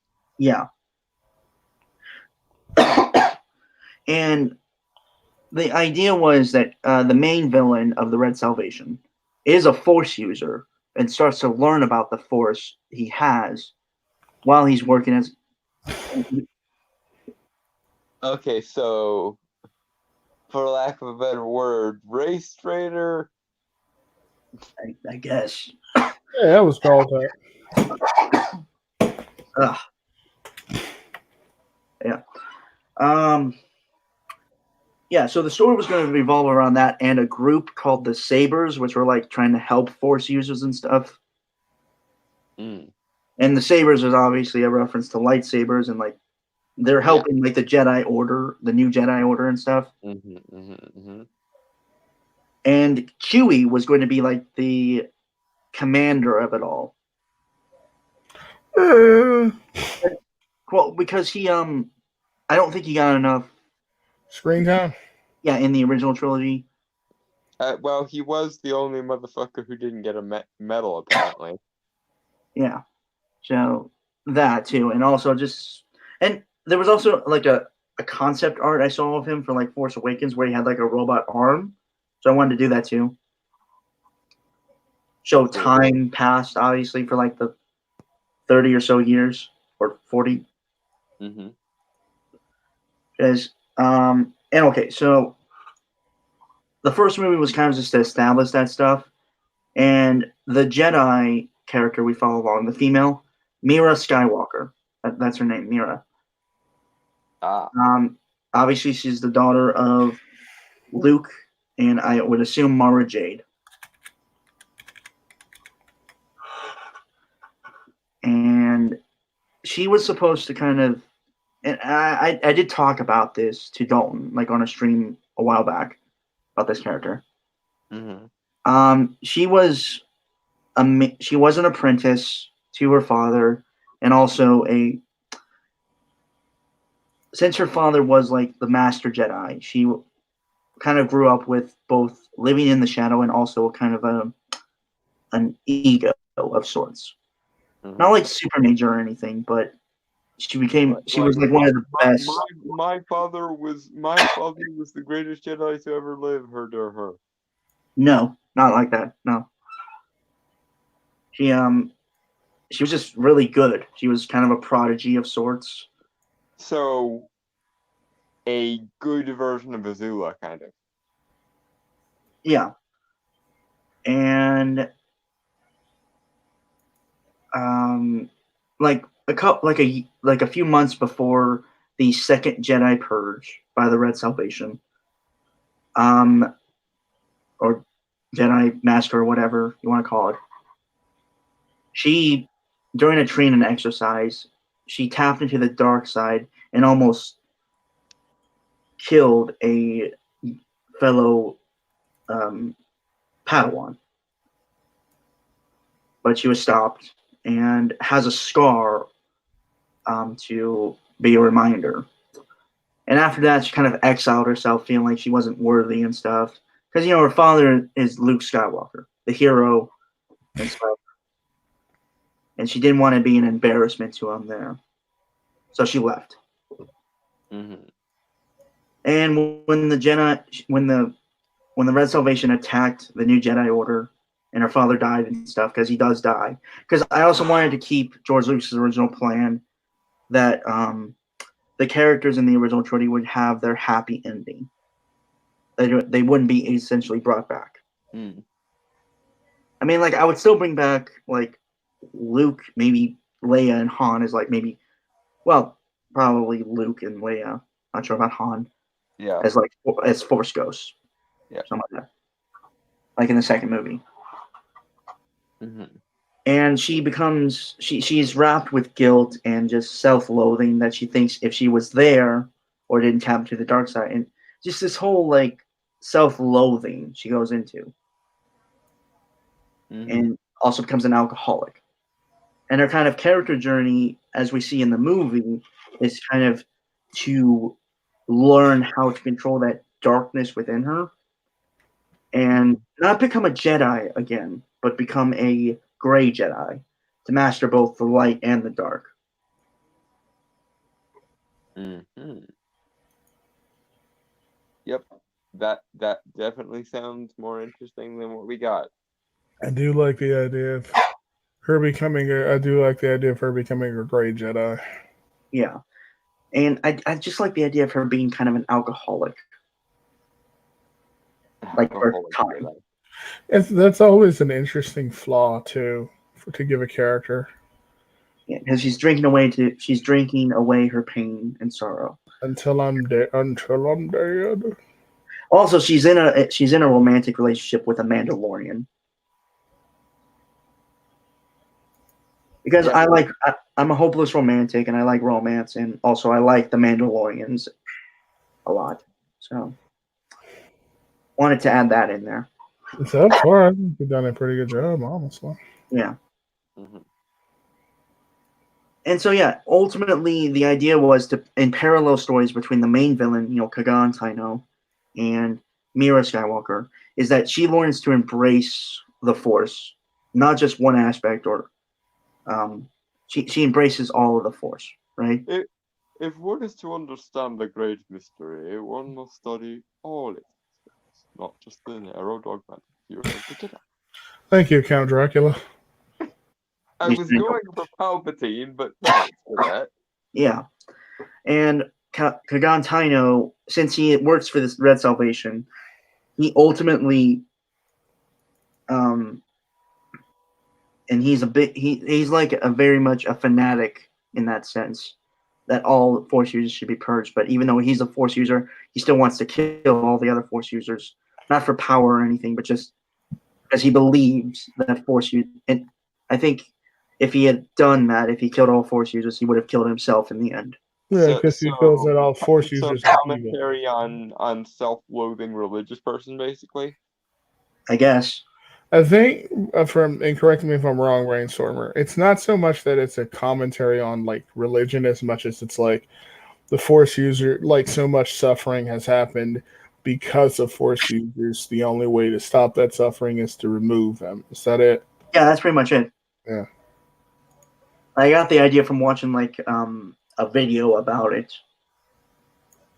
Like why the Star Wars universe is depressing or something like that. I think was the title. But yeah, so the parallel between that was like he's refusing to really learn anything about the Force. Like in the final battle, which takes place on Tatooine, because like poetry, it rhymes. Where it like began in the original trilogy, it ends in the sequel trilogy. thematic cycling, basically. Yeah. Well, she is in full control. And there were going to be multiple fights between these characters, like from the first movie where he beats her with no lightsaber, just like special weapons designed to defeat Jedi. She is able to defeat him while he's wielding her father's lightsaber. Luke's original, like Luke's green lightsaber. Mm-hmm. And in the end, like the final scene I had for the movie was for the third movie, like of the whole trilogy, was the new characters just looking at the rising twin suns of Tatooine. And then, like, a Queen song plays in the background. Probably not, but Savior of the universe. You're not a fan of Queen? Oh no, I'm a fan of Queen. I just don't think it's appropriate for Star Wars. But yeah, that was kind of my whole idea, is that it's not the Jedi Order anymore, it's something new. And that's supposed to be represented with the Skywalker. And kind of how that ends is a hopeful new beginning. Mm-hmm. It's a shame Disney couldn't think of any of this. Right, so I have a video of like the first act, and keep in mind I did like some voice acting for it. And I also had a friend do some voice acting as well. We'll watch a little bit of it. All right, how long are you wanting to stay up anyway? Because it's like 12:16 for me, so I'm kind of just thinking about crashing. Maybe Yeah, me too. 12:30. So we're 20 minutes. All right. All right. Oh God, I know I'm just gonna be a little embarrassed by this. You know what? At least you know what. Like, this is your idea, so go ahead. Are you more embarrassed by this or your writing from years ago? No, the writing's fine. It's just the acting. Like I did voice acting for this. I tried to do voices and shit. So you're embarrassed by the voice acting. Yeah. So yeah, this was on a separate channel I had made, but I can no longer get to because I forgot the password and shit. Plus, I don't really use it anymore, so it was just Right. like for fan editing and stuff. Ah, okay. Well, Yeah. Play the thing.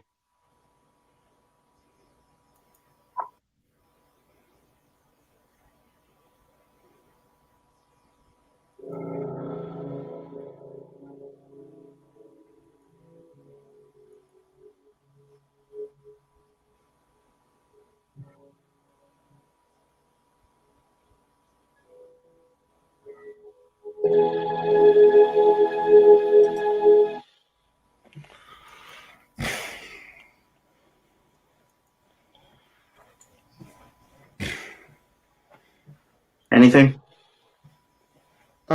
I heard like a little Force Unbound. Luke Skywalker is dead in the ninja. Yeah, the opening crawl. I wanted to start that, and the reason why I wanted to do it a little differently instead of like the epic orchestral stuff. Yeah. I kind of wanted to start off on a somber note of sorts. Mm-hmm. This is such a dark atmosphere, basically. Yeah. Build to the crescendo, which I can't say apparently. And I'm going to remove this from stream for a second because there's a button on the screen share where apparently you can share audio, and I forgot about that. Share your audio with me, Dalton. Phrasing. I don't know how that is phrasing, but see, you clearly have never you've clearly never made noise at those times, sir. Share your audio with me, Dalton. Share it. Okay. So yeah, the first paragraph is the Force episode 7, The Force Unbound. I don't know why I chose that name. I don't really think it makes sense.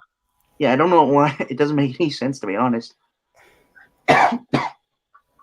Well, it's no worse than The Force Awakens, so. And it makes a lot more sense than The Force Awakens, because this is actually kind of an unbinding of the Force. Was the Force asleep? No. Then why is it awakening? All right. Okay. So the Force Unbound. Luke. The first sentence I wanted to have. Like, that was the first idea I wanted to do. Luke Skywalker is dead.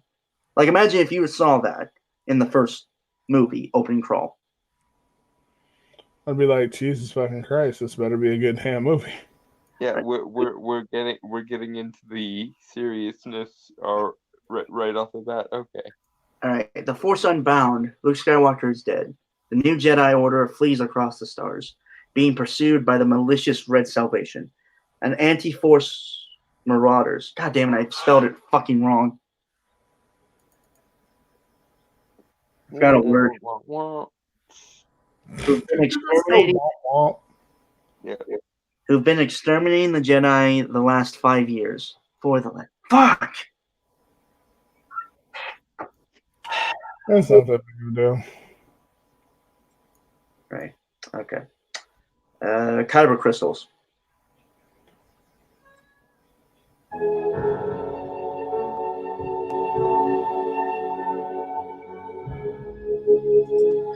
Right. I actually had to slow down the intro because I made the intro first and apparently it went like too fast. So the song actually is slowed down as well. It's a little neat tidbit there for the trivia nerds. Mm-hmm. All right. The Red Salvation priest, Kagan Taino, ventures into the furthest parts of the Outer Rim in search of Sanctum, the safe haven for the remaining Jedi.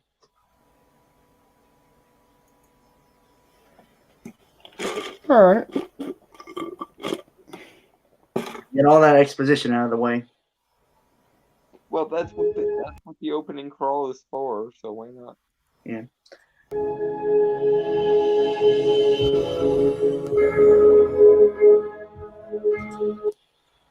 The greatest resistance to the Red Salvation is the Sabers, who aids in the protection of the Jedi.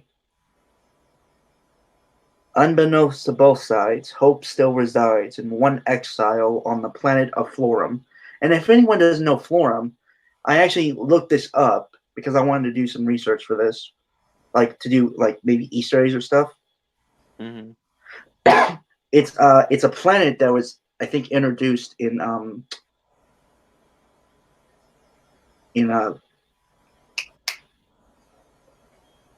Clone Wars. It was like Hondo Onaka's pirate planet. Okay. So I think logically, after the Empire and like the rise of the New Republic, it could have become a colony planet.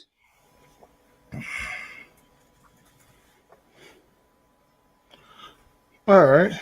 It's not a bad idea. Mm-hmm. Okay. Banana.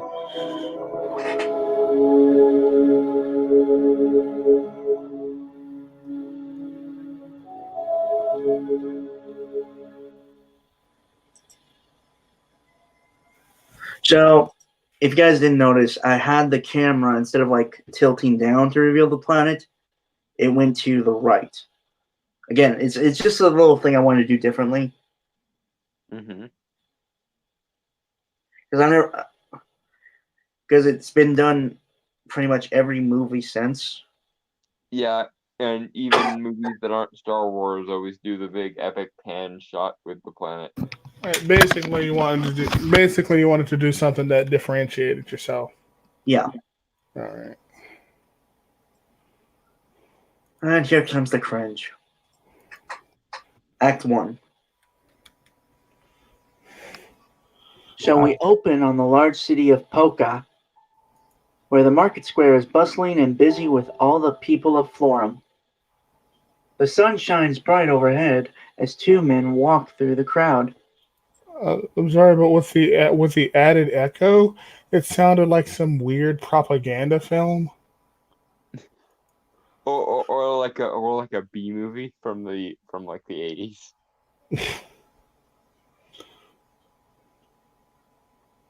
me see. Alright.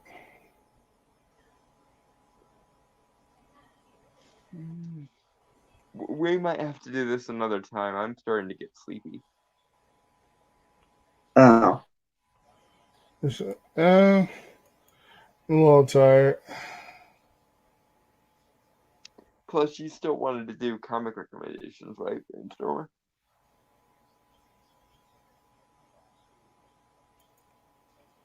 Alright.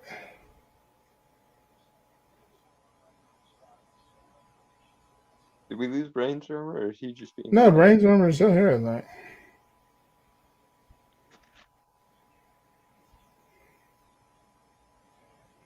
Brainstorm, you here?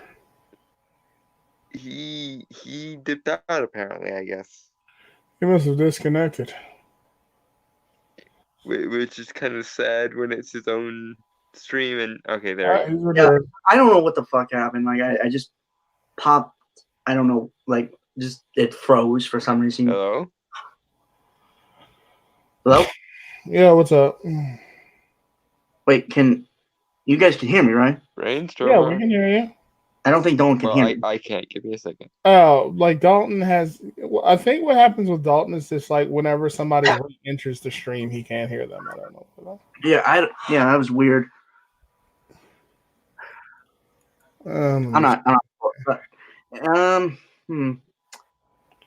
What's up?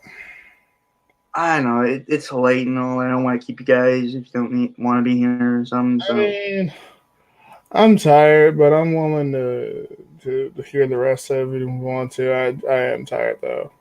We can, or you can just we can do it in the DMs if you want to as well. You know. Yeah, I can send it to you guys, and I will probably put, probably like after the stream or something. I will probably put it in the. I'll put the video link in the description for people to watch. But, Okay, cool. Yeah, I actually had a friend of mine do the voice for the female characters. So if you hear her voice, so I didn't want you guys to think I was trying to do a female voice. I thought it was just a young brainstormer. No, it's also me, yeah, for the narration and like the guys too. But I mean, like the girl's voice. That was like a young brainstormer. No. There's a friend of mine who's a girl did the voices for the girls. That's what I'm saying in the video. Ellen Hornet. Yeah. Took me a while to edit that. I think like a couple weeks. Mm-hmm. God, I was. It's. I always cringe when I hear my voice. Like, same here. I don't even like the sound of my own voice in the video. Yeah, I don't either. I always sound like 2 octaves higher than I sound in my head. So I'm like, why the fuck do I sound so shrill and whiny? And It's like pretty much, yeah. Yeah, that's exactly how I feel. But yeah, overall, I'm gonna be. You know what? No, this is not fucking ego. This is just plain objectivism right here. If I was in charge of the Star Wars sequel movies, and I had done the version I just talked about, it would have been immensely better than what we had gotten. I agree. Yes. It's interesting, at least. To be fair, it's not hard to clear that bar, but I do think if you were left in charge of the franchise, it would be much more well received by the fans. That is interesting, at least. Yeah. Yeah. I also had a Gungan in my first movie, if I remember correctly. Like, it's in the video. You'll see it. I know. Gungans, yeah. You could be a hard-ass veteran. Actually, he was you know what? I'm going to pull that video up and, like, show you that scene because I think it's, like, what... You know how I say I'm not funny? I think it's pretty funny. Yeah, but I tried to implement some comedy that also, like, expanded the world, like, through dialogue. Yeah. But, yeah, it's funny. Like, it shows the interaction between the Gungan, who's also a smuggler, but also... And, like, he has dealings with these, with the main characters. Misa the smuggler. Oh, I'm not even. Nah, I never tried to do that. I'm sorry. It's just It's just I'm me. I'm I know. having Jar Jar. I'm having Jar Jar Binks flashbacks. Is all. I know. I tried. I think at one point I tried to do the voice, but I just couldn't. Like, it was a strain. I mean, Meets the nobody brainstormer. can do a Gungan voice and make Meets it the sound. brainstormer.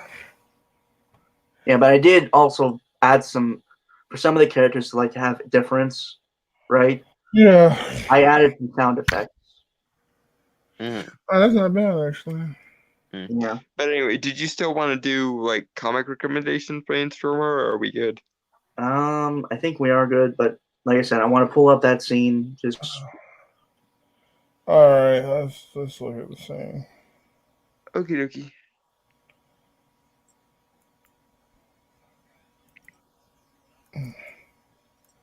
all right, hold on. I think Corrupt is shutting down. A little bit. Yeah, there we go. Okay. So, give me a second. Space banana. Okay. Sunday.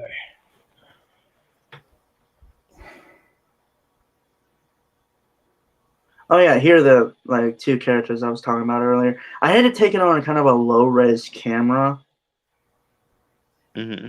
so That's I'm not. not bad art. That's not bad design. Yeah, I didn't. This was like from a Star Wars character creator. I found online.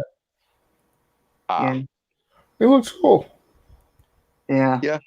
I think the green hair is a bit much though. It's Well, fantasy. It's okay.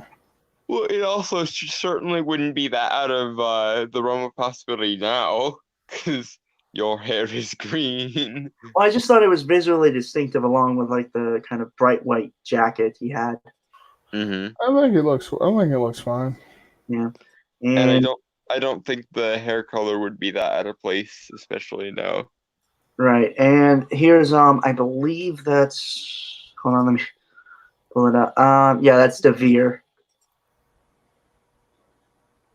Ah. Yeah. All right. Give me a second. All right. Space banana. There we go. I'm There's good. the Gungan I was using.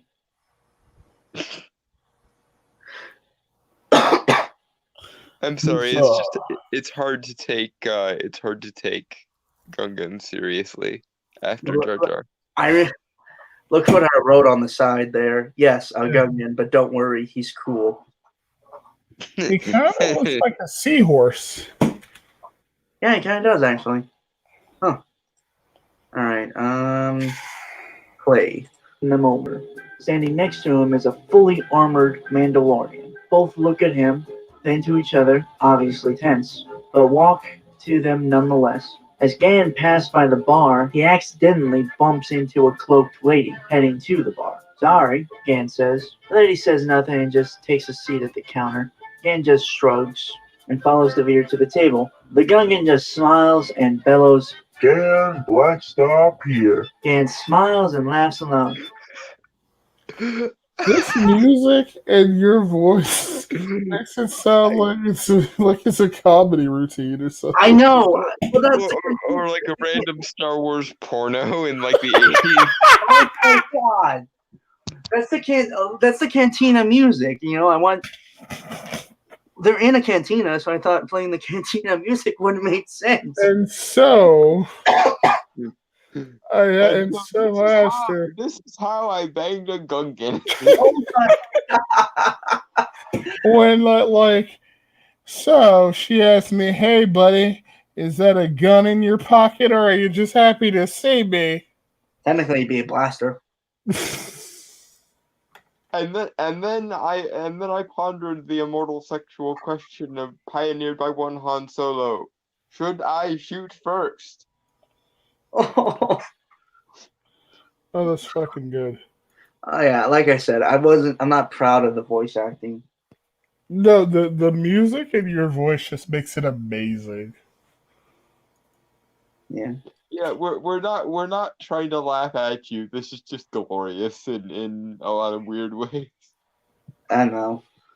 All right. But yeah, let me bring back to the Mandalorian design I came up with.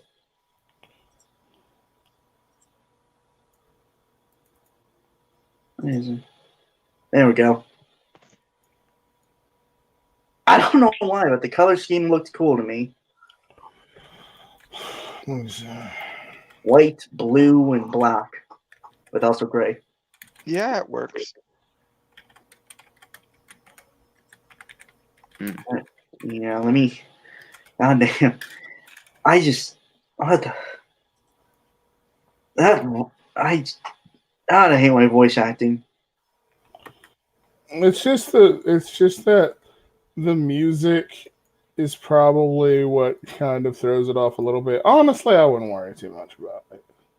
Yeah, it has a kind of derpy amateurish quality to it that makes it kind of enjoyable. Derpy amateurish quality. Holy shit. Well, tell me how you really feel, Dalton. You know what I mean? Like movies you would make like on home video with action figures and whatnot. That's awesome.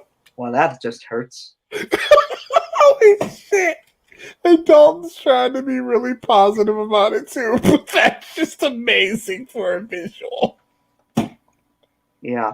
Well, okay, keep in mind, this was also when I was really starting to try do editing, like actual editing and stuff, so Mm-hmm.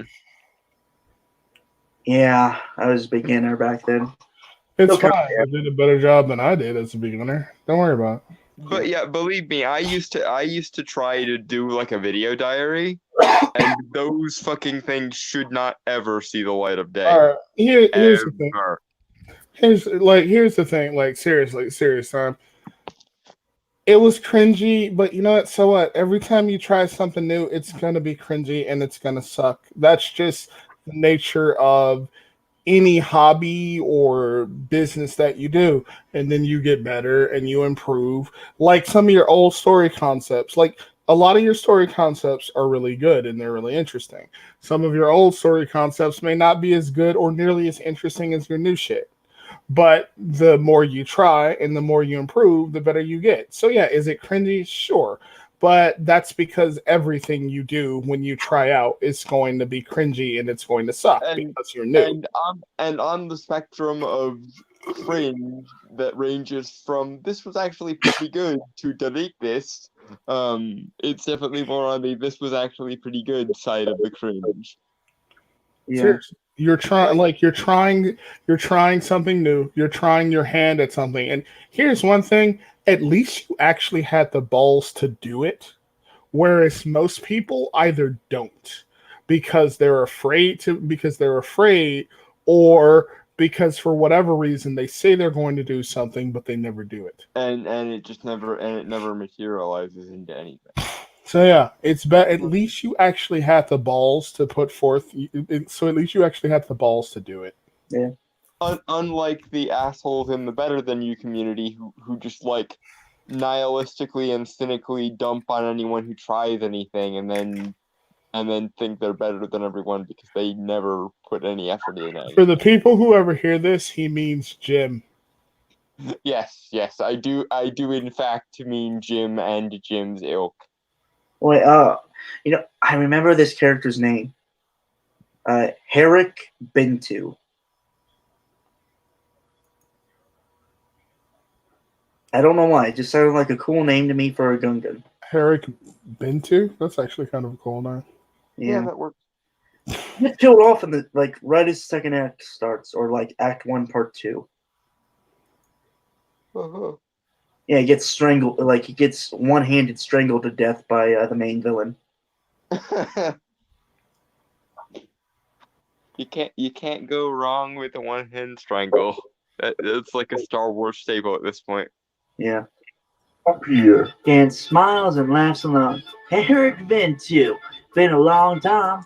And all three shake hands, and Devere stares bluntly. Thought you were dead. Eric just shrugs. Can't kill Gungans so easily, Devere. And just, like I said, I don't know what it is. Every time the deeper register voice comes up, I crack up. It's Can't kill Gungans so easily, can you? like I keep expecting one of the Huts to show up because that's exactly like what one of the Huts voices You puts. sound like a super villain. I fucking love it. That's fucking. like I said, I tried. Yeah, you tried, and it's fun. Like, Yeah. you keep trying. That's all. Like, you get better as things go on. You know. Yeah. I wonder if anyone noticed, but the background art was for Guardians of the Galaxy. I didn't notice, but now that you're telling me, I'm noticing. Yeah. Oh, I'm getting tired though. We should call it. Yeah, I am a little tired actually. Yeah, I'll just send it to you guys. But yeah, that was my ideas for how to actually do a Star Wars sequel series. And I'm gonna coin this variation of a meme while the iron is still hot. Still better than Rise of Skywalker. Pretty much. You could pop a squat and take a shit, and it would still be better than the Rise of Skywalker. Still a better Star Wars sequel than Rise of Skywalker.